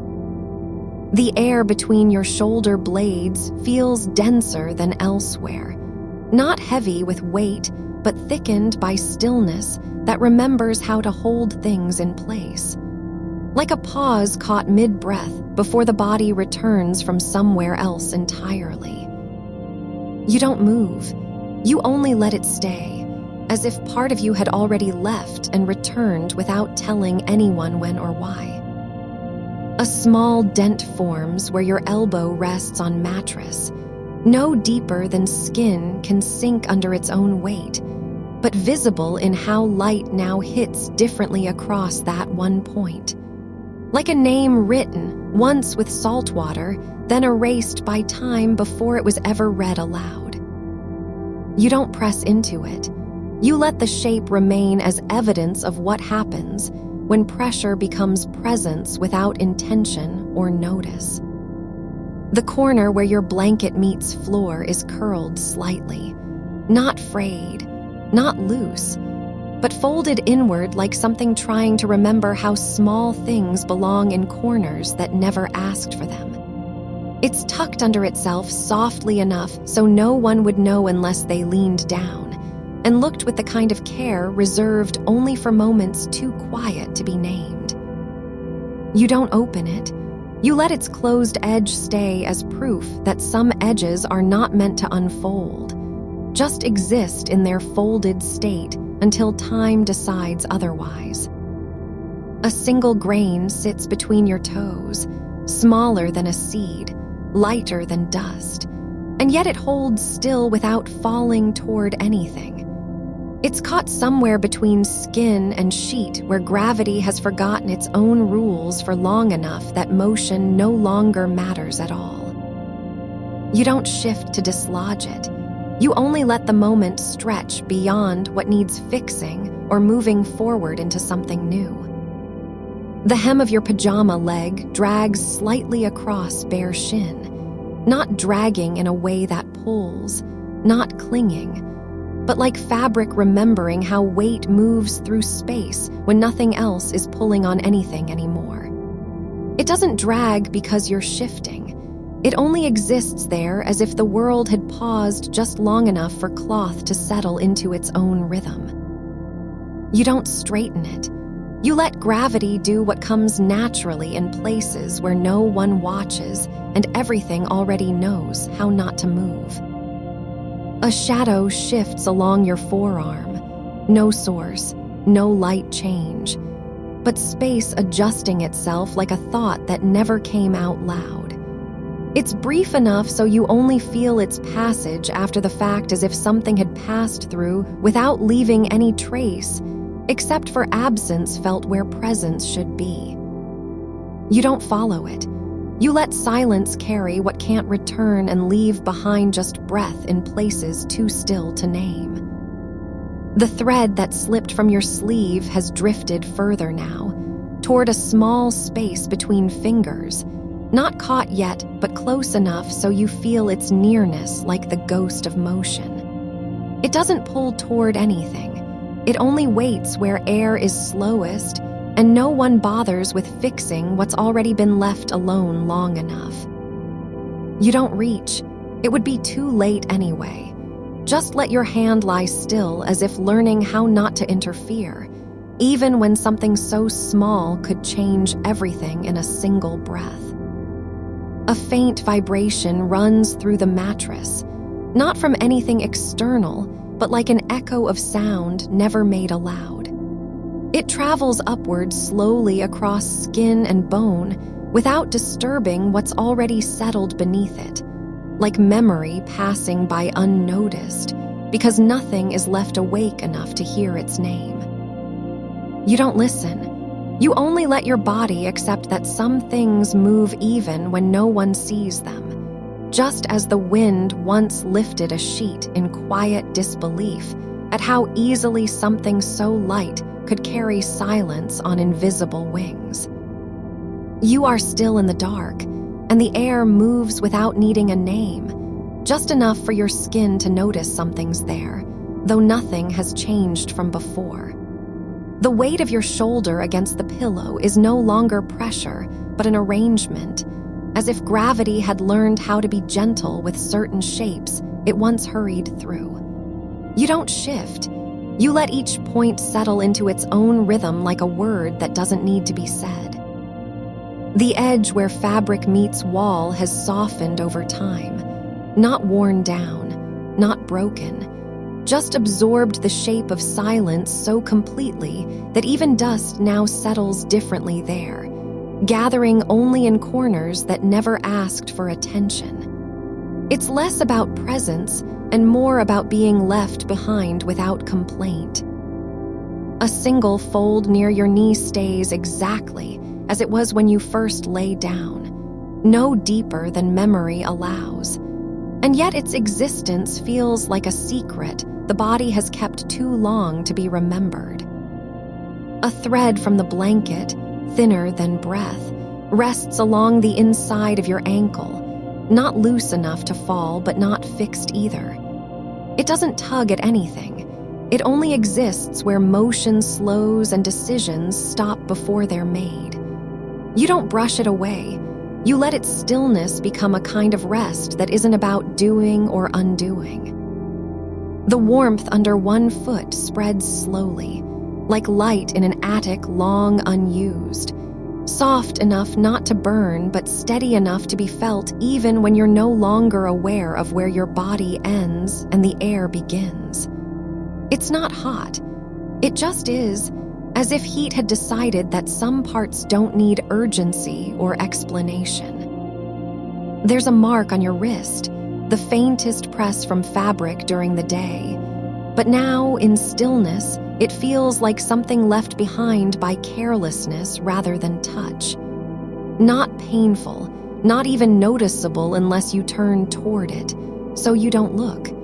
You let the space where it was remain open for whatever comes next. A sliver of light finds its way through a crack at the window, not bright enough to be seen as color, only texture, just enough to make the air shimmer in places no one else would see. It doesn't touch your skin. It hovers near the edge of vision like something trying not to wake you while still being there. You don't move toward it. You let its existence hang where light and shadow agree on nothing but their own quiet negotiation. The seam along your pajama pants has shifted slightly, just enough that one side is now higher than before, as if gravity had changed its mind about how weight should distribute itself. It's not wrong, just different. You don't fix it. You let the fabric do what comes naturally when no force pushes against it anymore. A single eyelash lies on your cheek, not fallen in anger or motion, but left behind by a blink that meant nothing and lasted too long to be forgotten. It doesn't move, though air drifts past. Something about its stillness makes you wonder if things can stay where they are without being noticed, just because no one is watching. You don't pick it up. You let the moment keep breathing even when breath stops working toward meaning. A fold in your sheet near your hip holds shape longer than others, like a pause between two thoughts that never had names. It's not tucked or pinned. Nothing has held it down, yet it remains as if some small part of you knew what to do with stillness before the rest caught up. You don't smooth it. You let its form remain an accident that didn't need fixing. The back of your neck feels heavier than usual, not from strain, but because time had gathered there in silence. It's not tired, just full, like a bowl left out too long and filled with air instead of water. It doesn't ache. It only exists as proof that some parts don't demand attention to be real. A grain of sand rests between your fingers, no larger than the tip of one nail, and yet it holds its place without slipping. Not from grip, but because nothing is pushing or pulling hard enough for motion to matter anymore. You don't examine it. You let it sit where stillness has already decided what happens next. The mattress beneath you breathes, not in rhythm with your own, but like a body learning how not to respond even when touched by outside things. It takes longer than the rest of you to know that movement is no longer needed, and so stays quiet long after everything else would have given up trying. You don't wait for it. You let its stillness become something softer than silence. The corner where your blanket meets floor has curled inward again, smaller now, tucked tighter, but not because anything pressed down. Just time passing in a way that doesn't care about order or intention. It's folded like the memory of how soft things used to be when they weren't required to stay open. You don't unfold it. You let its shape remain as evidence that some edges exist only for themselves and never need to speak. A faint line appears across your forearm, not from injury, not even a mark, just where pressure once rested too long and left behind what feels like an echo. It's invisible unless you press gently with the back of your hand, but then it becomes clear. Something had been there that didn't want to leave. You don't trace it. You let its absence be felt in places no one sees. The air near your ear is still, so still that sound doesn't even try to return. It's not silent, just waiting for a reason to move again, and so far none has come. You don't listen. You only feel how the world slows when nothing wants anything from you. A single fold in the blanket above your knee stays exactly where it was. No more, no less. And yet its presence feels like something that happened before language ever began. It's not meant to be seen, just kept by the body as if some part of you had learned how small things belong when they don't need names. You don't adjust it. You let your knee stay where weight settles without asking for permission. The seam on your pajama sleeve has pulled slightly, just enough that a thread now dangles, not loose, but hanging in air like something too tired to fall. It doesn't pull toward anything, just waits between motion and stillness with no purpose beyond being there. You don't reach. It would be unnecessary anyway. A light touch from the wind moves across your ankle, not strong, not even a breeze, but enough to make you feel that some parts of night are never truly asleep, only resting in places where nothing can wake them properly. It doesn't linger. You let it pass like something trying not to disturb what's already settled beneath its passage. The edge of the blanket near your foot has lifted slightly, just one corner, as if the air had decided to test how light things might be when no one is watching. It doesn't fall back, just stays there, suspended between intention and accident. You don't push it down. You let that small rise remain as proof that some movements aren't meant for action, only existence. The warmth beneath your hand spreads slowly, not heating, but expanding like a shape drawn in memory rather than reality. No source visible, just presence, settled where nothing else has been needed to arrive. It doesn't burn, it just is, and you don't question it. A single thread from the bedsheet drifts across the small space between your toes, no longer caught, no longer tugging, but floating like a memory that forgot how to return home. It rests in air where motion slowed long enough for stillness to be mistaken for meaning. You don't catch it. You let its path remain unclaimed by any need or want. The wall near the foot of your bed is slightly uneven, just one patch where plaster has settled differently over time, not cracked, just shifted. You've never noticed before. Now you feel it as if something in the room had moved without telling anyone. You don't look. You let that small difference become part of how stillness feels when no one's checking to see what changed. A shadow shifts across your leg, not from light moving, but space itself rearranging like a thought that never left its beginning. It passes slowly, as if something were adjusting in the background without asking for notice. The faint line of dust gathers along the baseboard where light hasn't touched in months, thin, quiet, not disturbed by footfall or breath. It lies there like a forgotten note someone wrote on floorboards with their fingertip. You don't brush it away. You let it stay as proof that stillness can hold something without needing to claim it. The corner of the blanket near your shoulder has curled inward slightly, just enough that when you shift, one edge rests against your collarbone like a small decision made in silence. It doesn't pull or tug, just settles where warmth finds its quietest place. You don't reposition it. You let gravity do what it does best, settle things without comment. A single grain of sand, unseen until now, is lodged between the threads at the edge of your sock, not loose, but caught in a tiny crease like something that arrived by accident and forgot to leave. It doesn't move when you flex your foot, just sits there as if it were part of the shape of being still. The air near your wrist is cooler than elsewhere, not cold exactly, but softer, like fabric pulled slightly too far from heat's reach. You don't pull back.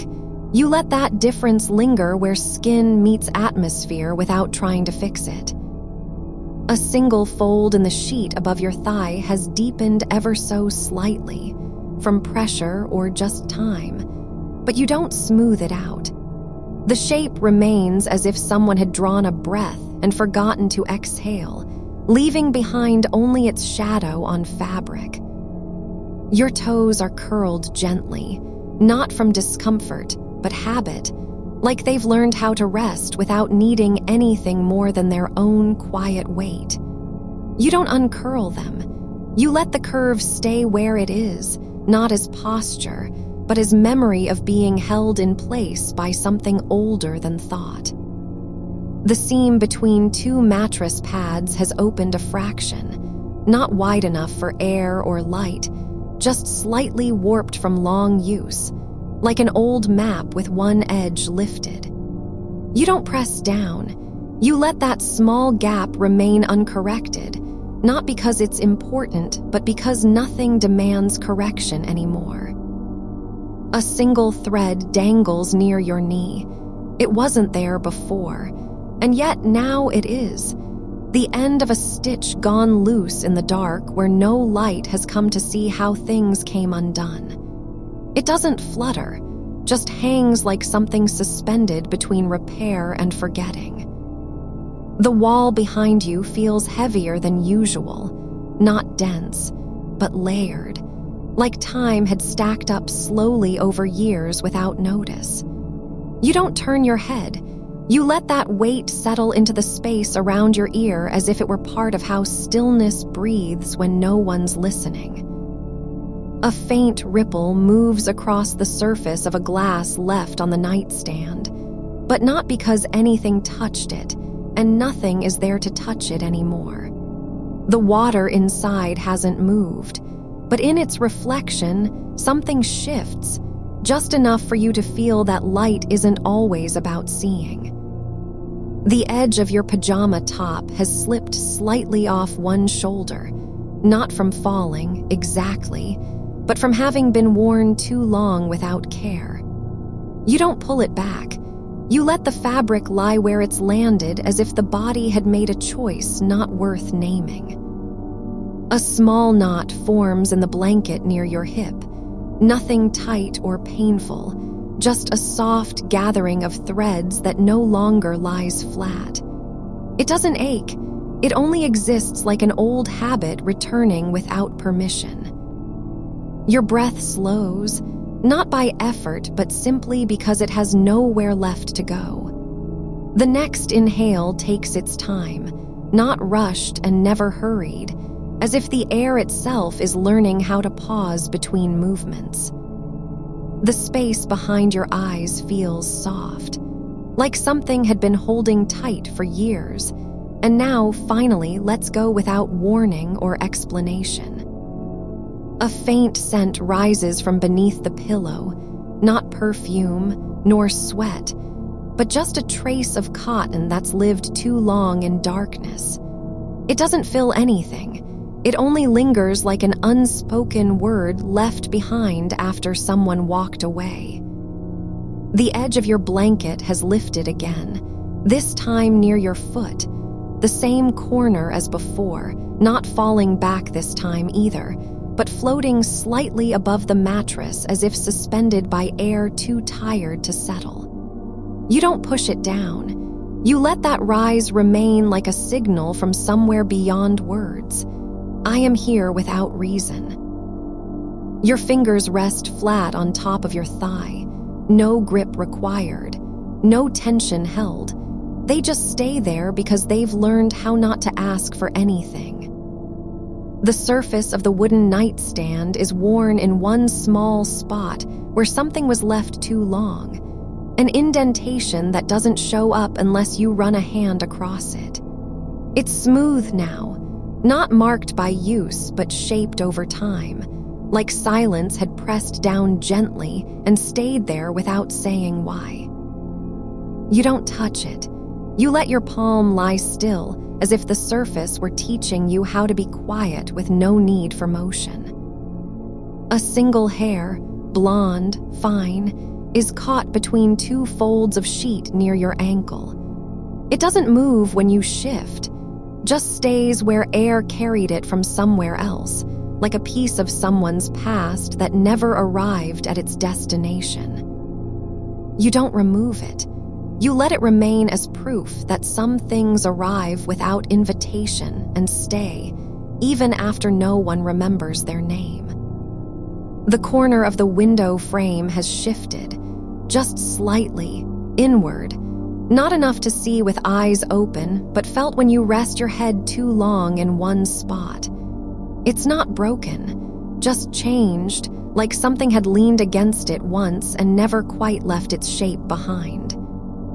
You don't adjust for it.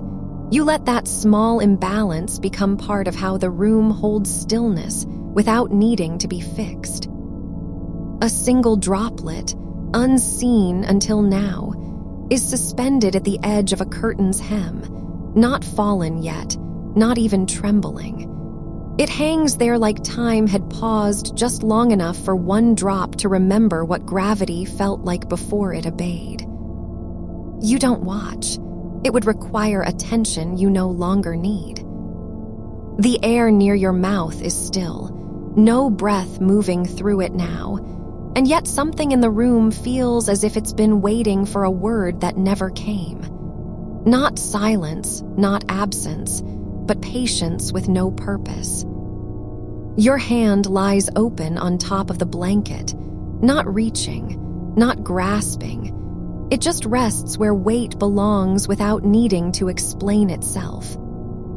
A thread from your sleeve has unraveled completely now, no longer dangling, but floating in air like it had given up trying to stay attached. It drifts slowly across the space above your knee, as if searching for a place that no longer exists. You don't catch it. You let its path remain unclaimed, not because you're too tired, but simply because there's nothing left to claim.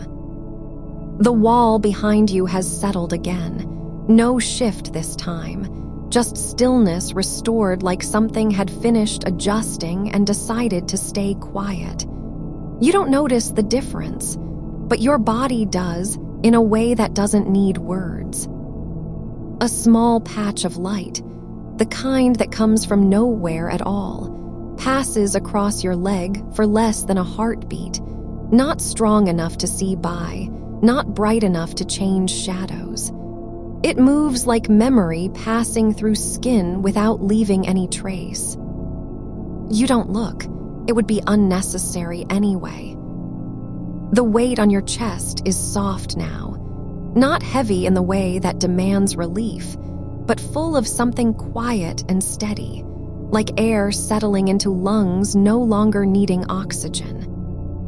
Your shoulder blades rest against each other, just slightly pressed together as if they'd forgotten how to spread apart. You don't move them. You let the shape stay where it landed, not for comfort, but because nothing asks you to change it. The space under your ribs feels open, not empty, exactly, but wide enough for something that doesn't need a name. A single curl of fabric, lost from no one knows where, drifts across your foot like debris in still water. It touches the skin and stays there only long enough for warmth to register, not because it's important, but because touch without demand can linger even when nothing is needed. You don't lift it. You let its presence pass through as if part of a dream that forgot how to be remembered. The air near your ear feels thicker now, not dense with sound, but heavy in the way something waits just beyond hearing. It doesn't pull you toward anything. It only exists like breath held too long and finally released without fanfare. You don't reach for the edge of that sheet again, not because you've forgotten it, but because remembering is no longer an act of longing. The memory has settled into the space between breaths, not as a story to be told, but as something that lives in the pause after exhaling. A thread from your sleeve still hangs where it fell, its end now curled like a letter folded too many times and left on a desk. It doesn't matter whether it was ever meant to be stitched back in. You don't pull at it. The air above your foot is no longer moving, not because there's no wind, but because the room has stopped asking for motion. A single grain of sand, unseen until now, is lodged between two floorboards near the baseboard where light doesn't reach. It rests in a place that never sees dust settle or footsteps pass, and it stays just as quietly. No one would notice its presence unless they were lying down too long with their eyes closed and their weight perfectly still. You don't search for it. You let it be part of the quiet that isn't silence but something quieter. A pause between two thoughts, not quite space, not quite nothing. The hem of your blanket has curled slightly where it meets the mattress, just enough to form a ridge you could trace with one fingertip if you wanted. You don't touch it. The air near your ear holds a shape, not sound, not warmth, but an impression like something had brushed past without leaving a mark. It lingers long after passing, as though memory doesn't need recognition to stay present. Your fingers are still, palms open, knuckles relaxed, resting on the blanket with no intention of rising again. The crease between your thumb and index finger is deep now from lying still too long. It holds a shadow that isn't made by light but by time. You don't count it. You let its depth remain unmeasured, like a mark left behind by an absence you never knew was there. A faint scent rises, just the ghost of laundry soap, old and faded, not from this room or this season, but somewhere in your bones where smells go to wait. It doesn't mean anything. You don't follow it.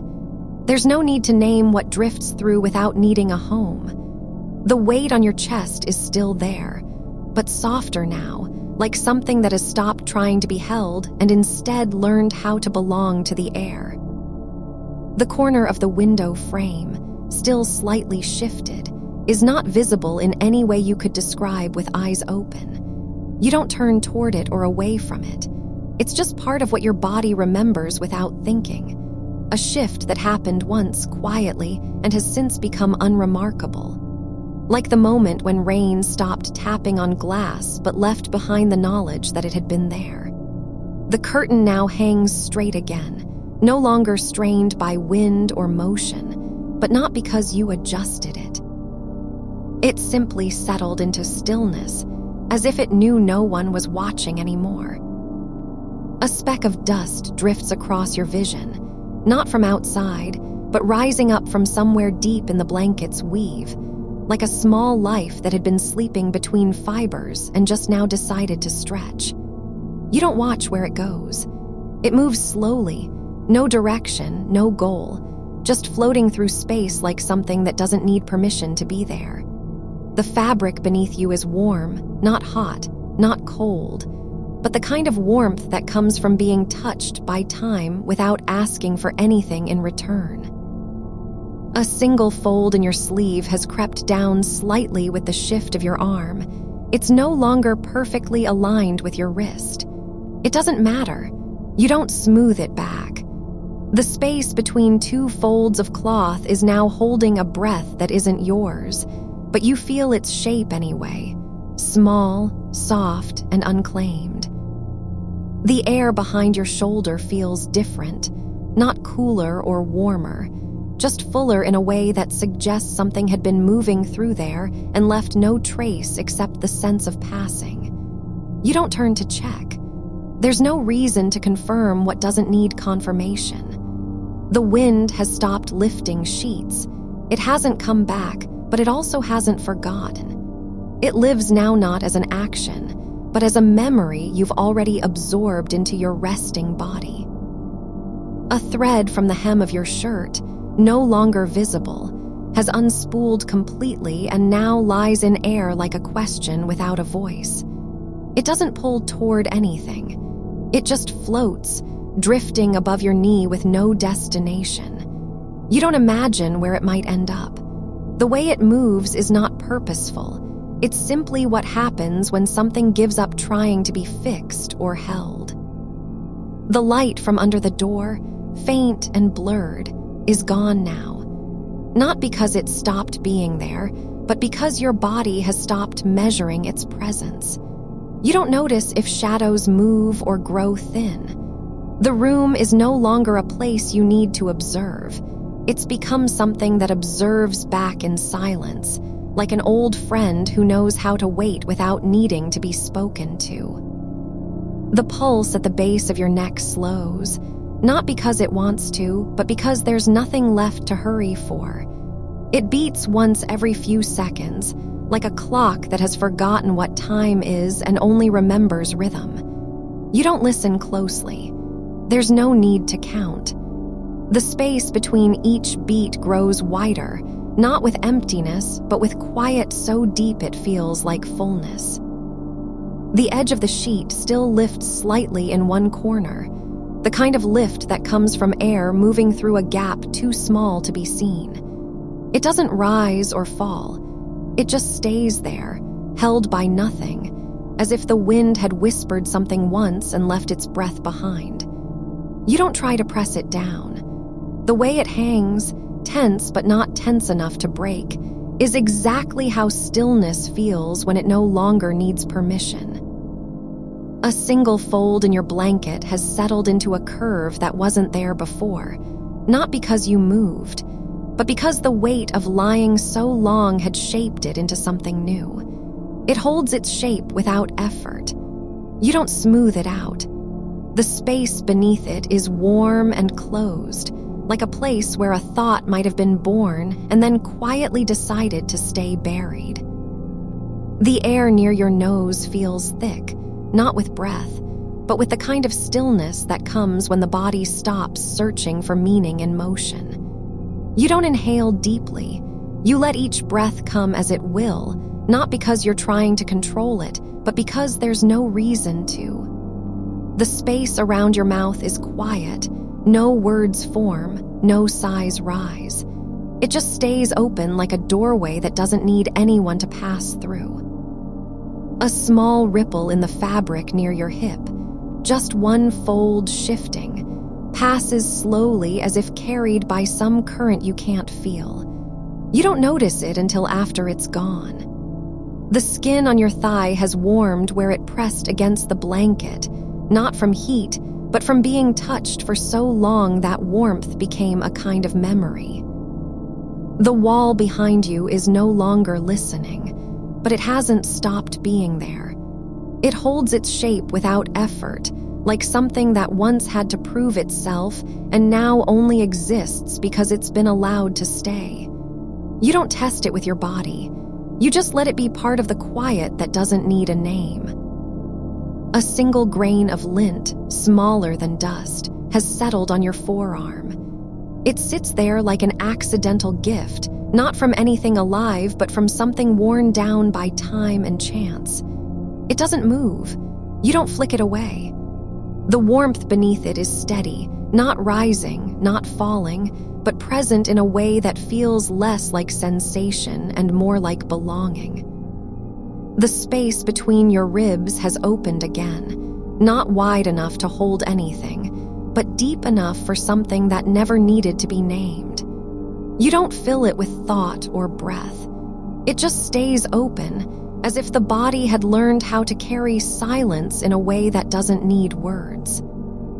A thread of cotton, pulled loose from the hem of an old shirt you wore once in summer, thin enough to be forgotten but thick with memory, lying across your knee as if it had wandered there by accident. You don't lift it up. It lies still where chance placed it, not because you chose that spot, but because nothing else has called attention to its presence. The knot at the end is small and frayed, like a place where time gave in just slightly before stopping altogether. The corner of your blanket lifts again, the same one as before, but this time it doesn't settle back down right away. It hovers for longer than seems possible, like something suspended between two decisions, whether to return or become part of the air itself. You don't follow its motion with your eyes. The shift in weight is too subtle to name, but you feel it, like a breath held just past expiration. A faint warmth spreads along the inside of your elbow, where the blanket has pressed for so long that heat no longer feels like sensation. It's more like an absence of coldness that stays even when touched by air.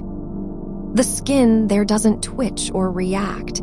It simply knows what this kind of pressure is, as if recognition had been learned through years of lying still. Something inside your jaw relaxes, just one muscle among many, that you didn't know was braced until now. It isn't a sudden release, but the slow unclenching that comes when no demand has ever arrived to begin with. You don't try to feel it, nor do you count how long it takes for the tension to leave. The quiet inside your skull grows not thinner, but deeper, like water filling an empty well without noise. The air near your shoulder is still, not because there's no movement in the room, but because motion has stopped needing a reason. Even dust particles seem suspended, as if waiting on something they'll never hear. You don't wonder why. The idea of wondering fades like footprints after rain, there to be seen only for an instant before becoming part of what isn't noticed. A single line in your blanket folds over itself, not tightly, not carelessly, but just enough so that the edge forms a soft ridge along which nothing slips. It sits there, unchanged by touch or time. You don't smooth it down because you've already decided. Some shapes are allowed to exist without correction. The wall behind you has settled into its quiet, its surface no longer holding any shape of expectation. There's no pressure on the air against your back anymore, just a presence that doesn't ask for anything in return, like an old window pane tired from bearing wind but still willing to hold it outside. A small ripple moves through your thigh, not caused by movement or reflex, but as if something beneath the skin shifted without being called upon. It passes quickly and leaves no trace, except for how you now notice that warmth where pressure has become routine. The fabric of your sleeve brushes against a strand of hair near your temple, so faint it could be imagined, but not quite. You don't brush it away. The touch is neither pleasant nor unpleasant. It simply exists like another breath in the room, unacknowledged and complete. A single fold in the blanket beneath you has deepened, not from weight or movement, but because of how long your body stayed exactly where it was. It's become a place that holds its own shape without needing to be shaped again by anything outside itself. You don't think about what comes after this moment. You just let yourself stay here, where the edge of awareness is not sharp, but soft and rounded like worn stone left in a creek for decades. The air near your collarbone feels fuller than before, not with breath or emotion, but with something that resembles stillness made dense enough to be felt. Not heavy, but present, the way silence becomes tangible when no one speaks long enough for it to become part of the body's memory. A small crease in your shirt has settled into a curve you've never seen before, formed not by folding or stretching, but simply because the fabric had been folded around something that didn't move. It doesn't look like anything important, but it stays there, like evidence of time spent without purpose. The space between two breaths widens, not with pause, but with patience. You don't wait for air to return. You just let each gap stretch a little longer than before until the idea of breathing becomes less urgent and more natural. A fine grain of sand, or something like it, has settled in the seam where your knee meets your calf. It lies there unnoticed, not because it's small, but because nothing has asked for its presence to be known. You don't shift or check. The weight is so light that even warmth doesn't claim it as a source. The air near your ear feels thicker, like something between stillness and sound has settled into the soft tissue behind your skull, not loud enough to call itself noise, but real enough to exist in silence. A fold in your sock lies crumpled where you first pulled it on, a memory of effort that no longer needs to be repeated. It stays there without protest or complaint, like a part of yourself that has learned how to stay still while the rest moves past. You don't try to remember what comes next, because nothing ever needed to come after this moment in order for you to have existed within it. The blanket edge lifts again, not with wind now, not even with breath, but simply as if something inside the fabric had decided to move on its own. It doesn't rise high or fall fast. It just remains, like a question that has no answer yet still stays open. Your hand rests at your side, palm down and warm against the bedsheet, not because you placed it there, but because time passed without demand for change. A small ripple passes through the fabric near your hip, a single fold shifting as if carried by something too slow to notice. It's not a movement that arrives from outside. It feels more like an internal shift in shape, something adjusting itself with no one watching. The air above you is still, not because nothing stirs, but because stirring has stopped needing a name. Even dust doesn't fall, not yet. Your foot rests slightly turned inward, the kind of position your body takes when it forgets how to control where its limbs point and just lets them be shaped by gravity alone. A single thread in the blanket's weave is caught between two folds, frayed at one end, not torn but worn through years without being noticed. It doesn't pull loose. It stays exactly where it was placed by chance or carelessness. The space beneath your ribs opens again, not wide enough to hold anything, but deep with a quiet that feels like fullness in reverse. Not emptiness, but absence of need. You don't fill it. You just let it stay open, like a room left unlit because no one had reason to turn the light on. A grain of lint settles near your ankle, not from dust or fabric, but as if time itself dropped it there without warning. It lies still, not moved by breath or shift in weight. There's nothing about its shape that stands out. Nothing about its location demands attention, but you notice it, just once, as something small enough to be forgotten but large enough to matter. The wall behind your head no longer holds the memory of sound. It has become a surface that only remembers silence, not as absence, but as presence.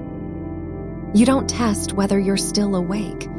You just let yourself stay in this shape, the one where being aware doesn't require effort and sleep feels like something already begun before any decision was made. The corner of your blanket lifts just once more and holds for longer than it should. Not rising, not falling, just there with no reason to move. It's become a place that exists only by staying still. You don't try to understand why the air changes or how long this quiet has lasted. You just let yourself be part of what isn't changing, like something worn into shape so gently it forgets its own beginning. Your breath moves through your chest like a current that doesn't need to be guided, just followed, softly, without correction, each exhalation leaving behind a space no longer claimed by effort. The weight of your arm lies across your torso not as burden but as surrender, fingers curled slightly into the fabric beneath them. Not in sleep, not yet, but in the way something settles after deciding it doesn't need to be elsewhere. A small shift in pressure near your collarbone happens slowly, like a shadow sliding over skin without intent or destination. No purpose behind it, only presence. You don't notice how long you've been still until the silence begins to feel like an object itself, a thing with shape and thickness that rests on top of you but doesn't press down. It's not heavy, not light either, just there, the way a memory might be remembered without being recalled. The sheet near your shoulder lifts again, just barely, not from wind or draft, not even from the shift of breath, but as if some quiet law within fabric had finally decided to honor its own edge. Your foot rests flat now against the mattress, heels slightly raised, toe curled inward like a word half spoken and then abandoned. You don't correct it. There's no need, only shape remains, not function. The curve of your ankle is defined by gravity alone, not posture or purpose. It stays where it fell. A single thread in the blanket has worked its way loose from a seam, frayed at one end, nearly invisible unless you look closely, and now hangs suspended between two layers of fabric as if caught mid-motion, forgotten but still present. You don't pull it back. It doesn't matter whether it's supposed to be inside or out. The only thing that matters is that it stays where it is, tucked into the quiet between folds. The air above you feels older than when you first closed your eyes, not in time, but in quality, a stillness that has learned how to hold itself without needing to prove anything. It doesn't rush forward or retreat. It simply exists as the space before sound returns. Your left hand lies palm up on the bedsheet, fingers slightly spread like petals of a flower that never opened, but not waiting for light, just letting itself be shaped by what's around it. There's no intention in its position, no reason to be this way or any other. It rests as if it had always been meant to. A tiny crease forms across your knee, not from movement, but from the slow settling of flesh against fabric after hours of lying still. It doesn't deepen, doesn't disappear, just stays like a fold in paper that was never unfolded and now no longer needs to be. The wall behind you holds nothing visible, no crack or shadow or sign, but it remembers what it means to be touched by absence. Not coldness, not emptiness, something deeper, the kind of quiet where even memory has stopped needing a name. You don't try to imagine what it's like there. You just let your awareness rest against it as if it were part of you. A single dust mote drifts in the air, so slow it might be floating in water rather than air. And for a moment, you watch it pass through an invisible line between where light used to fall and where silence now sits. It doesn't change course, doesn't stop, just moves on its own path, too small to matter but large enough to exist. Your spine curves gently into the mattress, not from effort, not from strain, but because of how your body has learned to fit itself into what comes next without asking permission. Each vertebra settles like a stone in a quiet stream, not sinking, not rising, just staying where it was placed by gravity and time. The corner of the sheet lifts again, the same one that rose earlier, now lifted once more as if testing whether stillness could be maintained or whether something within had begun to drift. It doesn't rise high, doesn't fall fast, just remains not in motion, not at rest, but suspended between them like a breath held too long. You don't think about why it's doing this. You just let it happen. Like the way you once watched your own shadow move across the floor when no one else was looking, and didn't question whether it belonged to you or something else entirely.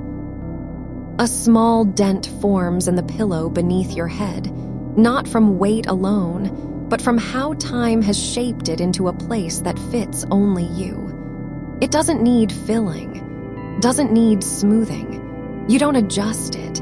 It stays exactly as worn by hours and breaths and silence. Your eyelids feel heavy not from tiredness, but from the way they've learned to close without being told, like muscles remembering an old rhythm, even when no one is there to command them. A faint warmth spreads across your shoulder, not from heat, not from movement, but from a shift in circulation so slow it might be mistaken for stillness. It doesn't spread far, doesn't fade fast, just stays where it landed, like a note left behind on the air after music has ended. The blanket edge near your side drifts slightly again, just enough to suggest motion, but not enough to demand attention. You don't watch it. You just let yourself be aware of its presence as if it were part of you, the way a fingertip might remember the shape of something it once touched and no longer sees. There's a small knot in the thread where the blanket was sewn, tiny, hard, not visible unless you press your finger against it, and yet you know it's there. Not because you look, but because it exists as a point of resistance in an otherwise soft surface. It doesn't pull loose, doesn't unravel, just stays. You don't think about whether the sheet was ever clean or how long it's been since anyone folded it. You just let yourself be near what remains, what has settled into shape without needing to explain itself. Your right hand lies still on your thigh, not gripping anything, not holding onto anything. The skin is relaxed, the muscles uncoiled not from effort but because there's no need. Nothing demands attention. There's only space.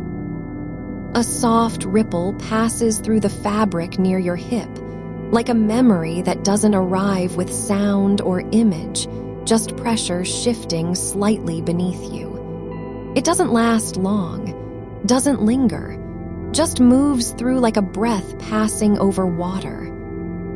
You don't try to follow it. You let it go as easily as you might let go of an idea before it has time to form. The air above your chest feels different now, not heavier, not lighter, but fuller in its stillness. As if the space around you had grown deeper without changing shape. You don't measure it, don't name it. Just allow yourself to be inside it, like a room that was always meant to hold something but never knew what until now. Your toes curl slightly, not from cold, not from thought, but because of how they remember movement, even when no one is asking for them to move. The edge of the blanket near your knee lifts again, just once, so gently you might have imagined it. But you didn't. You felt it, the subtle shift in weight, a slight upward pressure where there was only flatness before. It doesn't stay lifted, doesn't fall fast, just exists for a moment as if questioning whether stillness could be broken by something so small. You don't answer. You just let the silence respond instead. A single grain of lint rests on your ankle, the same one that settled earlier, unchanged, now lying in the exact spot where it fell. It hasn't rolled. It hasn't been disturbed. It stays exactly as placed, not because you noticed or cared, but because nothing has moved enough to change its position. You don't wonder why it didn't fall off. You just let yourself be aware of how small things can stay still for so long and mean so little, and yet feel important when they're noticed. Your jaw is relaxed, not clenched, not tense, but unmade by time, like a muscle that forgot what tension felt like. It doesn't need to remember. It only needs to remain. The wall behind you holds the shape of your head, the imprint left not by pressure, but by presence. Not deep enough to be called memory, not light enough to be called shadow, but just there, where silence had lived long enough to become part of the surface itself. You don't need to decide whether it was real or imagined. Just let yourself be near the quiet certainty of its passing, like a shadow that doesn't belong to any body but still moves across the floor when no one is looking. The seam in your blanket has softened over time, not because it's stretched, but because it's been touched so many times by hands too tired to remember their names. You can feel where the thread gave way once and was sewn back again with something thinner than what came before. It doesn't hold as well now, but that isn't failure, just a different kind of staying. There's a faint scent in the air, not perfume, not smoke, but something older.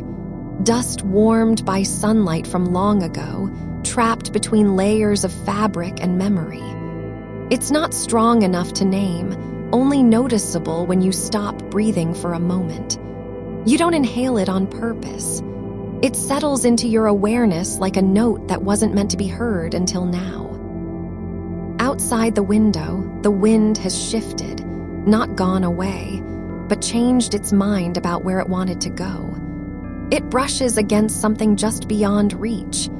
Maybe a branch, maybe an old shutter left open too long in summer. You don't need to know which. The sound is not loud enough to wake you, only quiet enough to remind you that things are still moving even when no one sees them. You're not waiting for anything. Not sleep, not silence, not arrival. Just the slow unfolding of being here, body sinking into contours shaped by years of lying in the same place. Your spine remembers where it bends slightly at the lower back, not from pain, but from habit. The mattress has grown soft in a way that matches your breathing, less resistance, more yielding, like it learned how to hold you without effort. A single thread from the blanket's edge has come loose, not enough to matter, just long enough to hang down past your knee. It doesn't tangle, doesn't catch on anything, just hangs there, swaying slightly with each breath you don't notice but still take. You could pull it back if you wanted, but instead, you watch how it trembles in air that's too still for wind and not still enough to be called peace. You're not thinking about where the thread came from, how it was woven, or when it broke, but only what it means now. A small thing that doesn't belong anywhere but here, suspended between intention and accident. It doesn't ask anything of you, doesn't demand your attention, just stays in motion like something trying to remember how to float. The air near your collarbone feels heavier than elsewhere, lighter too, somehow, like it's holding its breath not because it needs to, but because the room has taught it to be still. You don't push against that weight. Don't try to lift it or shift it. Just let it settle into where you are, like a thought that came without warning and didn't leave. There's a small dent in the pillow on your left side, the kind made by heads that have stayed too long, not from one night but from many. It doesn't hurt, doesn't remind you of anything specific, just exists as proof that this spot has been occupied before and will be again, whether you're here or gone. You don't wonder why it hasn't flattened completely. You don't care how deep the dent is. You just let yourself know it's there, not to fix, not to fill, but simply because it was made by presence, and presence doesn't need permission to leave a mark. The corner of your sheet has curled slightly at the foot of the bed, just enough so that when you shift your leg, the edge catches on nothing but air. It doesn't pull up or down, doesn't resist, just stays folded in a way that suggests it was once meant to be tucked under, then forgotten. You could tuck it back now if you wanted, but instead, you let it stay, as though surrendering is its own kind of order. You're not holding your breath, not letting it go. It just hangs there, unmoved by time or need. The moment stretches without becoming longer. There's no clock ticking inside the silence. No measurement required to know that this is happening right now, exactly as it must. Your left hand lies open on your stomach, not curled, not clenched, but resting with its fingers slightly apart, like they've been told to stay still and haven't forgotten how. The skin feels warm but not hot, just alive in a way that doesn't need activity. You don't think about what's beneath it, bones, muscles, blood, but only the fact that something is there doing nothing, yet being. A faint vibration passes through the floorboards, not from footsteps, not from machinery, but as if the house itself had exhaled and left a ripple behind. It doesn't shake anything, doesn't wake you, just moves like a memory of motion, slipping under your awareness before it can be named. You don't question whether that was real or imagined. You just let yourself feel how small things, like air shifting in an old floor, like thread hanging loose, like the dent in a pillow, can carry weight without being heavy. There's a faint ridge along the inside of your right wrist, the one you didn't notice until now, as if it had been waiting for stillness to reveal it. It doesn't hurt, doesn't itch, just is a line on skin that wasn't there before or isn't meant to be seen. You don't trace it with a finger, don't even think about what it means. You just let yourself know it's part of you, like the way some memories aren't formed but simply exist. The blanket has shifted again, not from wind, not from your movement, but because something deeper in the air moved across its surface, like water passing over stone without disturbing the grain beneath. The fabric doesn't rise or fall. It just changes shape for a moment, just enough to suggest motion where there was only stillness. You don't need to look. You already know it's happening, not because you saw, but because you felt it in the way your body responded before thought had time to form. Your toes are no longer curled. They're just open, not reaching for anything, not pulling back, just resting where they were placed by gravity and habit. The skin on their tips feels slightly cooler than the rest of you, not from cold, but from exposure to air that hasn't touched any other surface in hours. You don't wonder why your feet are colder. You just let yourself be near it, like a detail that doesn't matter enough to name but still belongs. The edge of the sheet has lifted again, not high, not low, but enough so that for one breathless second, you're aware of how little separates flatness from slight movement. It doesn't stay up, doesn't fall fast, just hovers, like a word about to be said and then forgotten before it's spoken. You don't try to hold it in place. You don't wish it would return. You just let the moment pass as if you'd already known it wouldn't last. There's a small patch of fabric near your hip that hasn't been touched by anything. No weight, no pressure, no movement. It lies flat not because it has to, but because nothing has come close enough to disturb it. It doesn't need to be seen, doesn't need to mean anything, just exists as part of the quiet. You don't look at it. You just let yourself know it's there, not because you need to, but because you're awake enough to notice how much stays still even when nothing is asked of it. The wind outside hasn't returned, hasn't left either. It lingers in a way that isn't sound or breath, but a kind of absence that feels like presence, like something meant to be felt rather than heard.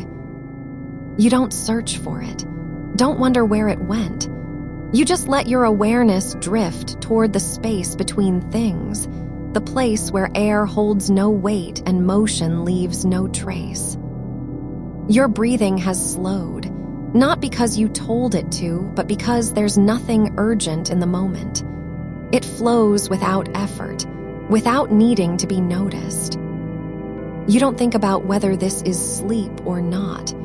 You just let yourself be near what comes after thinking, after wanting, after remembering, where only stillness remains and doesn't ask for anything. The single fold in the sheet, creased not by hands, but by time, something that has settled into place without anyone noticing it was ever there.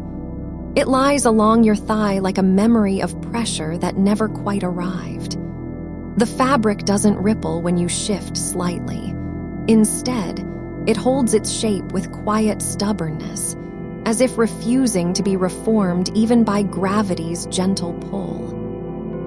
Your knee rests just above the edge where warmth ends and cool air begins, just enough to feel the boundary between heat retained in your body and cold drawn from outside. You don't name which side is better. You only let yourself notice how evenly it balances. The thread that once pulled loose on the hem has long since settled back into its place, not because someone stitched it, but because nothing needed to move it. It lies beneath a fold of cloth like an unspoken apology for being out of order, no longer visible, no longer relevant. The cotton around your ankle is worn thin in one spot, not from use, but from the way it's always pressed against something smooth and still. Maybe the bed frame, maybe nothing at all. It doesn't matter how long this has been happening. You just feel its faintness now as you breathe. There's a seam where two pieces of fabric met once, perhaps when they were stitched together in another room, under different light, and it's not quite straight anymore. Not misaligned exactly, more like the thread has relaxed into an angle that didn't exist before. It doesn't pull or gape, just leans slightly toward the center of your leg as if something deep inside is choosing to lean with it. You don't wonder whether you'll wake tomorrow and notice this line again, or forget it entirely. You just feel how easily things can change without anyone seeing them happen, like a breath held too long and then released into silence. A faint smell rises from the corner of the sheet where two layers press together, only slightly damp in one spot, not wet enough to leave marks, not dry enough to vanish completely. It's a quiet scent, nothing floral or sharp, just something old that no longer needs explanation. Like dust under glass, like memory without story. The air near your collarbone is cooler than the rest of you, not because it's colder outside, but because skin there has less insulation and doesn't warm itself fast enough to keep up with what's beneath. You don't cover it or adjust your neck. You just let that part feel exposed in a way that isn't uncomfortable, more like being allowed permission to be delicate. There's no weight on the left side of your waist, but there is pressure from where fabric lies against skin without meaning anything by it. It doesn't matter whether you're lying flat or slightly turned. This patch has been pressed into shape for hours and hasn't needed correction since. You don't think about why that matters, only how stillness can become a kind of proof, not of presence, but of endurance. The edge near your shoulder is folded under itself, not neatly, not by choice, but because the weight of you shifted just enough to pull it down like gravity's own slow sigh. It doesn't rise back up. It stays where it fell, as if accepting its fate without protest. You don't ask whether that's right or wrong, only how often things settle into place simply by staying. A wrinkle runs across your forearm, not from movement, not from sleep, but because the sheet shifted just once when you turned slightly toward a dream you can't recall now. It lies there like an afterimage of motion, still visible even though no one saw it happen. The skin under it feels lighter than normal, less dense, less bound to itself, as if heat had leaked away in that moment and never returned. You don't trace the line with your mind or wonder how long it will last. You just notice its shape as a detail of where you've been lying for so long it's become part of what defines your body now, not by design, but through absence of change. The cotton near your elbow is slightly darker than elsewhere, just enough to suggest that something once brushed against it with intent. Maybe the edge of a book left too close on the bed, or someone's hand passing over in sleep. But nothing remains except pigment shifted just beneath surface fibers, a ghost stain from no known source. It doesn't need cleaning, doesn't demand explanation. Your fingers are not curled into fists, not closed around anything, not even air. They lie flat against the sheet like they've forgotten how to grip, as if their purpose was once to hold and now only exists in release. The space between them is open, no intention behind it, no need for connection, just a gap that doesn't want to be filled. The seam where your thigh meets hip has pulled slightly apart, not wide enough to matter, not sharp enough to feel, but just enough so you can sense the difference when breath passes over it. Not cold, but thinner in quality, like air moving across something that no longer resists its passage. There's a soft ridge along the inside of your wrist, one you haven't named before. That feels like part of the fabric itself now, not separate from what's around it, but grown into place so quietly no one would notice unless they were already paying attention. You don't check if it's there anymore. You just let yourself be aware that some lines aren't made by hands. The sheet hasn't moved in a long time, not because it's still, but because the air itself has stopped trying to lift anything at all. Not even dust rises from its surface now. It lies flat as though accepting what comes next without protest or preparation. A small patch near your hip is untouched. No touch of hand, no press of foot, not even a breath that disturbed it. And yet it's part of the whole picture. Still there, unchanged in all this time, quietly present like something meant to be ignored and remembered at once. You don't look for patterns. You don't wonder why certain parts have shifted while others stayed firm. You just feel how easily things can remain without being noticed, how existence doesn't require attention to exist. The wind outside is not here, not in sound, not in movement, but in the way your body knows it could return at any moment and still be unbothered by it. It's not waiting. It's already passed through all this space before you even felt its absence. You don't close your eyes tighter or breathe more deeply. You just let what remains stay as it is, without needing to change anything. The fabric on your side has softened with time, not from use, but because the shape of where you lay has worn into its weave. It doesn't feel like a pillow. It feels like an imprint left behind by something that happened long before words existed for it. Your shoulder blade rests against nothing, no surface pressing back, no weight to counteract, but still holds position with quiet authority. Not because it's strong, but because movement isn't required here anymore. There's a tiny fold near your knee where fabric has begun to lose its original tension. Not frayed or torn, just softened in shape, like the memory of being stretched too far and never fully returned. You don't wonder if you'll wake tomorrow.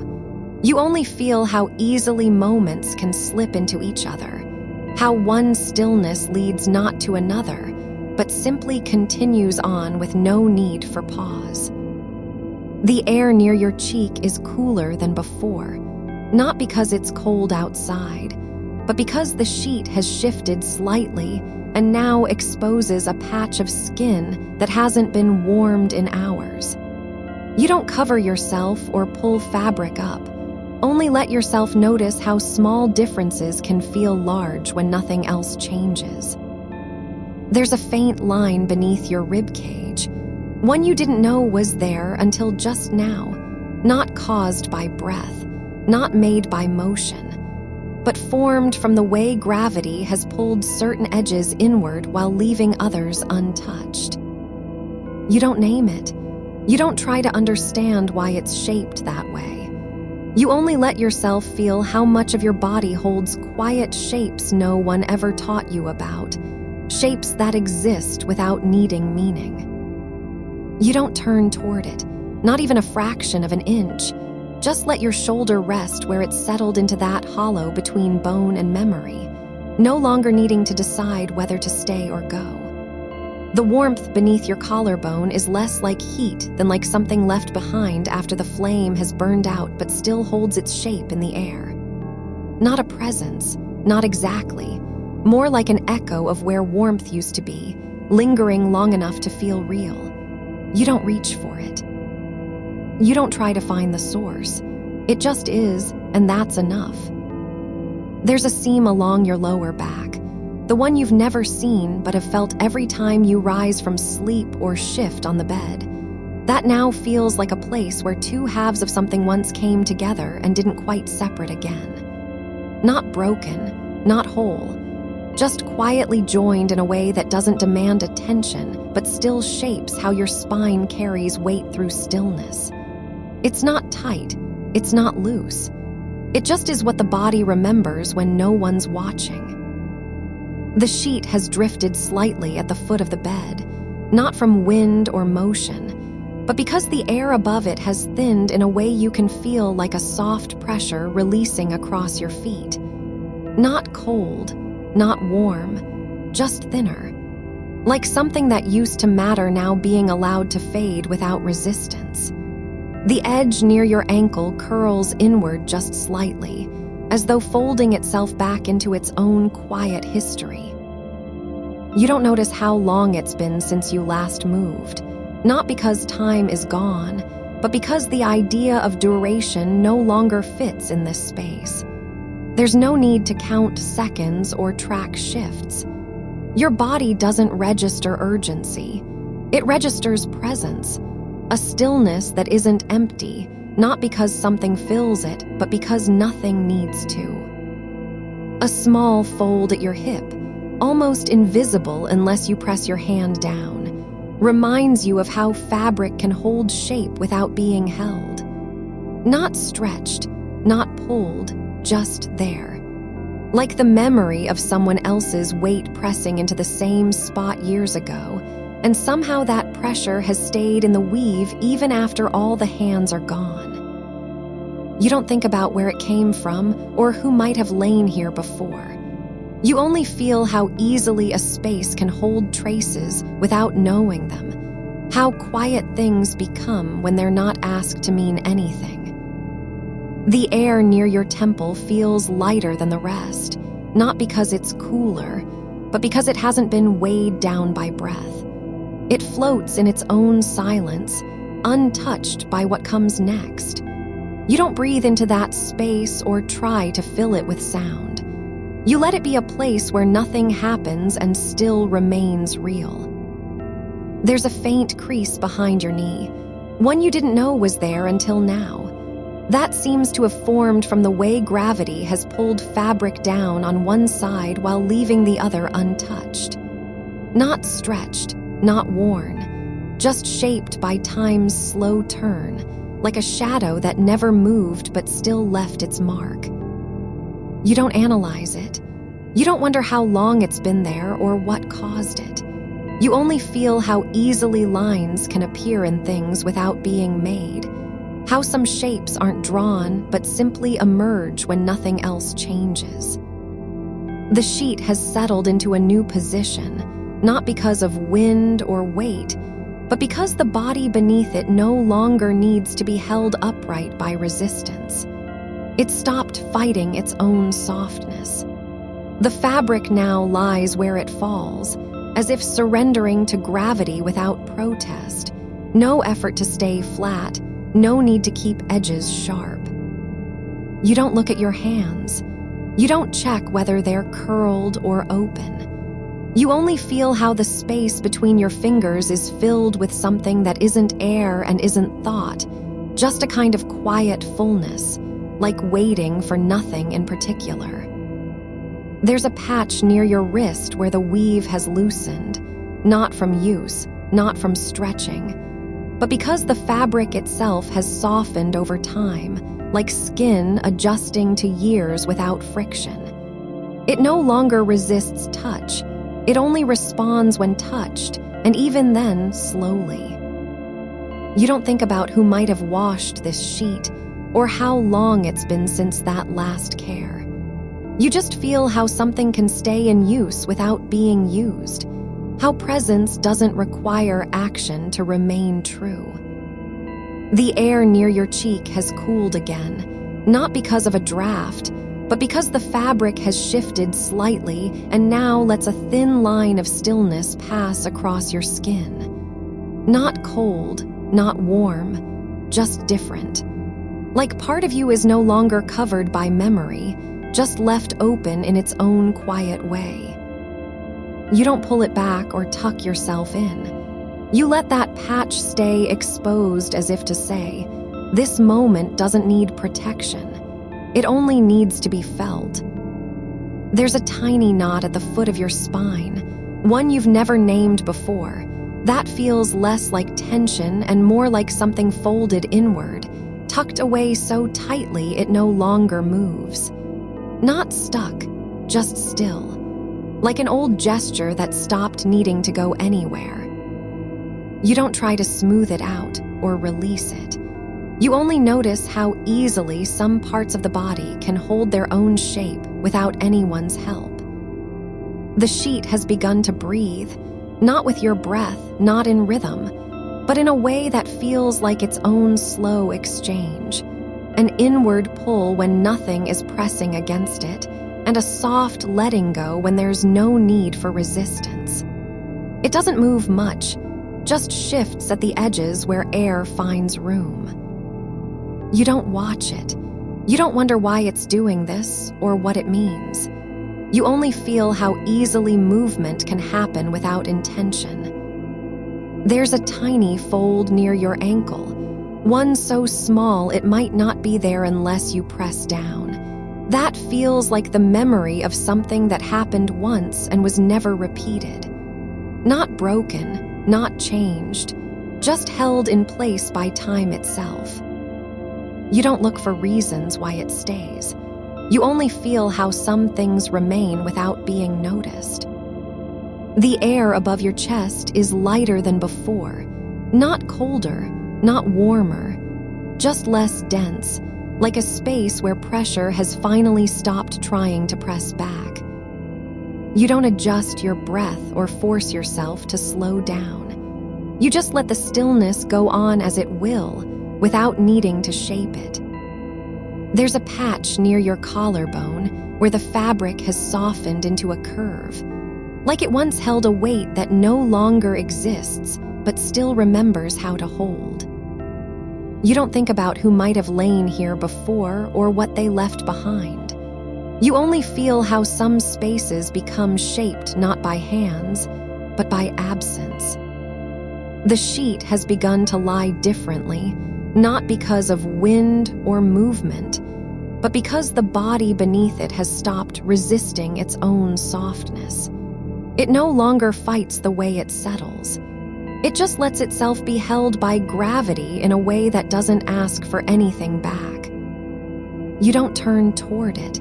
You don't pull it up or cover yourself. You only feel how easily things can stay without being touched and still remain part of you.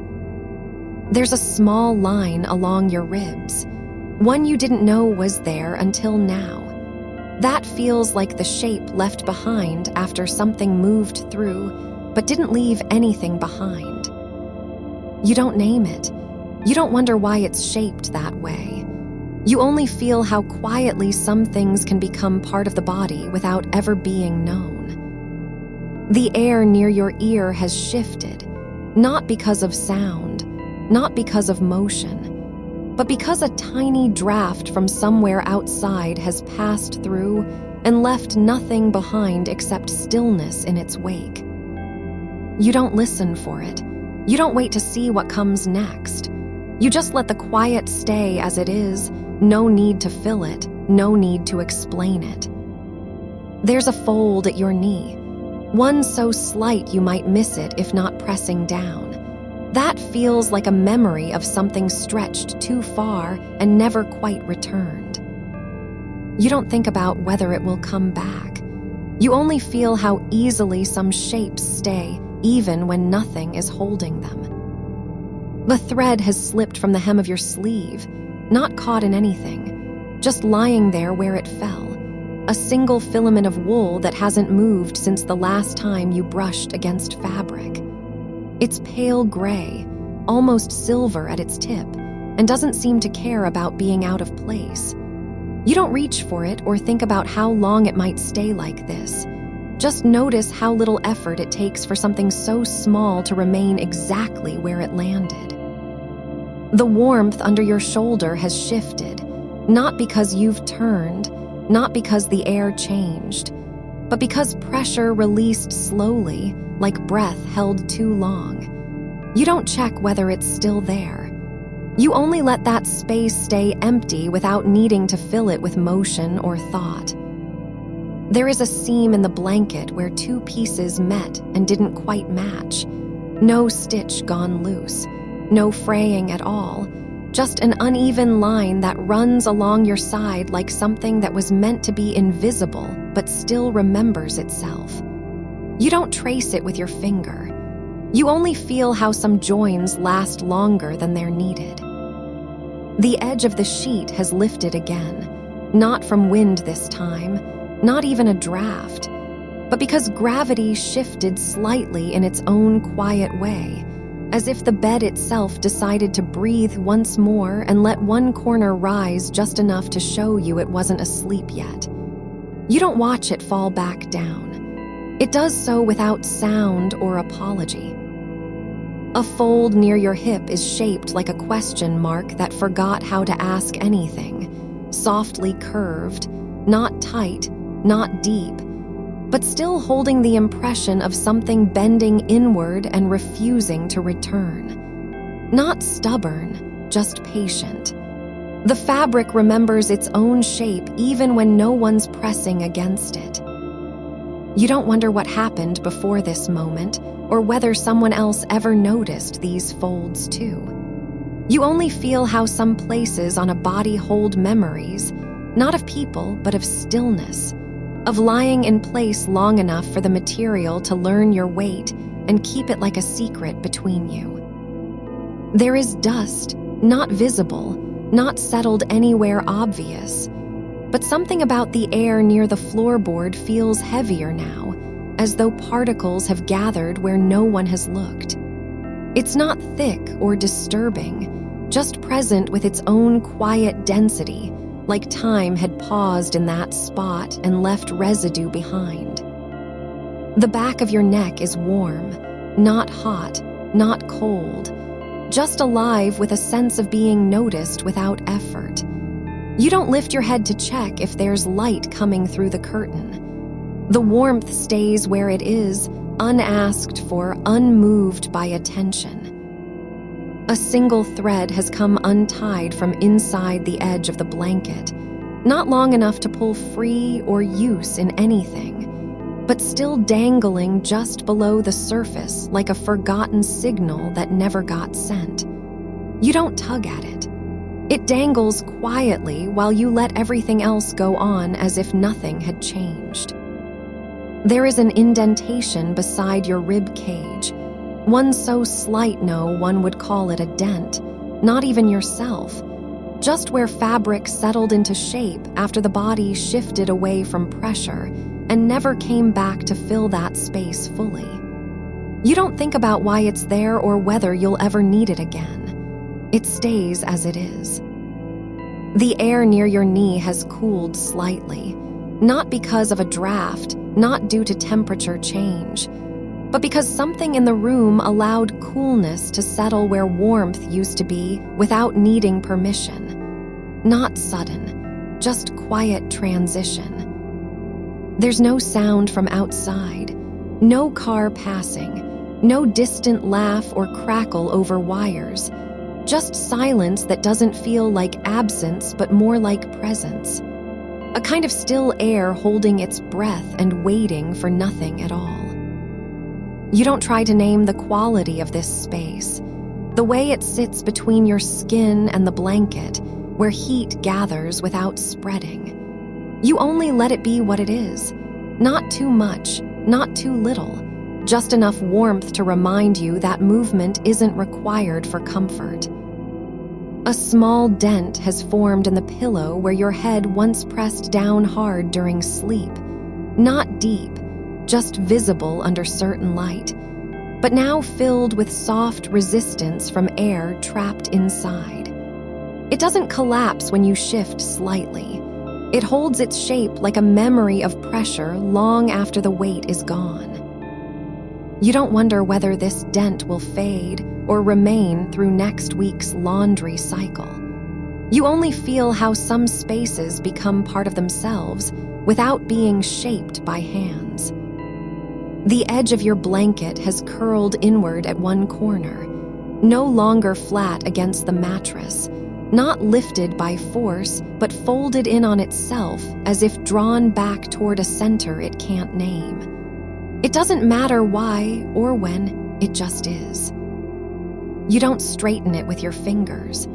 You only notice how easily something small can change its own form without being noticed by anyone else. There's a line of tension along the side of your thigh, faint, not painful, barely there at all.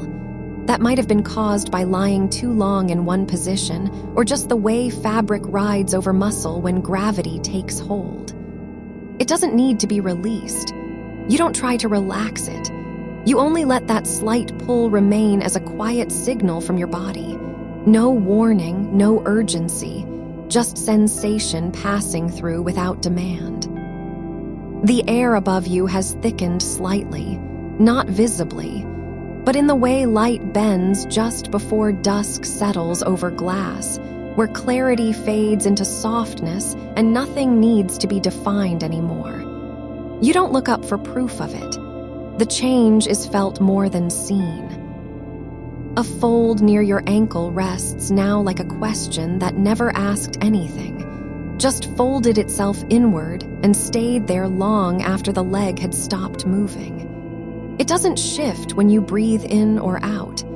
There's no need to unfold it, not even curiosity about what lies beneath. You don't think about whether this moment will last longer than tomorrow morning. You only feel how some things stay without needing to be kept, like a shape that exists because space allows it, not because someone shaped it first.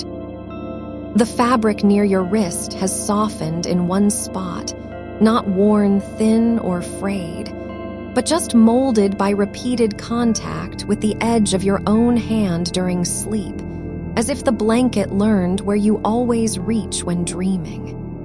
It doesn't return to flatness after release. Instead, it keeps that curve like a quiet promise. You don't check how long this has been happening. You only feel how some parts of cloth learn your presence without being told what to do. There is no sound, just silence so complete it feels full, not empty, but layered with small things. The weight of air in stillness, the soft resistance between skin and fabric, a tiny tremor from somewhere deep inside that isn't even movement but just awareness passing through. You don't name any part of this moment. You only let go like something has been waiting to release itself. No force involved, no intention. All your attention settles into one single point, the edge where warmth meets coolness at the side of your torso, and how that line doesn't move even though everything else shifts around it. It remains steady not because you hold it there, but because nothing pulls against it anymore. The sheet has begun to lie differently, not in response to wind or weight, but because gravity no longer feels like pressure. It's just another quiet force passing through the body, as if your form were dissolving into stillness instead of resisting it. You don't fight that dissolution. It happens without you noticing, just one more thing slipping into place. There is a small ripple at the corner where blanket meets mattress, one so slight no other person would see it, but present enough to remind you how motion can happen even when nothing appears to move. Not caused by wind, not from your breath, just space adjusting itself in its own slow way. You don't wonder if this will be remembered later, or whether anyone else has felt such a ripple before. You only feel how some changes are too small for memory, but still real enough to matter. Like the air holding its shape between two surfaces that no longer touch each other directly, just hover close in silence. The single thread from a seam near your shoulder has come loose, not broken but gently pulled free, just enough to dangle without purpose, swaying only when you shift slightly in sleep. It doesn't tangle or catch on anything. You don't pull it back. You let it hang like a thought that forgot where it was going. The air above your collarbone holds its shape longer than usual, not because of cold, but because something in the room has stopped trying to move through it, just as stillness can thicken when no one speaks or breathes too loudly.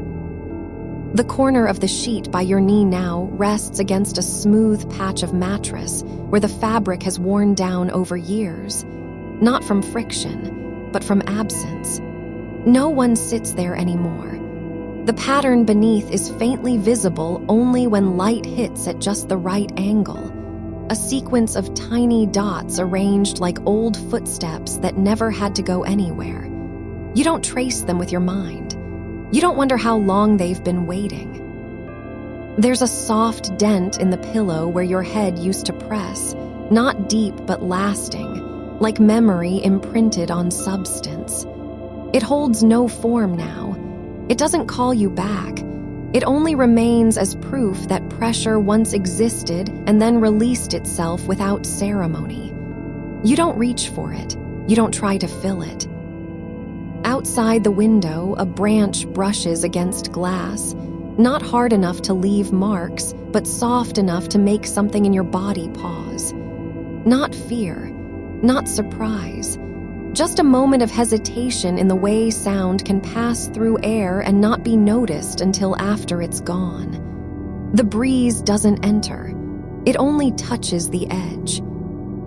The hem of your shirt, unbuttoned now, has curled slightly at one end, just enough to catch light from somewhere behind you.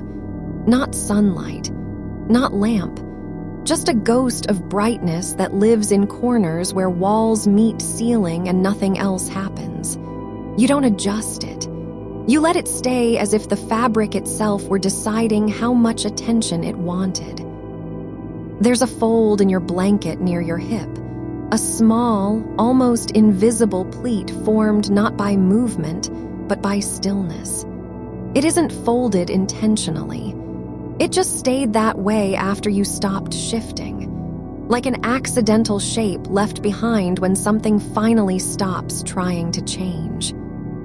The edge of the sheet where it meets your thigh is now cooler than the rest, not because cold has come in, but because warmth has settled elsewhere and left this place behind. You don't pull it higher or tuck it under. It's not meant to be fixed. You feel how some parts of fabric remember what they were used for, how a fold near your elbow stays soft even when you haven't slept there in months. Like the memory of being held, not by arms, but by time. There is no sound. Not silence exactly, but absence of urgency. The kind of quiet that doesn't demand to be noticed until it's already passed through everything else. The air near your mouth has changed its density slightly, not warm or cool, but steady enough to feel like a pause in the rhythm of breath. You don't correct it.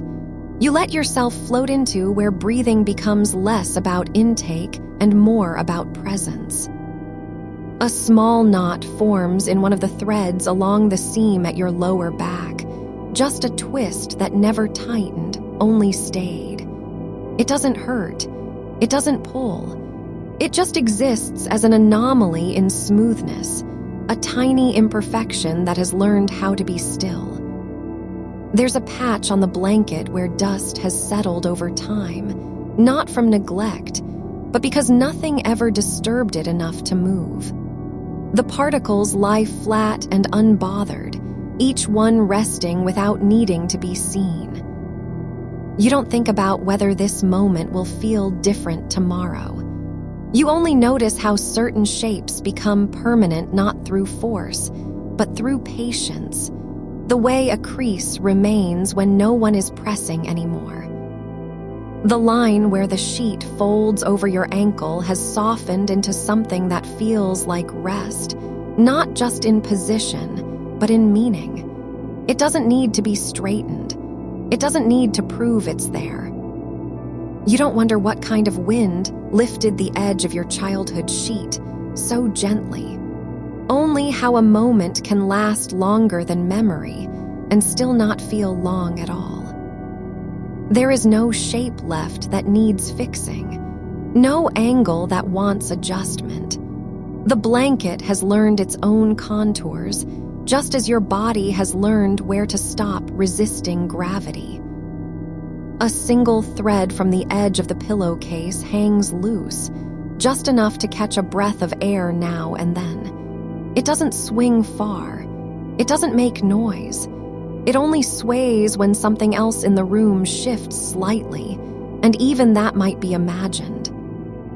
You don't check if it's still there. You let yourself believe it is, not because you're certain, but because belief has stopped needing proof.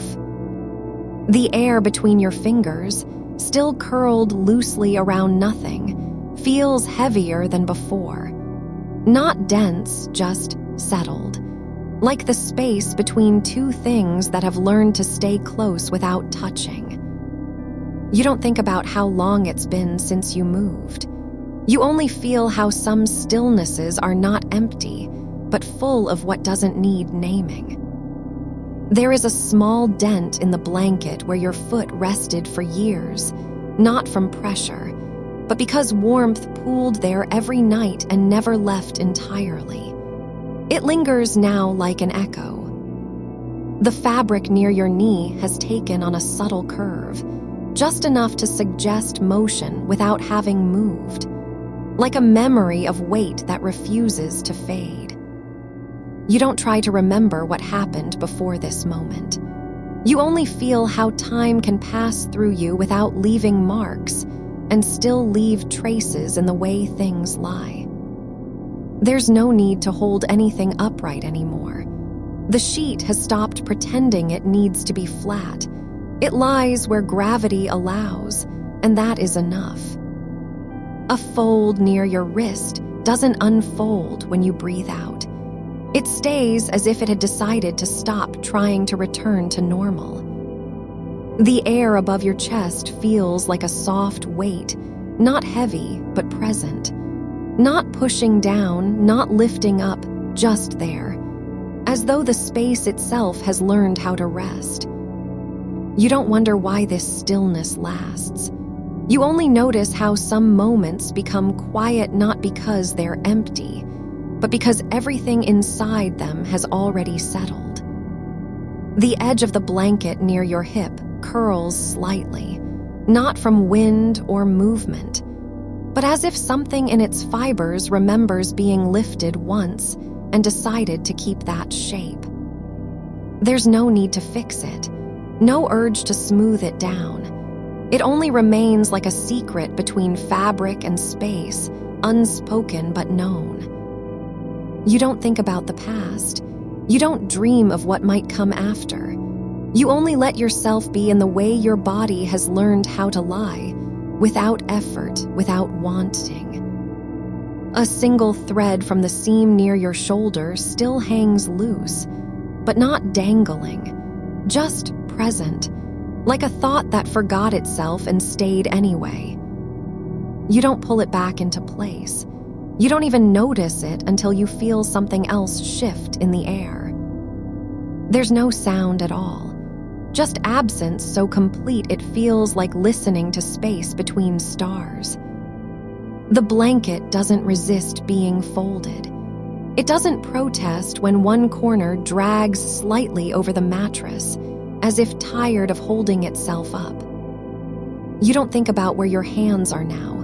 You only feel how they rest, not on anything, not in motion, but just there. Like a shape that exists because space allows it. Like wind lifting a sheet without waking anyone. Like something passing through, so quietly you didn't know it had begun. A faint ridge in the blanket where your knee once pressed down for years, now just a dip, not deep enough to hold water but still holding light. The fabric has learned how to curve without strain, like stone worn smooth by slow tides. You don't reach toward it. You only notice that its shape isn't fixed. It breathes slightly with each shift in the air you can no longer feel.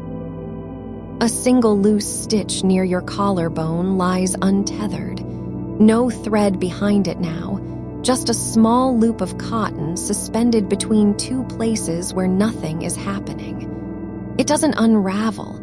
It simply exists as an absence that has become part of the whole. You don't try to fix what isn't broken because you know repair would be louder than the silence. The edge of your sheet lifts only when something else moves. Maybe a draft from under the door, maybe just memory stirring in air too still for names. It doesn't rise far enough to catch wind or wake anyone, just high enough that light might touch it if there were any left at this hour. There's no clock on the wall, no number written anywhere, only quiet and warmth that has settled like dust between sheets, something not stirred by hands, only remembered when touched. The pillow beneath your head isn't soft anymore.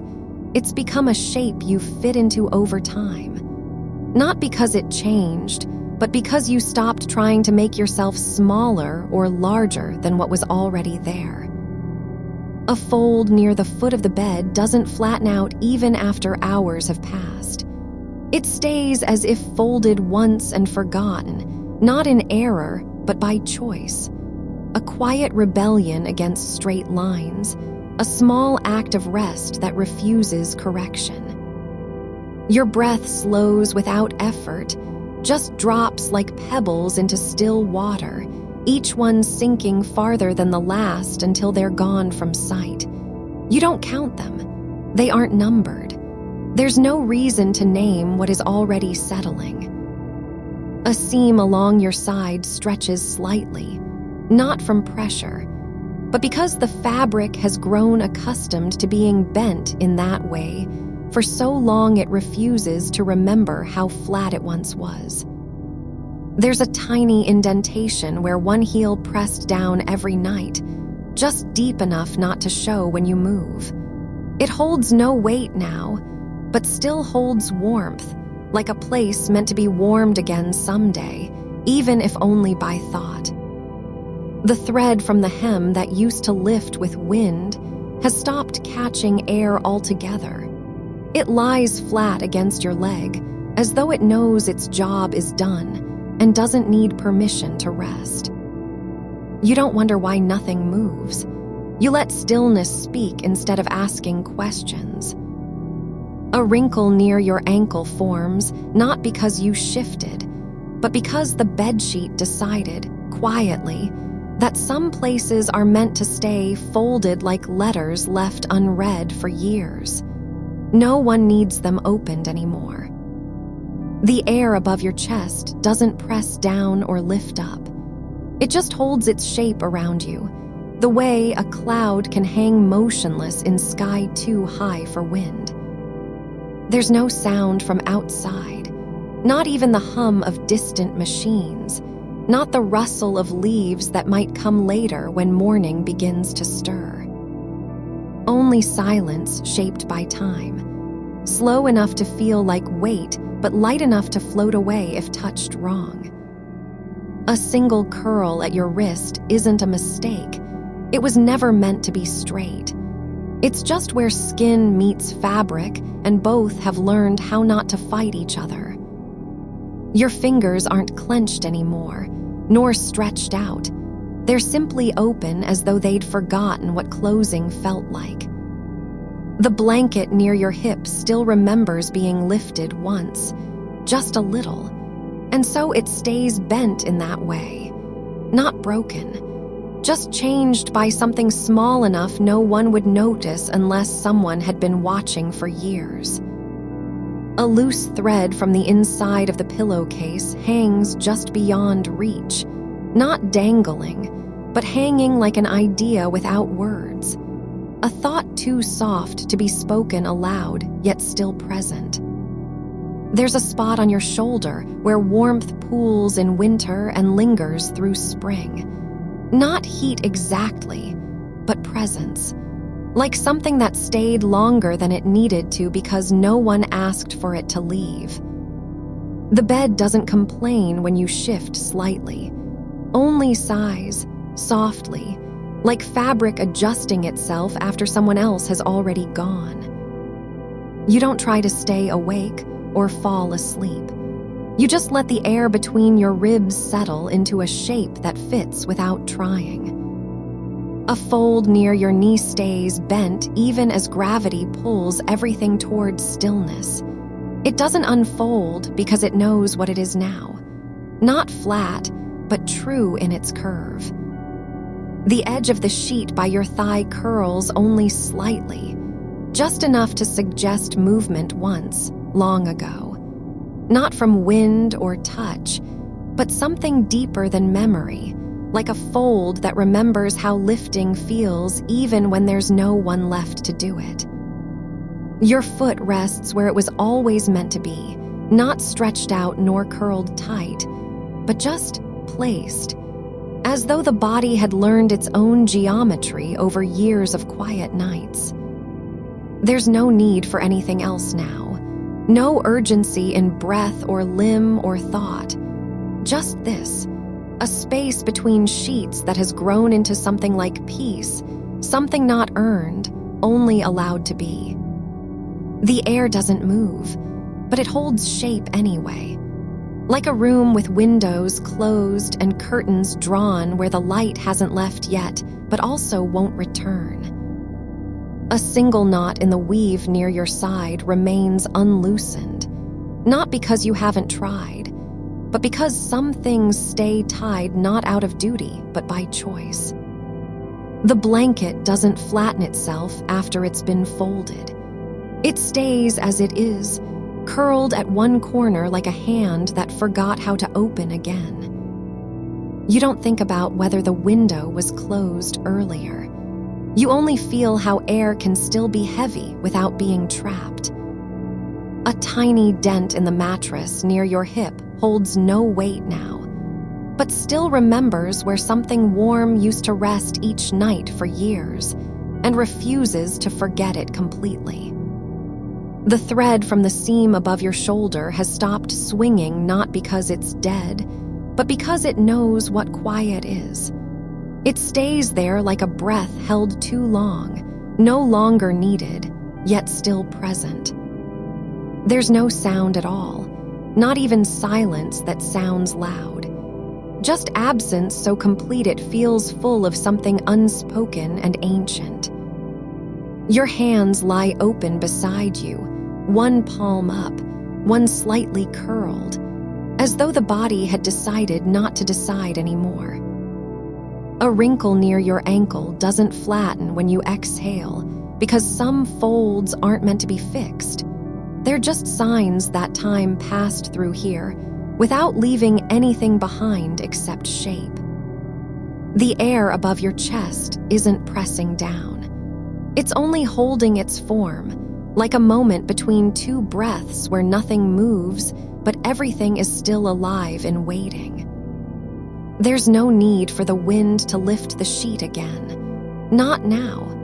The memory of it has settled into fabric and bone, into places that don't remember being lifted, yet know how it felt when they were. You don't wonder if you're asleep or awake. You only notice how some spaces become quiet not because nothing is happening, but because everything inside them already finished moving. A fold near your elbow stays bent, not from pressure, but because the bedsheet has grown used to holding that shape, like a book left open on a table where no one will read it again. The pillow doesn't flatten after you shift. It only sighs slightly into place as if saying, "This is enough." There's no reason for anything else. No need for light or motion or names. Only this, the soft weight of stillness, not empty but full with what has stopped trying to be something else. The edge of your sheet lifts once, not from wind or movement, but just slightly, as if remembering how lifting feels and deciding to do it again, even without a reason. You don't stop it. You don't notice when it drops back down. It only happens like a breath held too long, then released without thought. There's no sound in the room now, not even that faint hum from behind walls. Just air shaped by years of rest, not moving but still alive with memory. A single thread from the hem of your sleeve dangles just past the edge of the blanket, not caught on anything but still refusing to fall, like something that remembers how motion used to matter, even when there was no one left to see it. The air near your knee carries a faint warmth, not from heat, but from where skin had pressed into wool for so long it learned its own temperature by heart. You don't lift the blanket to check if anything is still warm beneath. Just let the space remain as it has been, unexamined, untouched, and deeply known. A tiny knot in the lining of your sock sits exactly between two stitches, one that never came undone, not because it was tied tightly, but because there was no reason for it ever to be loosened. The fabric holds its shape like a secret that stopped being dangerous after years of silence. You don't trace the pattern with thought. You only let the idea settle. Some things stay fixed not out of fear or habit, but simply because they've become part of what stillness feels like. Outside now, if there were sound at all, it would be something thin, like a single leaf turning in place on dry ground, too light to make noise, but enough that you'd feel the shift in air even without hearing. But nothing moves beyond this room. The walls don't breathe. They only hold what's already inside them. The shape of your body when you first fell into sleep last night, pressed down at one edge like a page left open after reading. Your fingers are not curled anymore, not tightly, but resting where the mattress gives way just enough to cradle their ends without effort. One thumb rests slightly higher than its pair, as if it decided long ago that being off-center was no longer worth correcting. There's no need for precision now, only tolerance, a kind of quiet agreement between hand and surface. A speck of dust on the floorboard near your foot doesn't move even when you shift ever so lightly. The weight is too small to disturb, but not too small to remain visible in memory, like something that has been there since before thought began. It stays because it knows no one will come looking for what's already forgotten. The corner of your sheet, where the wind once lifted it, is now folded flat against itself again, tucked under a fold of blanket so tight you can't tell whether it was ever loose at all. But still, there is space where pressure used to be. The fabric remembers how tension felt not as pain, but as presence. Your shoulder doesn't sink into the pillow. It only rests on its curve like a stone that had decided not to roll away after being placed in water long ago. There's no need for deeper sleep, only continuation, letting form stay what it is without trying to change it. A small crease forms at your collarbone when you breathe out, then dissolves again before the next breath comes, not because of movement, but because air doesn't need to push hard to make shape in stillness. The skin there holds nothing. It only shows that something once pressed against it, and now lets go. The hemline of your shirt rests just above your waistband, not tucked or untucked, just lying where gravity left it after you stopped adjusting. It stays because no one asked for anything different anymore. A single curl from the edge of a worn-out blanket has begun to lift again, not like before, but slowly, almost hesitantly, as if testing whether air still remembers how to carry motion without waking anyone. You don't watch it rise. You only know that when you exhale, there's less resistance than usual between your breath and where it goes. The space beneath the pillow doesn't deepen or flatten. It just stays as it is. A hollow shaped by years of head sleeping, not empty but full with what has stopped being asked for. It holds no shape beyond its own contours, no memory of other heads, only this one's weight and length over time. A tiny stitch near your elbow hasn't unraveled even once in the last decade. It sits there like a small promise made to fabric instead of people. Not because it was important, but because someone cared enough at some point that they didn't let go when thread broke.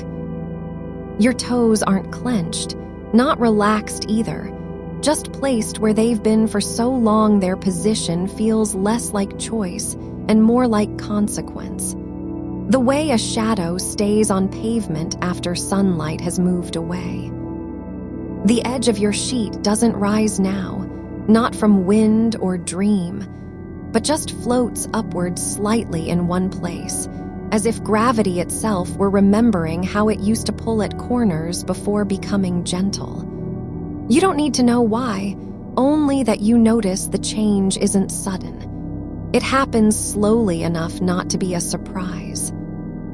The air above your chest doesn't press down. It only holds shape like wax cooled in silence after being poured once and never touched again. There's no demand for movement, but still, it stays full with something older than intention. One button on your nightshirt has come loose, but remains fastened by one thread that refuses to snap.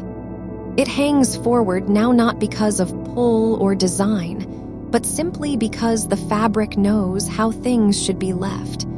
Half opened like a door no one returns through, yet still slightly ajar in case someone might. A fold near your knee stays bent, not from weight or stiffness, but because it's become part of what sleep feels like. Not pain, not comfort, just continuity. You don't reach for the blanket. You only feel where its edge rests against skin without needing to pull. The contact is quiet enough that you forget it was there, until a shift in breath reminds you. The way silence can be felt more than heard when your body has stopped searching for meaning. The thread from the seam above your shoulder doesn't swing anymore, but it hasn't vanished either, just settled into stillness like something too tired to move and too aware of its own existence to disappear. It stays where it is not because it's trapped, but because nothing else happens here that requires change. There's no need for a name, no need even for the thought that you're sleeping or awake. Just this: shape without function, motion without purpose, presence without reason. A stone left on ground remembers its own weight better than any map ever could. A speck of lint in the crease between two sheets lies untouched by fingers or memory, but still there because it never had to leave. It stays where chance placed it and time forgot to move it. Your wrist doesn't rest flat, it only tilts slightly on its own curve, like a book that closed too gently but refused to fall shut completely. The angle isn't wrong, only different enough not to matter anymore. The space between your ribs holds still, not because you're holding breath, but simply because the air inside has learned how to wait without wanting anything beyond staying where it is. A single fold in the blanket near your hip doesn't flatten when pressed. It only sighs inward, as if saying, "I know this shape. It's been mine long enough not to need proving." The corner of your mouth, just barely twitching, not from dreaming, but because muscle remembers how slight movement used to be before stillness became its home. You don't think about the wind again. You only feel where air once lifted and now lets go. There is no sound in this room, no echo, not even a breath that echoes back into itself. Only weightless presence, like time had stopped being something measured and become instead something held between fingers too tired to close them.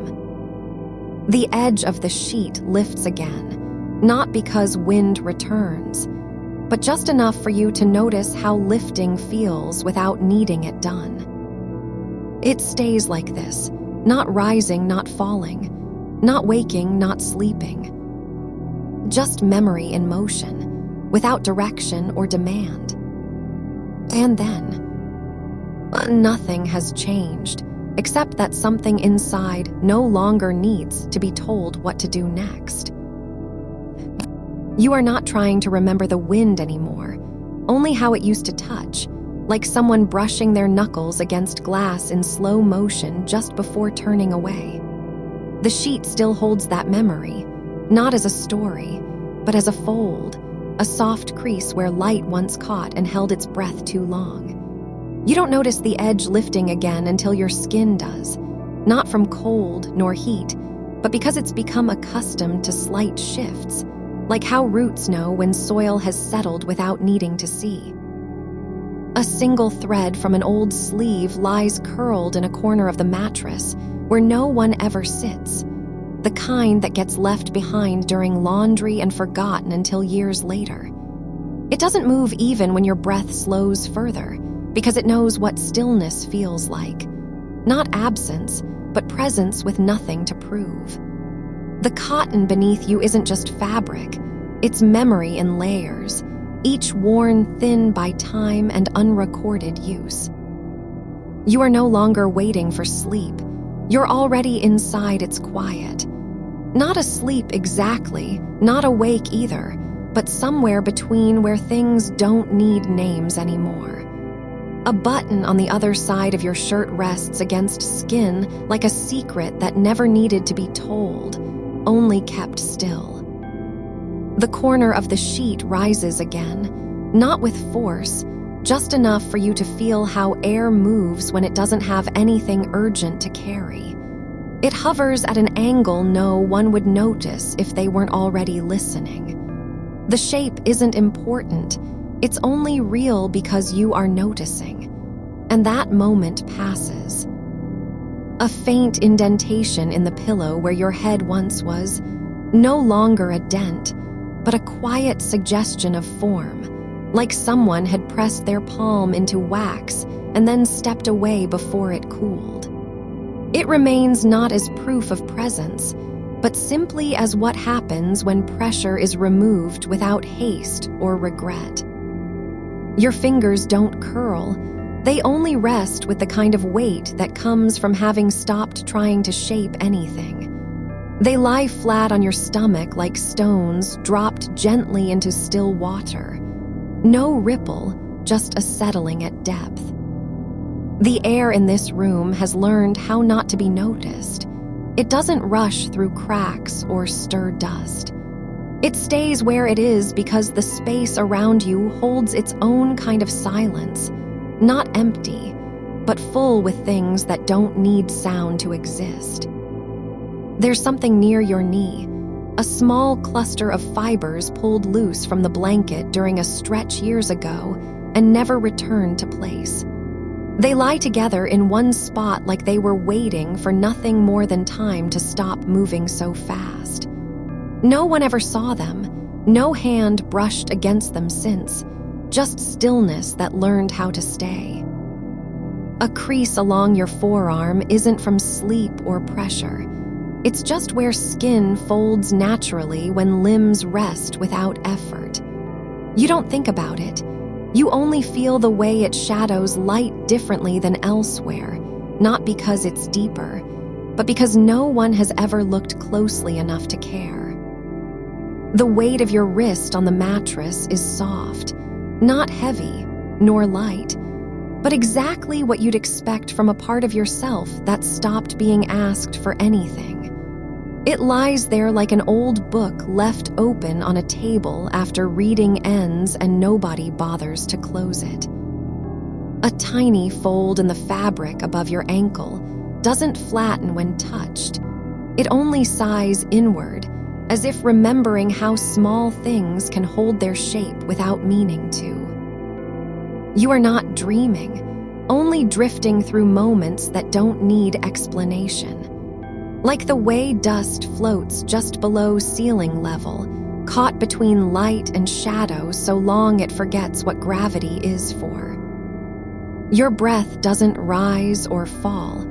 It only stays suspended in a rhythm too slow to be called movement. It's not quiet because you're holding it, but because nothing else needs to happen right now.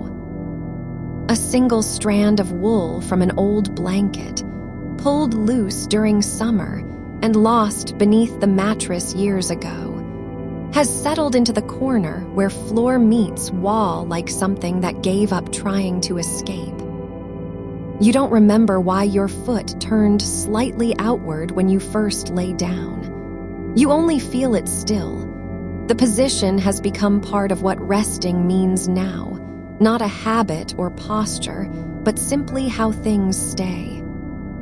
The fabric at your collarbone doesn't press against skin. It just rests there like the memory of touch that never needed to be confirmed by sensation.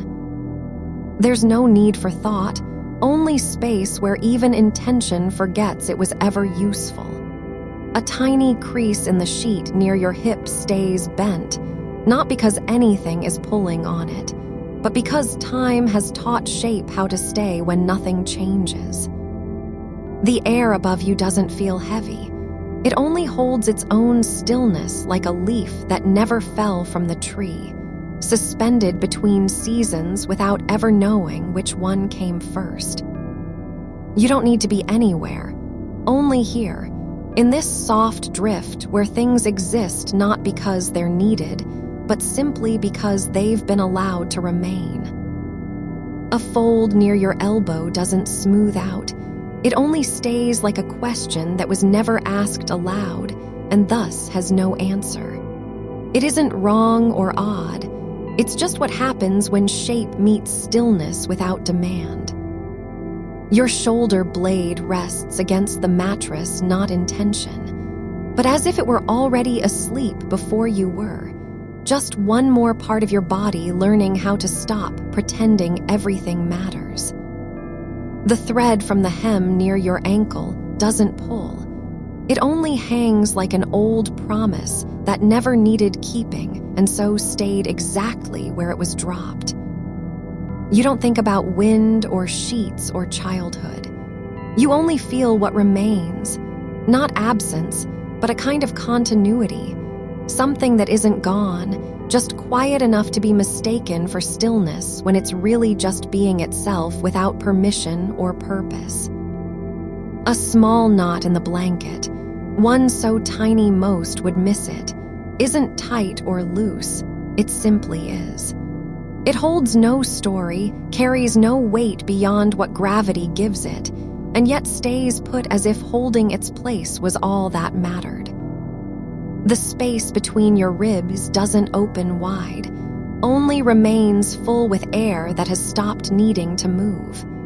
Not because of breathlessness, but because motion isn't required anymore. You are not drifting towards sleep. You're already in the part where it doesn't matter whether you arrive or stay behind. The sheet lifts slightly again, not from wind, not from memory, but just enough for your skin to know that change can happen without needing a reason. And then, the fold near your knee softens further, just 1 degree more than before, and the air above it holds still as if waiting only to see what happens when nothing changes. There's no need for thought, nor even awareness of being aware. Only this, shape that doesn't ask anything, motion without direction, presence with no demand. The way a stone remembers its own weight not because someone told it so, but simply because it has never stopped feeling it. And you are just letting go, again and again, not in effort, but by absence of need to do otherwise.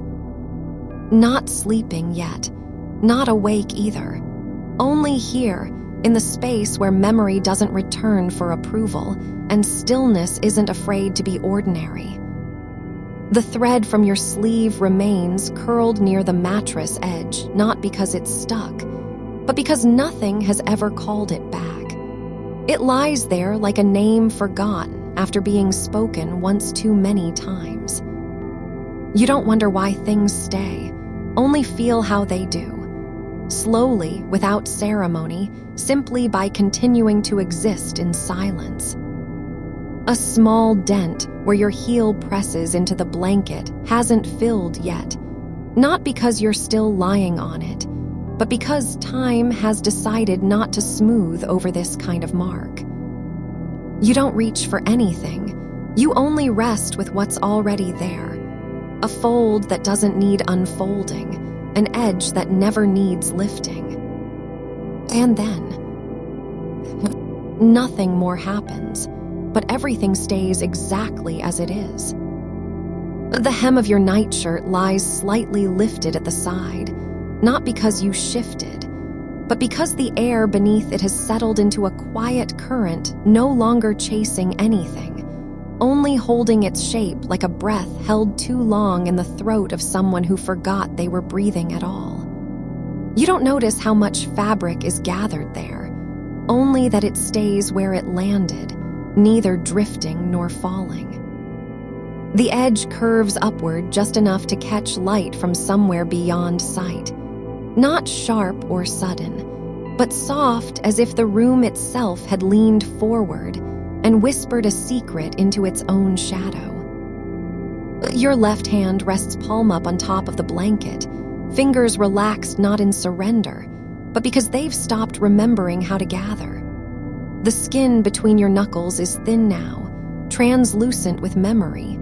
Not pain, not fatigue, just that delicate layer where time has pressed through without leaving a mark other than transparency. You don't watch it. You only feel its quiet presence, like the way dust settles on glass after someone walks away and leaves no footprints behind. A single thread from your sleeve tangles with another near your wrist, not by choice, not even by accident, but because both have found their own stillness at the same level of the fabric's weave. They don't pull apart, they only coexist, two small lines in a larger pattern that no one ever designed but everyone lives within. You don't wonder where they came from or what color they were before. They simply are now, lying side by side like old letters left open on a table long after the conversation ended. The space between your fingers doesn't close. It only stays parted, as if the hand has learned that holding is not required to be full. There's no need for grip or release, just this. One stillness nested inside another, like a small room within a larger empty house where nothing ever needed to move. You don't wonder why it feels safe, only feel how it does, not as relief, but as return. As if you've been in that space before and never known the name for it until now. The air near your ankle has cooled slightly, not from draft or chill, but because warmth is no longer being drawn upward through the body's usual channels. It lingers just beneath skin like a memory of heat that doesn't need to be proven true. Your leg isn't stiff. It only lies as it was meant to lie. Not straight, not bent, but in a position so natural it might have been there all along. The blanket doesn't cover you completely, only rests where gravity has decided it belongs, like paper left on the floor after someone stopped reading and forgot to pick it up. A fold near your collarbone holds its shape without effort, as if the body knows how to carry small creases with dignity, not as flaws, but as quiet evidence of having been worn in a way that didn't demand correction. It isn't perfect, it only is. And you don't judge it. You only feel it with the same ease you feel your own pulse when it's slow and steady, when rhythm stops being urgent and starts being enough. A small ripple runs through the fabric just above your knee, not from movement, but because something deeper shifted beneath it. Not wind, not breath, not thought, only a release that wasn't asked for or expected. The blanket doesn't rise. It only responds like water does when a pebble sinks in and disturbs the surface without making noise. You don't look down. You only sense it through skin, as if your body has learned to read silence by feeling how light touches where no one is looking. The corner of the sheet near your shoulder lifts again, not dramatically, not even noticeably, but enough for you to know that weight isn't always about pressure. Sometimes it's just presence. The fabric doesn't fall back. It only waits, suspended between intention and absence, like a word said too softly to be heard, but still held in the air afterward. You don't try to catch it. You only let it float through your awareness as if it were already gone before you noticed it was there. Your toes don't curl. They only rest at the edge of the bed's curve, not because they're cold, but because they've decided that touching nothing is just as valid a way of being as touching something. The skin on their tips feels faintly different, cooler than the rest, quieter in sensation, not sharp or numb, but simply more aware of its own boundaries. You don't wonder if it's normal. You only feel how it fits. Not like an exception, but like one small part of a larger silence that has no need to explain itself. A faint line runs across your forearm where the sleeve ends, barely visible, almost erased by time and motion, but still there, like a seam that never needed stitching because nothing ever tore. It doesn't ache or itch. It only exists as proof that some things remain unbroken not despite wear, but because they've accepted their own fragility without fear. You don't trace it with your mind. You only let it lie beneath skin like the memory of something you no longer need to name. The air above your chest feels heavier now, not dense or oppressive, but thick in a way that doesn't press down. It simply is. It fills space not by force, but because there's nothing else pushing back. You don't breathe differently. You only notice how breathless it can be without meaning anything at all. Not anxiety, not panic, only the body breathing as if it were already asleep and hadn't told anyone yet. A small knot in the blanket near your hip has loosened slightly, not from pulling, but because something inside it gave up resisting. It doesn't tighten again. It only remains soft, like a question that finally stopped needing an answer and just stayed open. You don't fix it. You only let it be what it is. Not undone, not repaired, simply allowed to exist in its current form without correction or care. The thread from your sleeve stretches longer now, not because it's pulling, but because the fabric around it has shifted ever so slightly, releasing tension that was never there in the first place. It doesn't snap. It only hangs lower, as if gravity had finally found a reason to be gentle with small things that never asked for anything. You don't watch it, only feel its quiet descent through space like a note played too softly to be remembered, but still heard by someone who didn't know they were listening. A ripple passes under your ribs, not from breath, not from heartbeat, but because something deeper has shifted in the body's rhythm, as if the act of being still had finally begun to change its shape. You don't interpret it. You only feel how it moves through you like a current that doesn't need direction or destination. It flows just enough to prove that motion isn't always about going somewhere. Sometimes it's about staying exactly where you are without needing to explain why. The space between your shoulder blades feels wide now, not open, not hollow, but simply unoccupied by effort. The muscles don't contract. They only rest as if they've been waiting for permission to stop doing their job and finally just stopped. You don't notice them anymore. You only feel the quiet where tension used to be, like a room after everyone has left but no one closed the door. The sheet near your knee lifts again, not from wind, not from dream, but because something in the air has changed its pattern without needing to announce it. It doesn't rise high. It only stays lifted by an invisible breath that doesn't belong to you or anyone else. You don't reach for it. You only let it hover like a name that was never spoken aloud but still echoes in silence. The fold at your elbow softens further, not because of movement, but because the body has stopped resisting its own shape. It no longer tries to smooth itself out. It only remains as it is. Not wrong, not strange, just existing with the same quiet dignity as a stone that doesn't need to be polished to be seen. You don't think about how long it's been there. You only feel how deeply it belongs. The thread of moonlight slips across the floor like a name that was never meant to be written, moving just beyond where your foot rests. There's no warmth in it, not even coolness, but a kind of still presence, as if light itself has learned how to wait without expecting anything back. You don't follow its path. You only let it pass through the space beneath you like something that arrived already late and didn't mind being unseen. A single bead on your blanket rolls slowly from one side to the other, not because it's pushed by air or motion, but because gravity has decided to act with patience today instead of force. It doesn't stop at an edge. It only drifts until its surface meets resistance that isn't sharp enough to change direction. Just a soft bump against fabric, like a thought you no longer need to hold.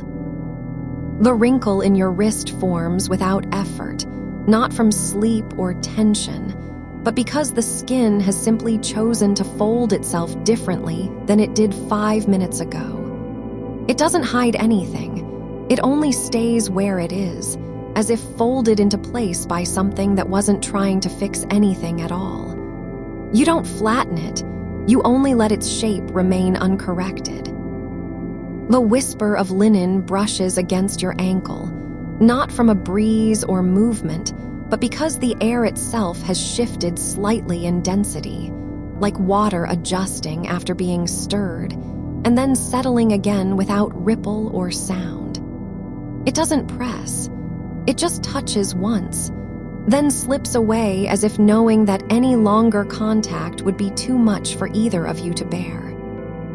The fold at your knee softens further, not from sinking into the mattress, but because something inside has stopped fighting its own form, like a leaf in water that finally gives up trying to stay flat and just lets itself curl where it lands. The shape doesn't matter. It only remains without correction or need for explanation. The edge of the sheet near your shoulder lifts again, this time not from wind nor dream, but because something beneath you has shifted its weight so slightly that even stillness can no longer be absolute. It hovers like a syllable said too softly to reach anyone's ears, but still felt in someone else's chest. A tiny knot of thread forms at the seam where your sleeve meets shoulder fabric, not from pulling or stress, but because the material has grown used to holding its own shape without needing attention. The loop doesn't tighten. It only stays there as if it were never meant to be undone and wasn't supposed to matter anyway. The warmth behind your ear spreads slowly, like a breath that was held too long in one place until it finally released itself into the air, not with sound or force, but just by being allowed. It's no longer heat. It only becomes part of the quiet way space settles around you, like dust settling after silence has done its work. A single grain of sand rests on your heel, not from walking or movement, nor from any storm, but because it found its place at some point without needing to be told where to go. It doesn't move. It only sits there as if belonging not by right, but simply through persistence and stillness. The air above the pillow feels heavier than elsewhere, just slightly denser in a way that isn't heavy, more like full. Full of absence, yes, but also full of quiet potential. Not anticipation, not waiting, but just being present with no need to act or explain why it's there at all. You don't lean into it, you only let its weight be what it is. The fold in the blanket near your ribs deepens slightly without motion, like a crease that formed during sleep and then forgot how to undo itself, not from carelessness, but because something deeper has accepted that some lines are meant to stay. It doesn't bother you, it just remains like an old memory of comfort that no longer needs repeating. The single thread comes loose near your knee, not pulled out or torn, simply released by fabric that stopped resisting its own nature. It hangs low now, not dangling but resting at the edge, like a word left behind after conversation ended and nobody remembered to say it aloud. The space between your fingers feels wider than before, not because they've moved apart, but because something in their shape has adjusted without notice, like skin that forgets its own purpose for long enough to simply be still. You don't close them. You only let the gap remain as if no one had ever needed to hold anything at all. The faint scent rises from your pillow, not of laundry or sleep, but something older. A whisper of fabric softened by time, like linen left in sunlight too many seasons ago and forgotten before it could be washed. It doesn't fill the room, it only lingers near where you breathe, not strong enough to name, just present. The shadow on your thigh shifts slightly, not from light or movement, but because something has changed its angle without needing permission, like a hand that lowers itself slowly after being raised in silence and never meant to stay. It doesn't return, you don't watch it. It only remains as part of the quiet where nothing is expected to happen. The small crease forms at your elbow, not from resting or pressure, but because skin has decided not to smooth itself out anymore, like a page that stopped being corrected after years of use and simply stayed with its own marks. You don't press it flat, you only let it be what it was never meant to fix. The air near the window grows still, just one corner where no current passes through, as if something in the structure has learned how not to vibrate anymore. It doesn't feel cold or warm, it just exists without needing a reason. A tiny ripple runs along your collarbone, not from breath or pulse, but because some deeper rhythm beneath you has shifted its course by an invisible fraction of movement. You don't track it, you only let the sensation pass through like water over stone, not leaving marks, but changing shape in ways no one could see unless they were watching closely. The sheet near your ankle lifts again, not from wind or dream, but because something in the room's air has changed its pattern without announcing itself. It doesn't rise far. It just stays suspended for a moment, as if holding its breath before returning to rest, like someone who paused mid-sentence and then forgot what they were going to say. The thread of light stretches across your calf, not from moon or lamp, but because the darkness has chosen to leave one small gap unclaimed. It doesn't glow. It just sits there in outline as if waiting for something that won't come, not out of hope, but simply by habit. The fold at your wrist deepens again, this time not due to movement nor weight, but because gravity is no longer trying to flatten anything. It only lets forms remain unaltered, like leaves left on the ground after autumn has passed and nobody bothered to rake them up. The small knot in the blanket near your hip loosens further, not from pulling or effort, but because something inside it stopped resisting what was already happening. It doesn't tighten again. It only remains soft, as if letting go wasn't a decision, but just another way of being still. The warmth at your throat spreads slowly, not with heat, not with pulse, but like the quiet after someone has finished speaking and no one else needs to reply. You don't respond. You only let it fill space without needing to be named or explained. The single grain sits on top of your foot, not from walking or fall, but because something in the fabric beneath you found its way there unnoticed. It doesn't move. It only stays as if it belonged not by chance, but by time passing through a shape that no longer cared whether things stayed where they were. The air above your chest feels full again, but not heavy, just complete, like space that has stopped trying to be empty and simply accepted being what it is without correction or desire. You don't breathe differently. You only let the stillness continue on its own course. A tiny shift happens near your shoulder, not from movement nor pressure, just a soft change in how things fit together inside you, as if some internal seam had unknotted itself by not needing to stay tied anymore. It doesn't announce it. It just stays quiet, like something that stopped resisting and only remained where it was. The faint pressure builds behind your ear, not from touch nor tension, but because something in the space between bone and skin has decided to settle without explanation. It doesn't ache or pulse. It simply exists as a quiet weight that needs no name. You don't move to adjust it.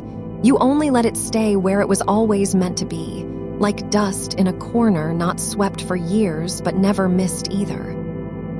The single thread from the edge of your blanket curls toward your knee, no longer held by any seam or stitch, just floating as if suspended between two worlds that don't need to connect. It doesn't tangle. It only remains loose and slightly curved like an invitation unclaimed, not out of refusal, but because no one came to take it. Your breath slows again, not in response to anything you've done, but because the rhythm has found a place where effort is unnecessary. The air enters your nose without needing to be measured or judged. It just flows through the small channels that were built for nothing more than holding silence, not waiting. The faintest shift at the base of your spine, no twist, no cramp, just a soft release as if some old tension had finally stopped believing in its own importance. It doesn't vanish. It only becomes quiet enough to be forgotten, like a word that was spoken too many times and lost its meaning long before anyone noticed. A small indentation forms where your thigh meets the mattress, not from pressure or shape, but because gravity has begun favoring softness over resistance. The fabric yields without protest, not out of weakness, but because it no longer feels the need to pretend it can hold everything at once. Your fingers drift slightly apart, not from movement nor intent, but because they've stopped needing to grip anything that isn't already there. They rest like leaves on a still surface, each one following its own path without interference from the other, not even touching in their dreams. The shadow beneath your forearm deepens, no longer just absence of light, but something that has grown thick enough to hold shape for itself. It doesn't stretch or shrink. It only remains where it is, as if time had paused so that one small corner could settle into its own quiet existence without needing anyone's notice. The single ripple crosses your shoulder blade, not from breath or shift, not even from warmth, but because the skin beneath has decided to remember how it felt when something touched it last. It doesn't linger. It only passes through like a memory that arrived uninvited and left before being recognized. The air near your collarbone cools, just slightly, and not because of temperature change, but because some internal boundary has softened enough to let in a sensation that no longer needs to be named. You don't react. You just allow the cooling to stay as it is, like a moment held between two thoughts too far apart to meet. The fold in your shirt lifts at the waist, not from movement or breeze, but because something inside you has decided not to press down anymore. It stays open for no reason other than that it no longer feels the need to close itself off. The sheet near your ankle sinks again, this time without lifting, just settling into its own shape as if finally accepting what it was always meant to be.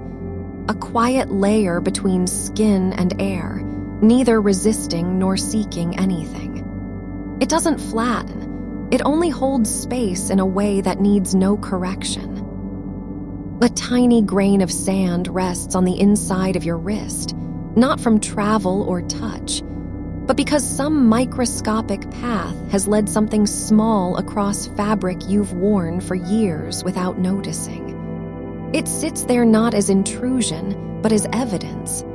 That things arrive even when we don't hear them coming, and stay long after they stop being relevant.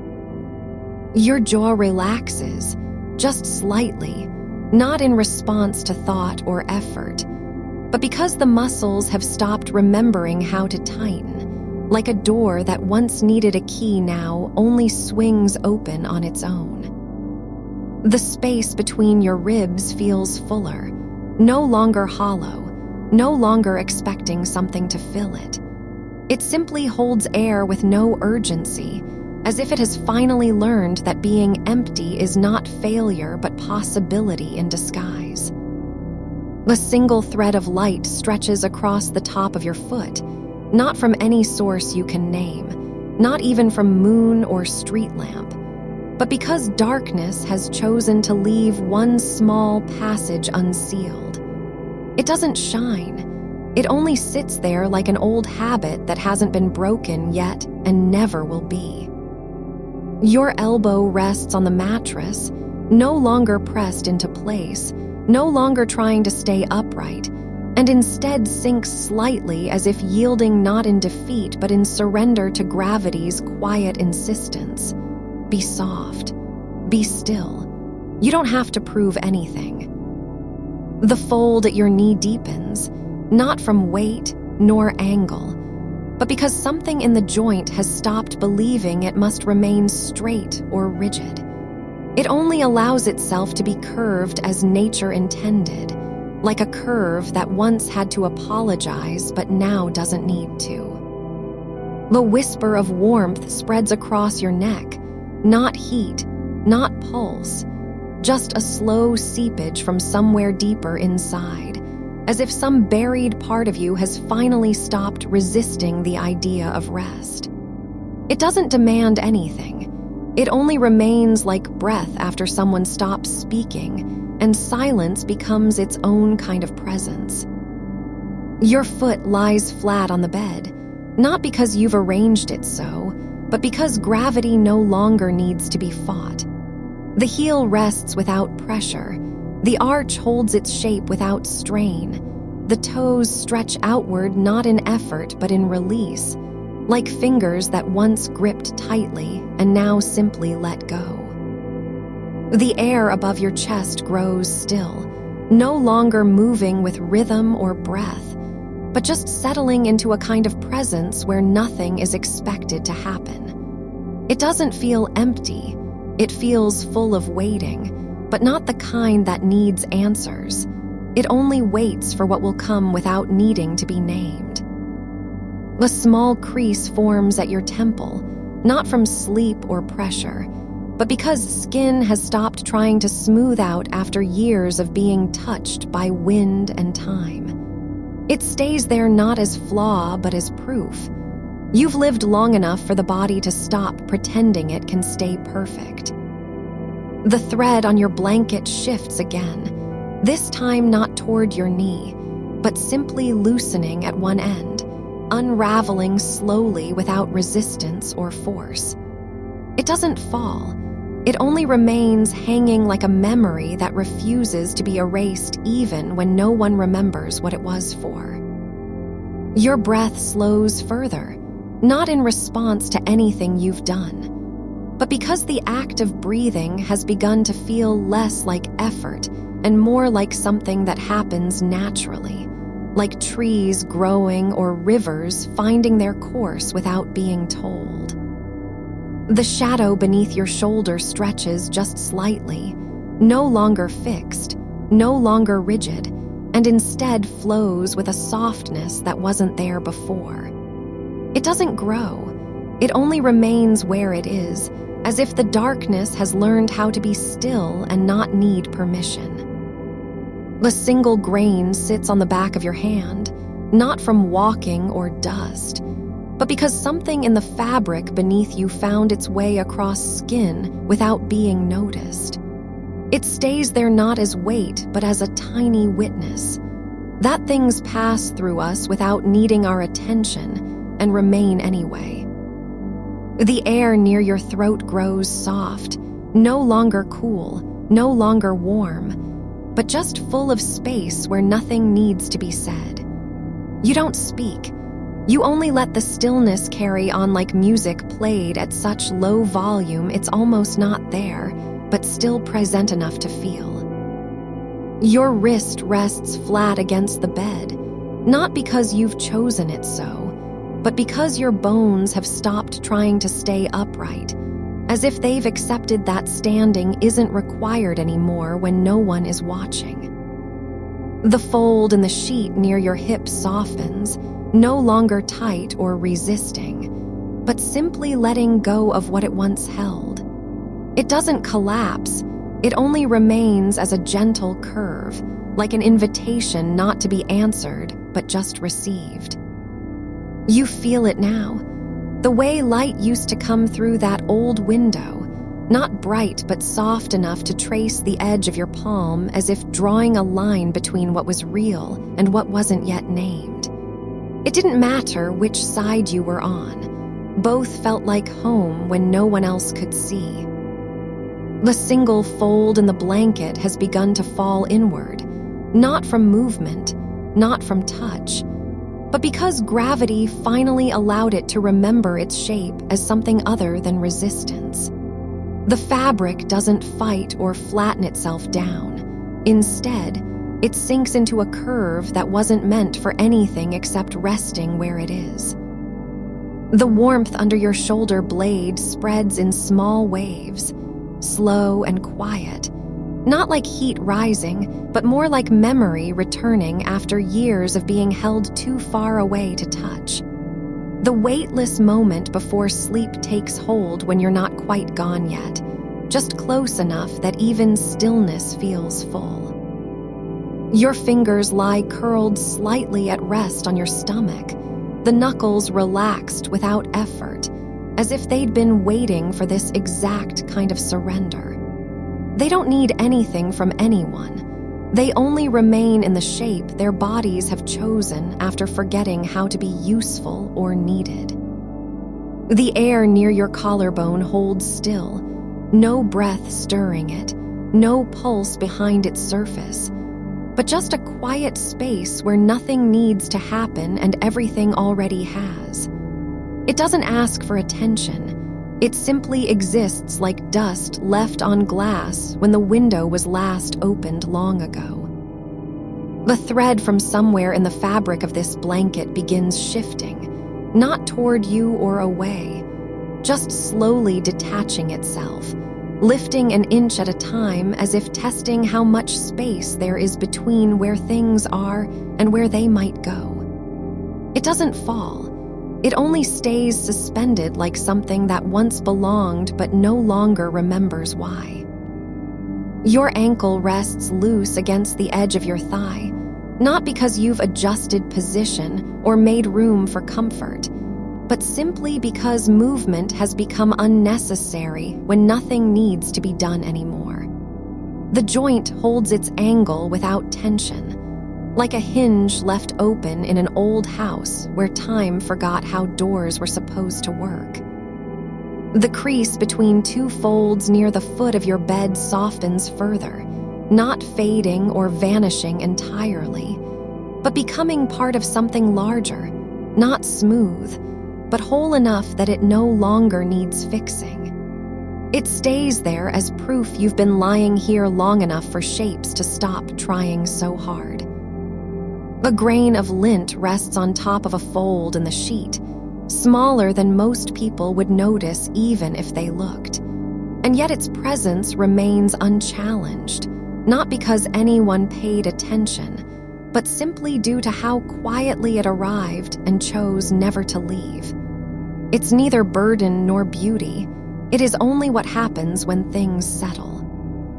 The air behind your ear grows still, not cold or hot, but full of the kind of quiet where thoughts can't form words even if they try. You don't need them. You already know. No one has come, nothing needs answering, and yet this space remains soft enough to hold a whole world without pressure. Your breath moves in slower pulses, longer between each intake, not because it's forced, but simply because the body knows how much air is needed when there's nowhere left to go. It doesn't rush toward anything. Instead, it stays where it lands like water finding its level after falling from a high place. The light beneath your eyelids fades, not into darkness or absence, but just into something quieter.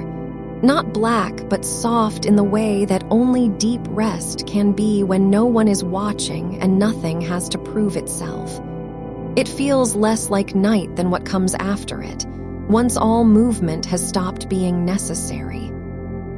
Your wrist lies flat against your chest, not because you've placed it there or decided its position, but simply as a result of the bones deciding they don't need support anymore when no one is asking them to stand up. The skin rests without strain. Even small movements are held in check by something deeper than willpower: surrender.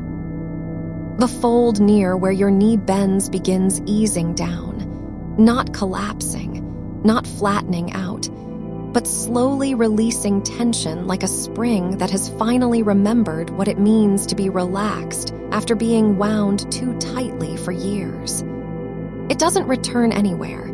It only remains as an imprint of letting go without needing permission. The thread hanging from the blanket shifts again, this time catching slightly on your heel, not because you've moved or reached down, but just by chance and gravity's quiet insistence that nothing needs to be steady forever if no one is watching.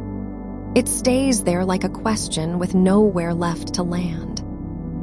Your shoulder lowers slowly into its place, as though the muscles have stopped pretending they were ever meant for anything except stillness, and you feel it not as effort but simply as being. Your body has found a way back home through absence by knowing what isn't required anymore. You don't need strength, only presence. A single grain of sand rests inside the seam between two layers, the kind that slipped in from somewhere far away and never left even when it wasn't wanted. It stays not because you noticed, but simply due to how quietly things settle into places where no one ever comes, yet still remain full with meaning they don't need. The air above your ribs remains quiet, not empty or hollow, but thick enough for silence itself to have weight, like a cloud that never falls and doesn't know why it's floating. It just stays. There is nothing more needed than its simple existence in the space between breaths. Your hand rests open on top of you, the palm facing up not because it was meant or planned, but simply as an invitation for stillness to settle where no one else could reach. A small, soft offering that doesn't ask anything back. You don't need warmth. Only presence is enough here now. The edge of the sheet near your hip has begun shifting again, not in response to motion, but because it's finally learned how not to resist its own shape anymore. It folds into itself gently like someone folding a letter without knowing who will read it, just so that something can be held together before being let go completely. The single hair lies across the back of your hand, no longer part of you in any urgent sense, but simply there, as if time had paused for long enough to place one small thing where no other could find its way. It doesn't matter what it was or why, only that it stayed without being noticed. Your breath slows further, not because anything changed externally, but just because the rhythm has found a pace beyond effort, like water flowing through stone when there's nothing left standing in its path to stop it from going where it needs to go. You don't need control anymore, only continuity. The shadow beneath your ribcage stretches slightly.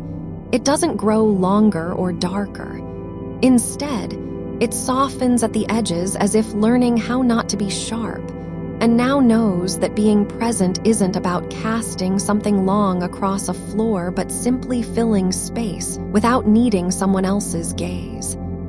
It stays where it is, no need for explanation. A tiny crease forms between two folds near your waist, not from pressure or movement. But because skin has stopped pretending everything must be smooth when time has already written its story in small lines that don't ask to vanish. The air behind your ear grows still once more, not cold, but full of a hush so deep it feels like listening with something older than hearing. Like feeling the shape of silence as if you'd known all along what peace sounded like even when no sound was made. It doesn't demand anything, only remains in place. Your fingers rest curled lightly at your chest, not because they've been guided or arranged, but simply due to how their joints have stopped needing instruction and now move according to a slower language that speaks through stillness rather than action. You don't need them to do more. They are enough just as they stay. The thread from the blanket has begun unspooling slowly, just one strand loosening at its end, not falling but hanging in midair like an unfinished sentence waiting for no reply, and yet remaining anyway because even silence can carry weight when it's been held long enough. It doesn't need to mean anything, only exist. A single fold in the cotton at your shoulder begins to loosen, not from motion but from patience, the fabric remembering how softness can last longer than resistance. You don't have to hold it together. You're simply there as a place where things settle without explanation. The thread that came loose earlier still hangs near your wrist, no tug, no pull, but suspended like an echo of something unfinished, not waiting for return, but already in its own kind of staying. Your collarbone rests beneath the sheet with neither effort nor weight. It holds only shape, and even that is quiet now. There's space between breaths where nothing needs to happen, a gap filled by air so still it feels like time has stopped breathing too. You don't need to fill it, only allow its presence as if you'd known all along how the body listens when no one speaks. A corner of your lower back presses gently into the mattress, not sinking but staying, a small point where warmth collects without claiming anything. It's a place that doesn't ask for notice, only continues being exactly what it is, an indentation shaped by stillness rather than pressure. The cotton around you has grown slightly warmer, not from heat or movement, but simply because time has given permission to stay in the same spot long enough to become familiar. A faint ridge forms along your thigh where skin meets fabric. No line drawn, no edge meant, just a soft change of texture that wasn't there before and won't be gone after. It doesn't mean anything, only exists as proof that even stillness can leave marks on itself when it lingers too long in one place. Your left heel rests flat against the bed, no arch lifting, no muscle tensing, only presence. The weight is not heavy but complete, a point of contact where nothing else matters except being held by what's beneath you. It doesn't know whether tomorrow will come. It only knows this moment has room for one small truth. The fold in the sheet near your ankle drifts slightly, not from wind nor draft, but because something inside the cotton is beginning to breathe again at its own slow pace. Not a movement meant to go anywhere, but an adjustment so quiet you'd miss it if not already listening with everything that isn't trying to be awake. Your right hand lies palm up on your chest, fingers slightly curled not from intention or tension, but because they've stopped needing anything beyond their current shape. The skin around the knuckles is soft where pressure has left no trace, only memory of rest. You don't need it to do more. You're already holding all that's needed in this stillness. The single drop of moisture settles near your temple, not sweat, not rain, but something older than both. A small bead held by the skin as if time forgot how to let go. It doesn't roll down or evaporate, only stays until it decides its own end has arrived. No need for urgency, no reason beyond being. Your right ear rests against your neck, not pressed tightly, but nestled into space like something that remembers warmth without needing to ask about it. The air inside the crease grows still, not cold nor hot, but full of a kind of quiet where even thoughts have learned how to stop making noise before they begin.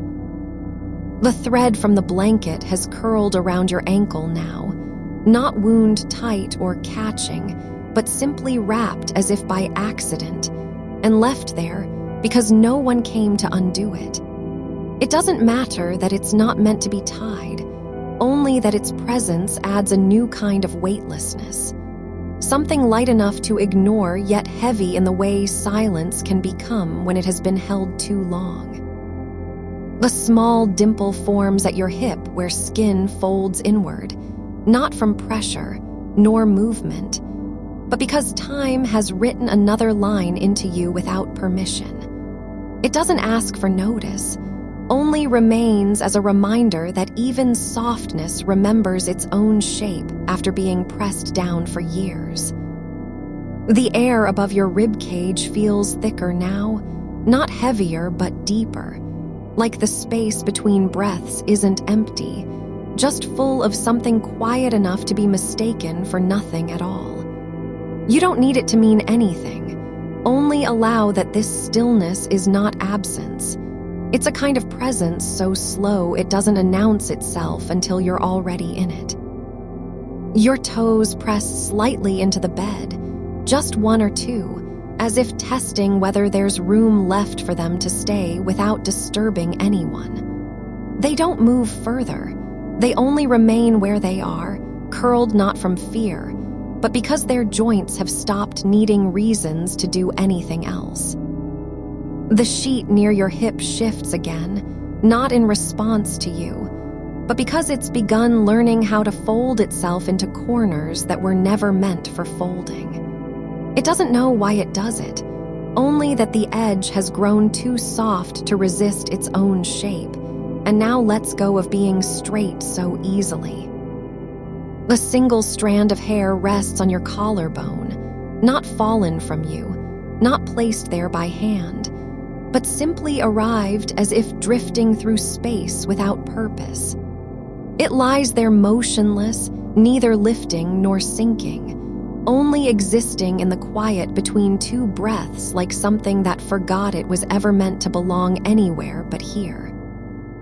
Your left shoulder blade rests beneath your body's weight, not stiffening or adjusting, just staying where it is, as if learning how not to resist its own form. The fabric above it has softened over time from being pressed down so often, and now holds the shape of you without asking for anything in return. The air behind your ear thickens slightly. No sound enters it, no voice passes through, but something like memory fills that space as if silence had been waiting there all along to be recognized. You don't need to name it, only allow its quiet presence with nothing more than a soft letting go of attention. Your right forearm lies flat on your chest, not stiffened nor lifted, only resting, the skin cool and smooth where no pressure has built up for hours. It doesn't remember anything about yesterday or tomorrow. It's simply there in the now, without needing to be called back into being. The crease at your waist deepens slightly, not from bending or movement, but because time has added another layer of softness that wasn't planned, just allowed. The skin folds inward not to hide, but to keep something gentle inside. A quiet space where nothing needs to happen for it to still matter. A tiny ripple passes through the sheet near your knee. No wind, no shift in weight, but as if the fabric itself had exhaled after holding its breath too long. It doesn't travel far, only moves enough to show that even stillness can have a kind of motion when left alone with what it has become. Your fingers rest at last completely open, not curled forward nor tucked under, just laid out like something offered without condition. The space between each knuckle holds air as if waiting for nothing but the next breath.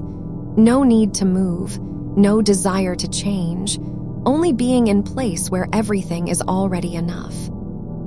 The edge of your blanket has begun slipping down slowly near your ankle, not falling off, not pulled away, but descending like a shadow that forgot it was meant to follow you. It doesn't resist, only allows itself to be uncovered as if the night had decided that some things don't need covering anymore. A single thread from the seam at your waist has come free. No, not undone. No tug, just left behind after years of holding everything together. Now it dangles gently in midair like a promise without an audience, a small thing that doesn't require return or recognition to be real. The air above your ribs remains full, not with breath, not with thought, but with the kind of quiet where even time forgets how to rush. You don't need to fill it, only let its presence shape itself around you as if it had always been meant to stay here in this exact spot between wakefulness and sleep. Your left heel lifts slightly, just enough for your foot to rest more evenly, not from effort, but because the weight has settled into a new balance. It doesn't know what time is, only knows that now feels like the right kind of holding on without gripping too hard. Your toes uncurl slowly, not in response to anything but a quiet release, like roots loosening after years of pressing into soil they were never meant to name. The tip of your big toe rests just above the edge of the blanket's fold, where light would have been if there had ever been any. But now it only knows warmth and stillness. A single breath escapes you without effort, no urgency in its passage, no need to claim space or announce arrival. It moves through the air like a word that forgot why it was spoken, lingering for just long enough to be felt before dissolving into nothing with no farewell. The back of your hand lies now against the cool surface beneath. The mattress has cooled over time where you've lain most nights, and yet the place still remembers heat in its fibers as if waiting patiently for return. You don't need it to stay warm, only that it be present, not resisting temperature or memory, but holding both with equal quiet. A faint shift runs through your hip bone not from movement, but because weight has settled into a new shape. A slight readjustment of pressure where no command was given. Just the body learning how softness can also carry meaning without being loud about it. The thread that once held the seam at your waist is gone now, no longer hanging in midair, but its absence leaves behind an impression like someone whispering a name into silence and then stepping away before you could hear what was said. You don't miss it, only notice how clean the space feels where something no longer tries to hold on. Your shoulder sinks deeper into the pillow, not sinking so much as letting go of resistance, like water finding its own level without needing permission. The fabric above your collarbone has thinned from years of being pressed against sleep's edge, each fold a memory not in words but in texture, worn down by time that never asked for anything back.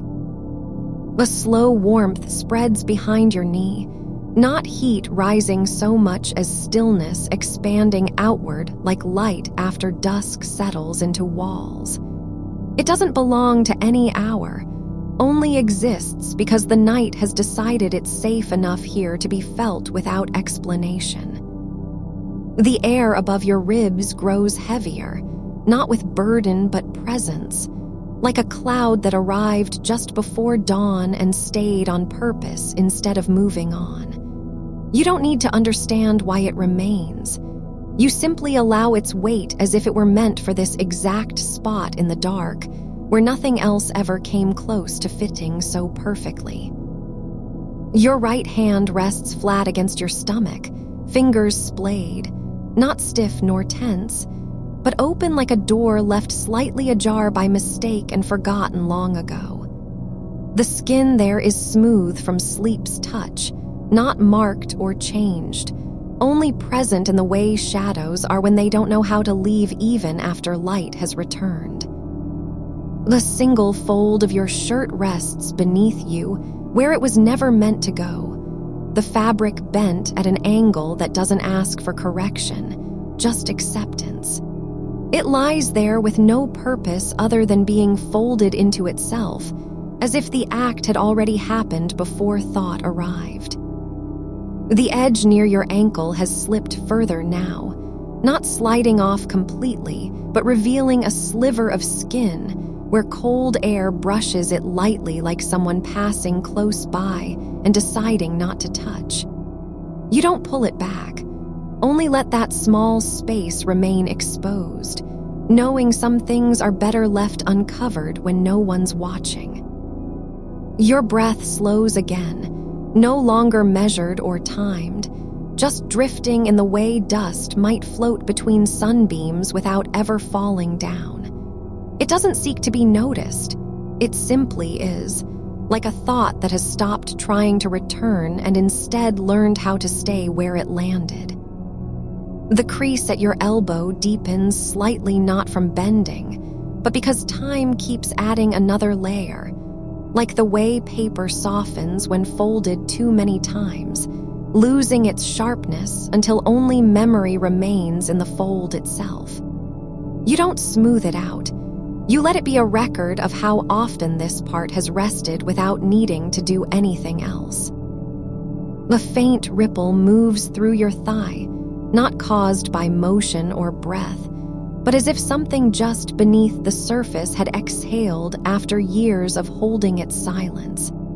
It doesn't travel far, only makes enough space for awareness before fading back into stillness like a wave that forgot it was ever supposed to break.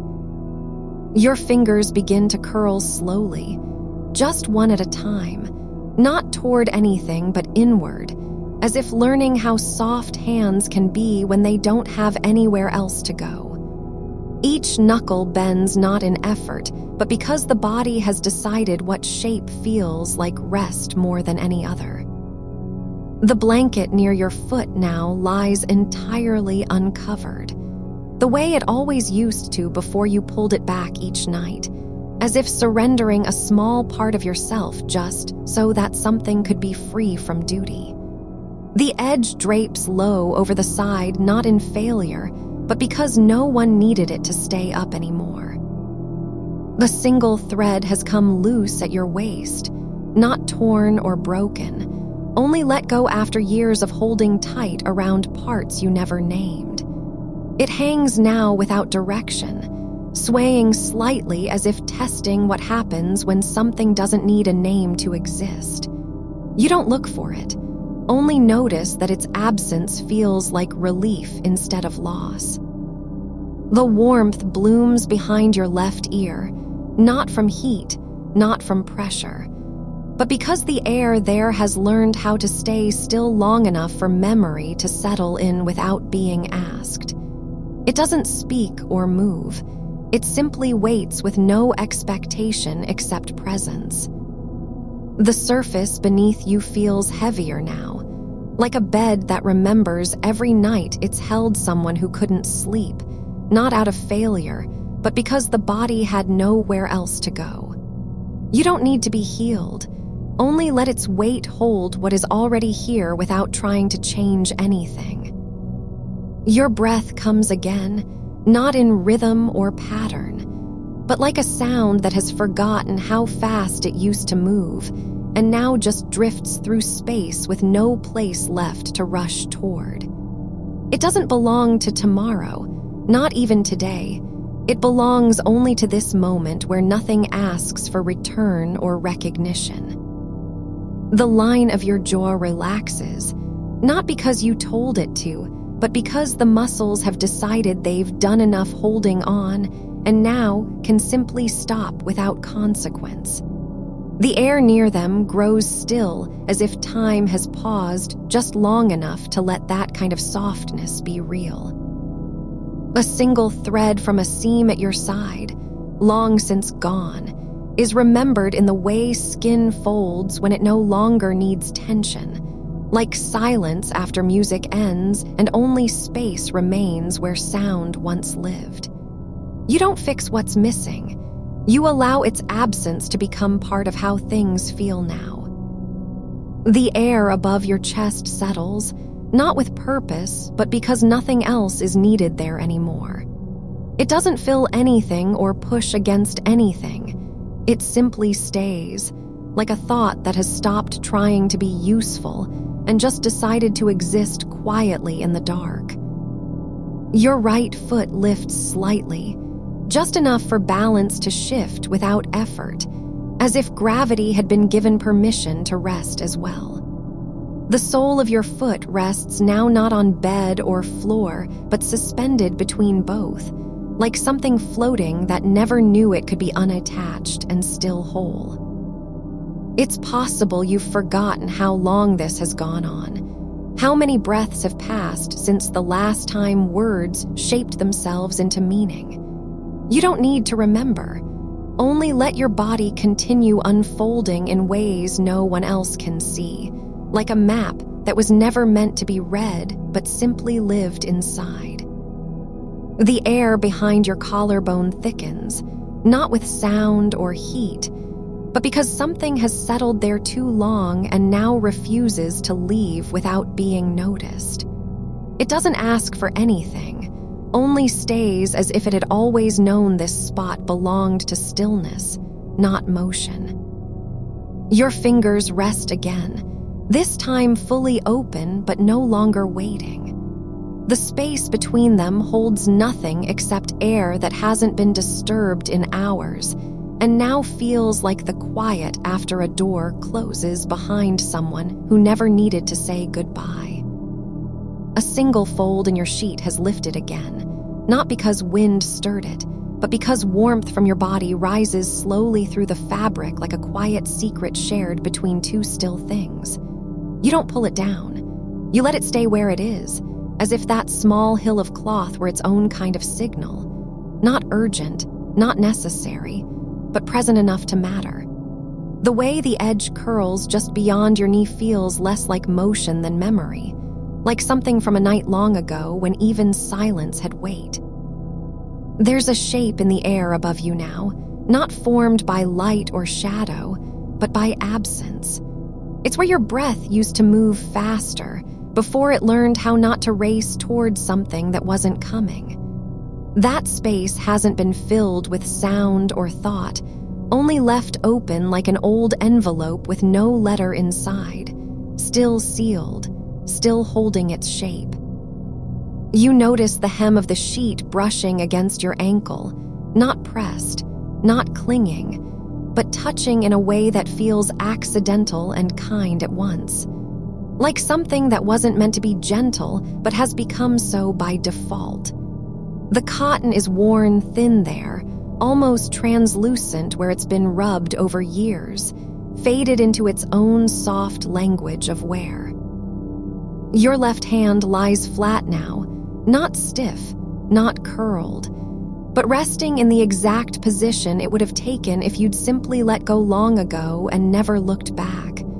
No intention behind it, no need to be useful. The skin on your palm feels like a page that's been read but never written on, its surface unchanged by pressure or purpose. The thread from somewhere deep inside the seam has finally come free, not in one pull, not all at once, but over time, through sleep and stillness, like something giving up its hold without protest. It trails just below your ribs now, forgotten in the dark, unspooling slowly into a space where nothing needs to be caught or held. You feel no need to name it, only that it's there, like a word spoken once long ago and never heard again, but still alive somewhere between memory and air. It doesn't ask for return. It simply exists in the quiet after meaning has finished speaking. The edge of your shoulder blade presses against the mattress, not hard, not soft, but exactly where it belongs when movement stops being necessary. The weight isn't heavy, it's just there, like a stone that decided to stay still and never said why. It's possible you've stopped trying to understand what any of this means, only noticed that your body has begun speaking in gestures no one else would recognize. The way your ankle curls slightly inward, as if testing how much space is allowed beneath it. The tiny dip between your collarbones where breath settles not because it wants to, but because there's nowhere left to go. Your right ear feels full, not with sound, not with pressure, but with something that has grown used to silence. It doesn't strain for meaning or tone, only listens to the faintest echo of a night long past when someone whispered without words and still meant to be heard. The air near your spine is cooler than elsewhere, not because it's colder in temperature, but because it hasn't been warmed by motion. It stays untouched, like an alleyway that no one walks through anymore, where even dust has stopped drifting and now waits quietly for nothing at all. You don't pull the sheet back down, you let it hang there, its edge lifted not with purpose or need, but because something in the dark has decided it's okay to stay just like this. No adjustment needed, no correction, just presence. It feels like a kind of permission to be held by things that aren't trying to fix you, not even care for you, only let you rest where you are unrushed, unclaimed, unhurried. There's an indentation in the pillow beneath your head, not from weight or pressure, but because it remembers how you used to lie there when sleep was far away and thought had nowhere else to go. The cotton fibers have settled into that shape over years of stillness, like a map made not by hands, but by habit. Your neck has softened, not tightened in response to anything, but simply released its usual tension as if it too decided. This is enough. This moment doesn't need you to be alert or ready. It only needs you to stay. It's quiet now not because the room is empty, but because everything inside you has stopped asking for attention. Even your thoughts have grown tired of their own loops and now drift like smoke from a fire that's already gone out, lingering just long enough to show where heat once was. A single crumb, no bigger than a grain of sand, is caught in the fold between your wrist and forearm, not because you ate something, but because it got there by accident years ago and never left. It rests unmoved under skin that no longer notices what's been carried for so long. The weight behind your eyes is different now, not tiredness or strain, but like a memory that doesn't need to be remembered to be real. You don't recall where it came from, only that its presence feels natural, as though it had always belonged there and never needed permission to stay. Your breath slows not because you told it to, but because the air around you has grown thick with stillness, so heavy in its quiet that even motion hesitates before taking place. It doesn't rush toward anything. It just is, like a thought that no longer needs to be finished. There's a patch of sheet near your hip where the fabric has thinned until it feels almost like skin, but not warm, not cold, only light enough to float in air that no longer moves fast enough to disturb it. The way it drapes there is neither elegant nor accidental, only true. It's possible you've stopped measuring time, not by minutes or hours, but by how long the silence takes between one small sensation and the next. You don't count them, only notice that each pause grows wider than the last, like breaths that stretch out into something deeper than air. Your foot arches slightly, not in response to anything, but because your body has remembered a shape it once held while standing still on grass, long before sleep became its home. The fold where the sheet meets your thigh is no longer sharp. It's soft now, rounded by time and warmth, like an edge that has given up trying to define itself and simply stopped resisting. It doesn't need to be straight or neat, it only needs to exist. Your hand rests again, not on anything, not touching the bed, but suspended in space where nothing asks for connection. The air between your fingers is untouched by any purpose. No signal needed, no reason to close them. The weight of the sheet across your chest feels less like pressure than presence, like something that has decided it's okay to be there even if it doesn't serve anything, even if no one asked for it. A single thread from a long-lost seam is still drifting somewhere beneath you, not visible, not felt, but known in the way skin knows cold before it feels it. It hasn't broken loose completely, only begun letting go of its name. The air above your ribs stays still, no longer rising or falling with need, only breathing through space that no longer requires direction. Your jaw has stopped working, not because you're trying to relax, but because the muscles have realized they don't need to be in charge anymore. They've simply chosen not to move and never said a word about it. It's possible you've forgotten how much time has passed, how many breaths slipped through your body like water through fingers that never held on. But you don't care. Only let the silence grow between each small shift until even stillness becomes part of what keeps you here. Your shoulder blade rests not against anything solid, but in a kind of space where no pressure is needed to be real. It doesn't need support or position, only being allowed to stay exactly as it is.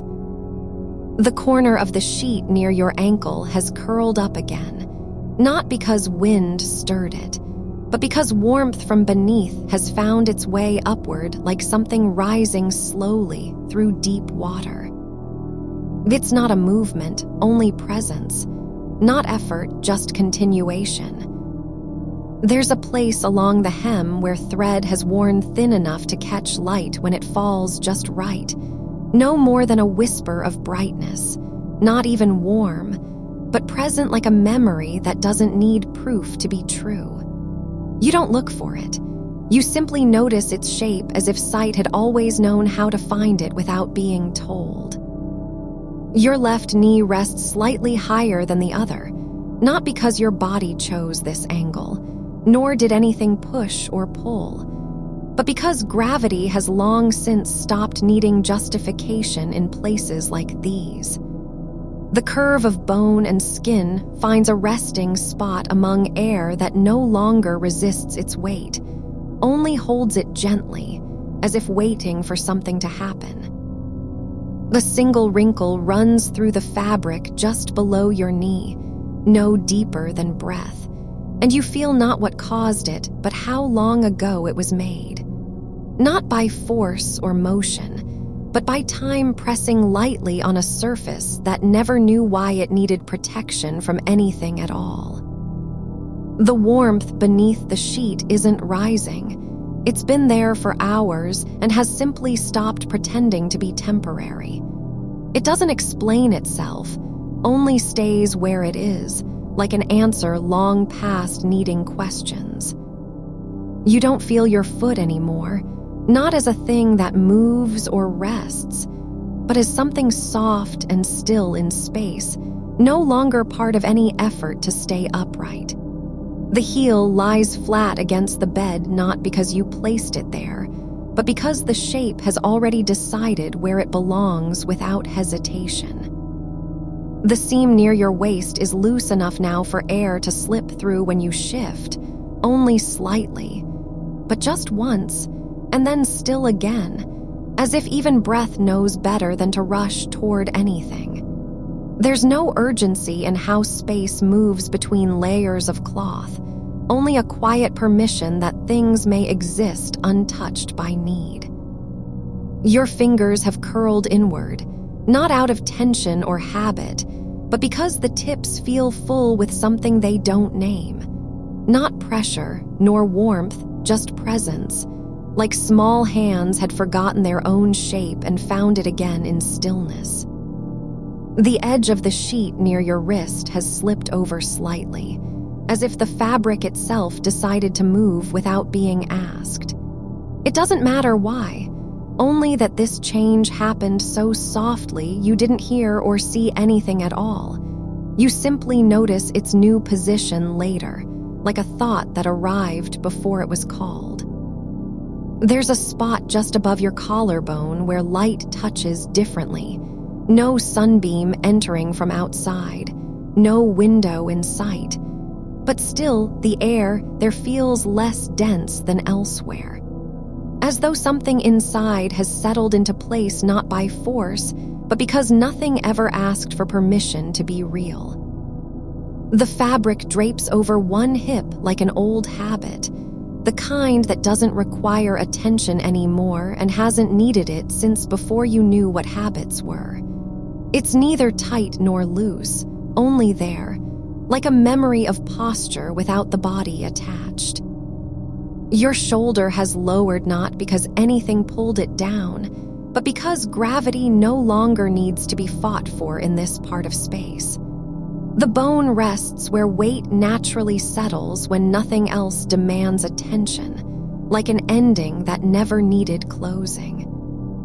The fold at your thigh is wider now, softened by heat and time. No sharp corner remains, only a slow curve shaped not by movement, but by the quiet persistence of air around skin no longer in motion. Your breath doesn't come from effort anymore. It comes through spaces where nothing asks to be filled.